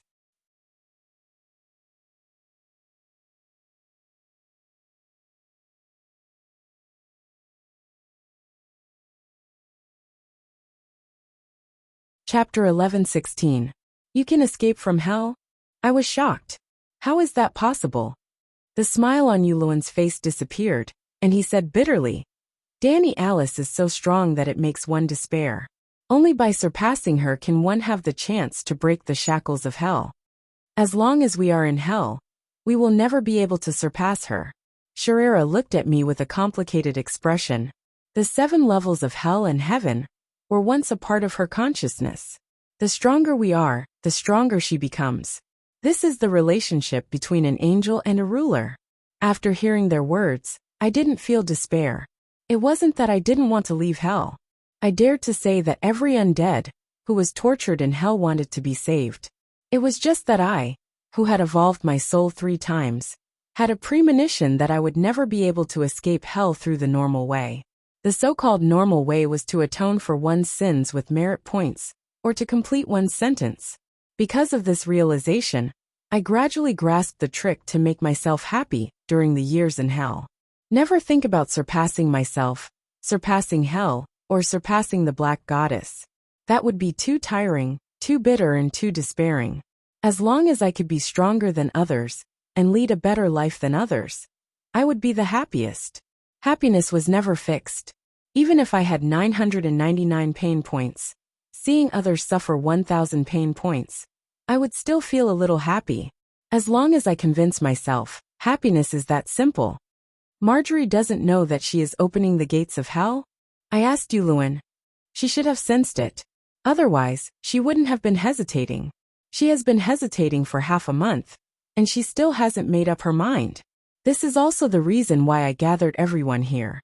I hope that you can help me. Yuluen's eyes shone.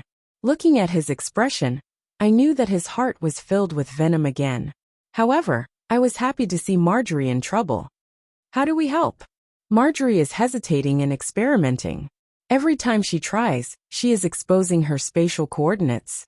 As for me, you have seen it too. The spatial barrier around my thoughts will also ripple. The next time she tests it, give me a hand and push me with all your might. Break the ripples and create a splash. My thoughts will be able to break through the water surface and enter the soul core of the sea monster in the modern world. Then we have no reason to refuse. After all, Yuluen is the one taking the risk. When the space around Yuluen's thought began to ripple again, I was the first to transfer the little bit of God power I had to him. Space rippled like water. Finally, with a pop sound, Yuluen disappeared. An hour later he reappeared. An endless sea of blood covered the sky, Thousands of undead floated in the sea of blood. Their expressions were twisted as they wailed and struggled. Demon Yuluan stood on the sea of blood and laughed maniacally. At that moment, even I was intimidated by his arrogance and dominance. At that moment, he looked more like the Demon King of Hell than I did. Maybe I should learn from him. Demon King Yuluan, you are a man of your word. He called out to us. There is endless power of blood sacrifice here. Everyone has a share. This is the first time I've tasted blood, so I'm still hesitant about where to start. But once I enter the blood sea, I will sink. For the first time in decades, I found something more comfortable and addictive than having an affair with Jamie. Who are you? What do you want? I am a priest of the 7 gods. Seeing Marjorie's soul trembling like a quail, I was even happier. I stretched out my 30-meter-long tongue that I trained in the tongue-pulling division and pulled the pitiful little girl to my side. I laughed and said, My poor Marjorie, we meet again. Demon Circe. Marjorie was shocked. I am Demon King Circe, the ruler of hell.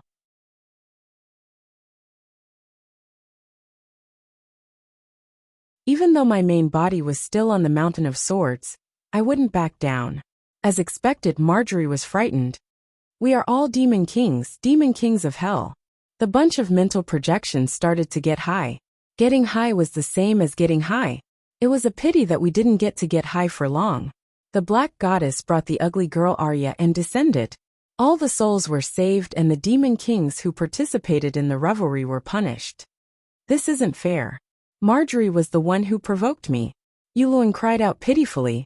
Due to his transfiguration talent, the black goddess fused him with a human flesh fungus in the dark hell. He was first eaten by a bunch of dark demons. When he was pulled out, the fungus roots absorbed his feces and grew back into his human form, Yuluan. Then he was eaten by the demons again. It was disgusting and terrifying. However, in less than 2 years, Yuluan returned to his original form. The additional punishment that was imposed on us was also removed. The black goddess even signed a hell contract with us. Everything in hell belongs to hell. Hell is our home. When humans provoke the demons of hell, the demons' actions are not considered a crime. Humans and angels can take revenge, but there is no punishment from hell. The final interpretation of the contract, and the right to amend it all belongs to the stranger. We looked at each other in disbelief. We couldn't believe that there was such a good thing. It wasn't until Lalo's arrival that our doubts were cleared. Speaking of Lalo, it was another story. After the Great Judgment, he was molded into a wick by Dani Rise to illuminate her palace in Slave Bay forever. Every courtier, commoner, and soldier patrolling the palace could see the crystal lamp hanging under the plaque Grand Hall of Divine Wind at the entrance. The King of Light's dignity was trampled into the mud. According to him, Dragon Queen split him into 2 based on his characteristics. They were the Wick of Shadow and the Wick of Fire. The 2 wicks were intertwined to form a magical pull lamp that would never be extinguished and couldn't illuminate the shadow. One day, a year after the tragedy of the High Court, Dragon Queen's eldest grandson, who was later known as Scar Yimant, mischievously shot down the crystal lamp with a slingshot. It fell and broke. The Wick of Shadow took the opportunity to escape, and prepared to escape from this world through the 4 extreme passages. However, it accidentally fell into the 7 levels of hell at the entrance of the world. It would be trapped in the 7 levels of hell forever. Later, when I was fighting with him over the great demon king of hell, he once threatened me in anger.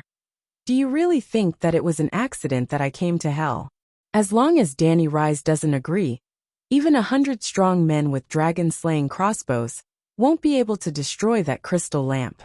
To tell you the truth, it was her, the 7 gods, who let me leave.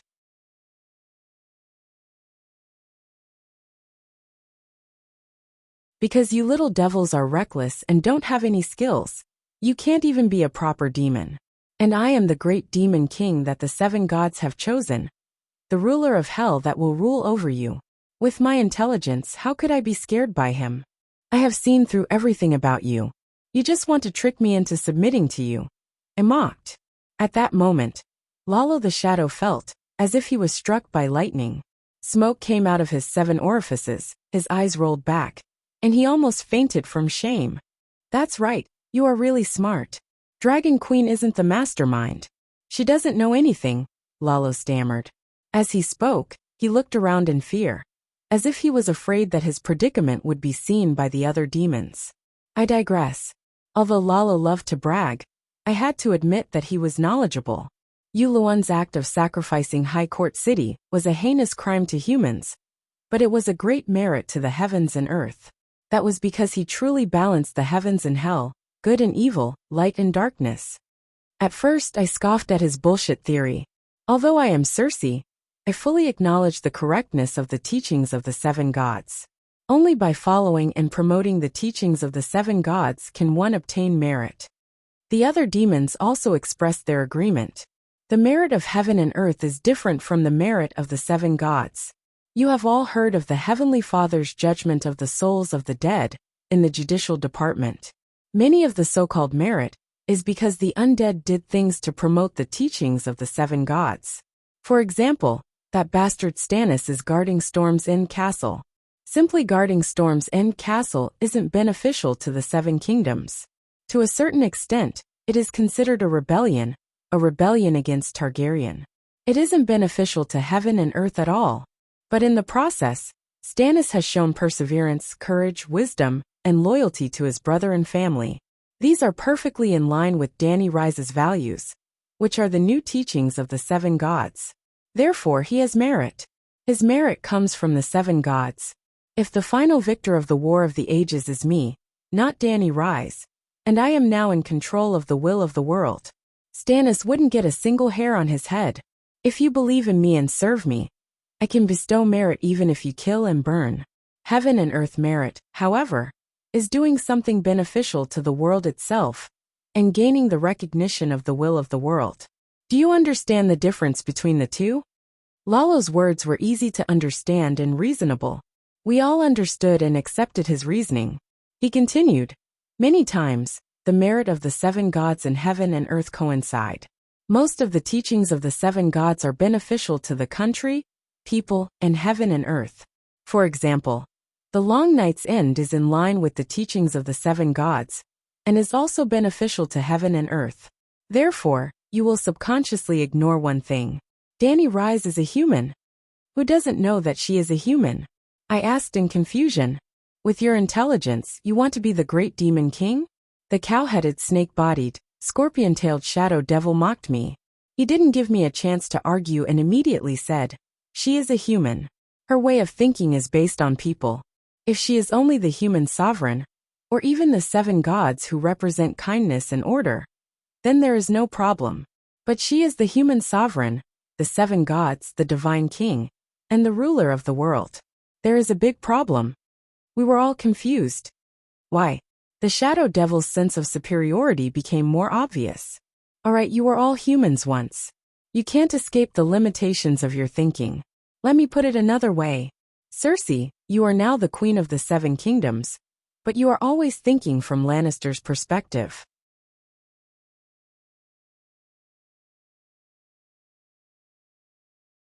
Can you do it? Why not? I have always ruled the seven kingdoms like this, I said righteously. Lalo seemed to choke. He sighed and said, the ruler of the seven kingdoms should put the interests of the Westeros as a whole first. Otherwise, how can the nobles and people of the seven kingdoms obey you? You don't even understand this principle. No wonder you are the worst queen in history. You are a demon who has never been a king. How can you teach me how to do things?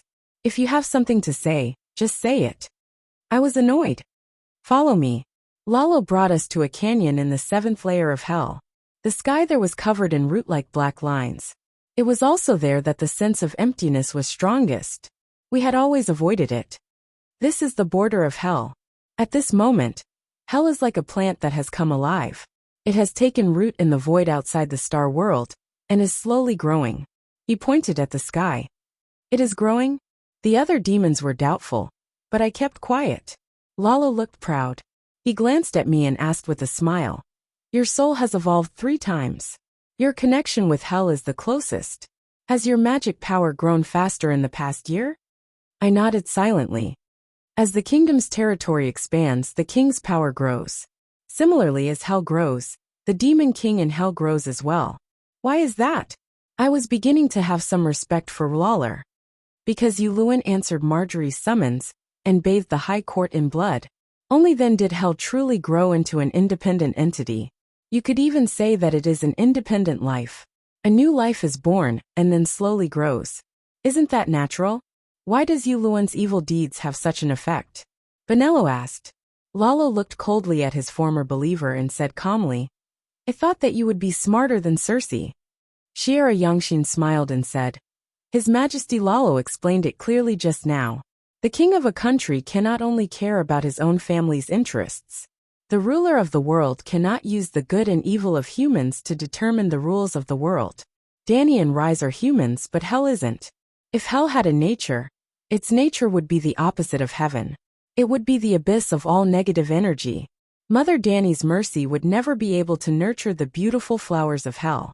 On the contrary, when demons grow through blood sacrifice, hell grows as well. Growth is the instinct of all life. In order to grow, hell will grant legitimacy to any actions that are beneficial to the growth of demons.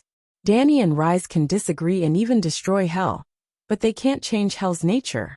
If hell's nature is really changed, then hell will no longer be hell, but a part of heaven, a prison used to imprison criminals. If there is only heaven and no hell, what would the world become? She looked around and concluded, based on the good and evil of humans, sacrificing the lives of an entire city is a heinous crime.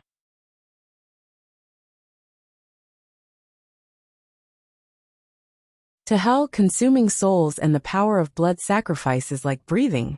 Looking at the entire world, heaven and hell are two pillars of the world. That is why they don't walk with a limp.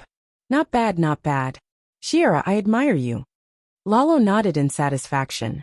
Shiera gave him a flirtatious look. I have admired your majesty for a long time too. Shiera, remember your identity. You are a succubus and I am the king of succubi. I reminded her coldly. Shouldn't succubi flirt with males regardless of the occasion? Shiera said disapprovingly. I was speechless. Looking at Lalo's strong waist, my mouth felt dry. If I could push Lalo under me, my dad would be proud of me, right? After all, he used to be the king of light that everyone in the world worshipped. What do you want to do?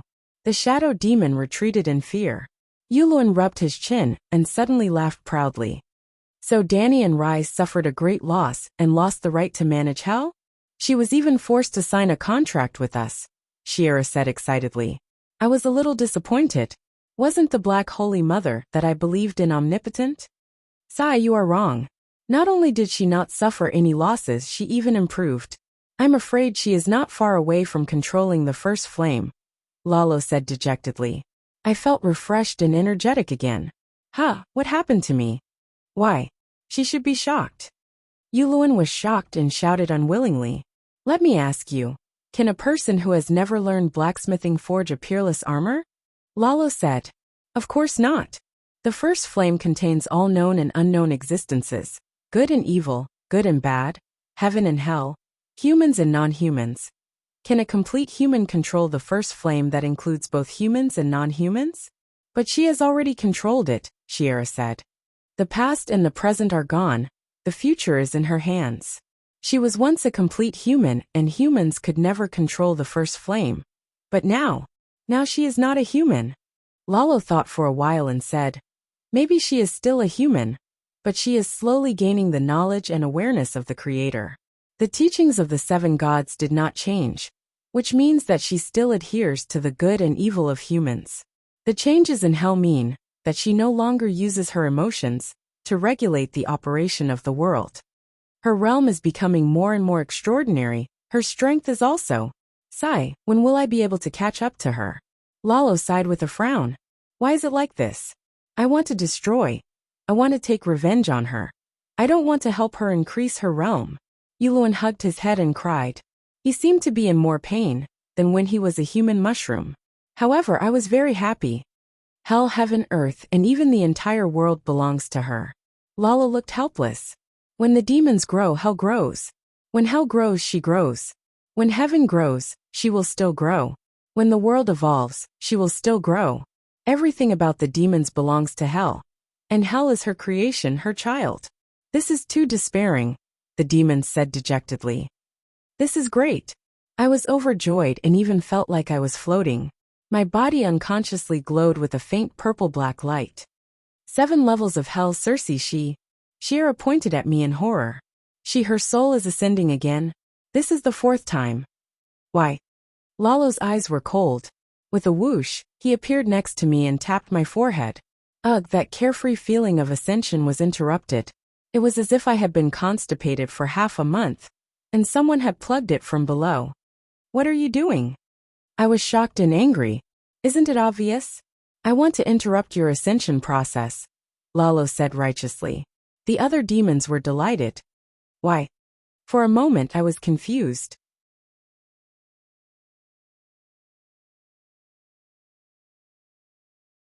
Is there something wrong with the soul ascension process? I have just arrived in hell and haven't had the time to comprehend the Song of Shadows. But you are already ascending 4 times. Are you trying to steal my position as the Lord of Hell? You can't compete with me. So you resorted to such despicable means? I was so angry that I pounced on him and started fighting. My main body was still being fried in oil, and my mental projection wasn't a match for our healer at all. The other demons were still trying to stop the fight, and even though they were trying to mediate, they were still trying to step on my body. At that moment, I suddenly understood that I was too outstanding. Everyone was jealous and fearful of me. I hugged my head and endured the hail of feet. I felt pain and pride. I needed help. Yuluan was my enemy, and I couldn't rely on you. Shirira recognized me as an angel the first time she saw me. She had evil intentions and couldn't be trusted. Benello and the other red-robed monks were Lalo's believers when they were alive. They had no reason to follow me now. The other superhumans couldn't even use their mental projections. I didn't like them. Plus, those who went to hell weren't good people. They couldn't be trusted. Sansa, become a demon. With the 2 of us working together, we can rule hell. I found Sansa, who had moved to the 6th floor of hell to light up the sky lanterns. Back in the Red Keep, Sansa was already under my control. Now that I've grown for a few decades, I can easily control her as well. There were 7 floors of hell. The first floor was the 18 punishment divisions. The second floor was the ice hell. The third floor was the endless black water. The fourth floor was the dry continent. The fifth floor was the dark purgatory. The sixth floor was the lava hell. The seventh floor was the land of nothingness.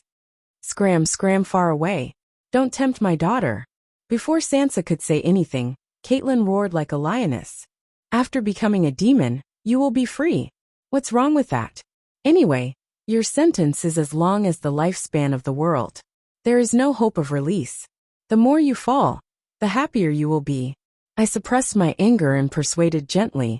I am a saint of heaven. I am only being punished in hell for my mother. I am different from a demon like you, Sansa said coldly. He is saint. I laughed and told her about the Holy Mother and Dany Rise. Sansa seemed to have known about it. Her expression was dark, but she didn't show much emotion. Caitlin, on the other hand, was shocked. She looked like she was about to crack. Bastard, how dare you murder my mother? It was Sansa. Her body was glowing with golden light, and a pair of pure white angel wings appeared on her back. Fuck. She wasn't lying. After being tortured in hell for more than 10 years, her soul had ascended and she became a saint? Bastard, how dare you murder my mother? It was Elia, a Hellguard. Her face was as long as a donkey's and she swung her scythe. Bastard, how dare you murder my mother? It was a man. Was he Caitlyn's son?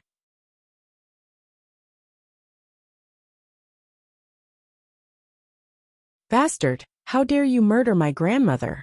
Who was he? Bastard, how dare you murder my grandmother? Fuck, why is my son-in-law here? Bastard, how dare you murder my mother? Who else was there? In an instant, my vision blurred and countless voices echoed in my ears. Countless soul attacks landed on my body. In an instant, this clone of mine died. It was completely reduced to ashes. My soul was severely injured, and my main body was crying in pain in the sea of flames. Stark was terrifying. I couldn't afford to offend him. After that, I was depressed for a few years. One day, I was humming a tune as I was being fried in oil. A white-haired old man floated to the side of the oil and asked curiously, "Don't you feel pain? Come down and try. Aren't you a netherworld servant?" Only then did I realize that he had white hair and a white beard. He was dressed in a white robe, and his body was emitting a faint holy light. He didn't look like a dark-skinned hell servant at all. "I am Ymont Targaryen. Do you know me?"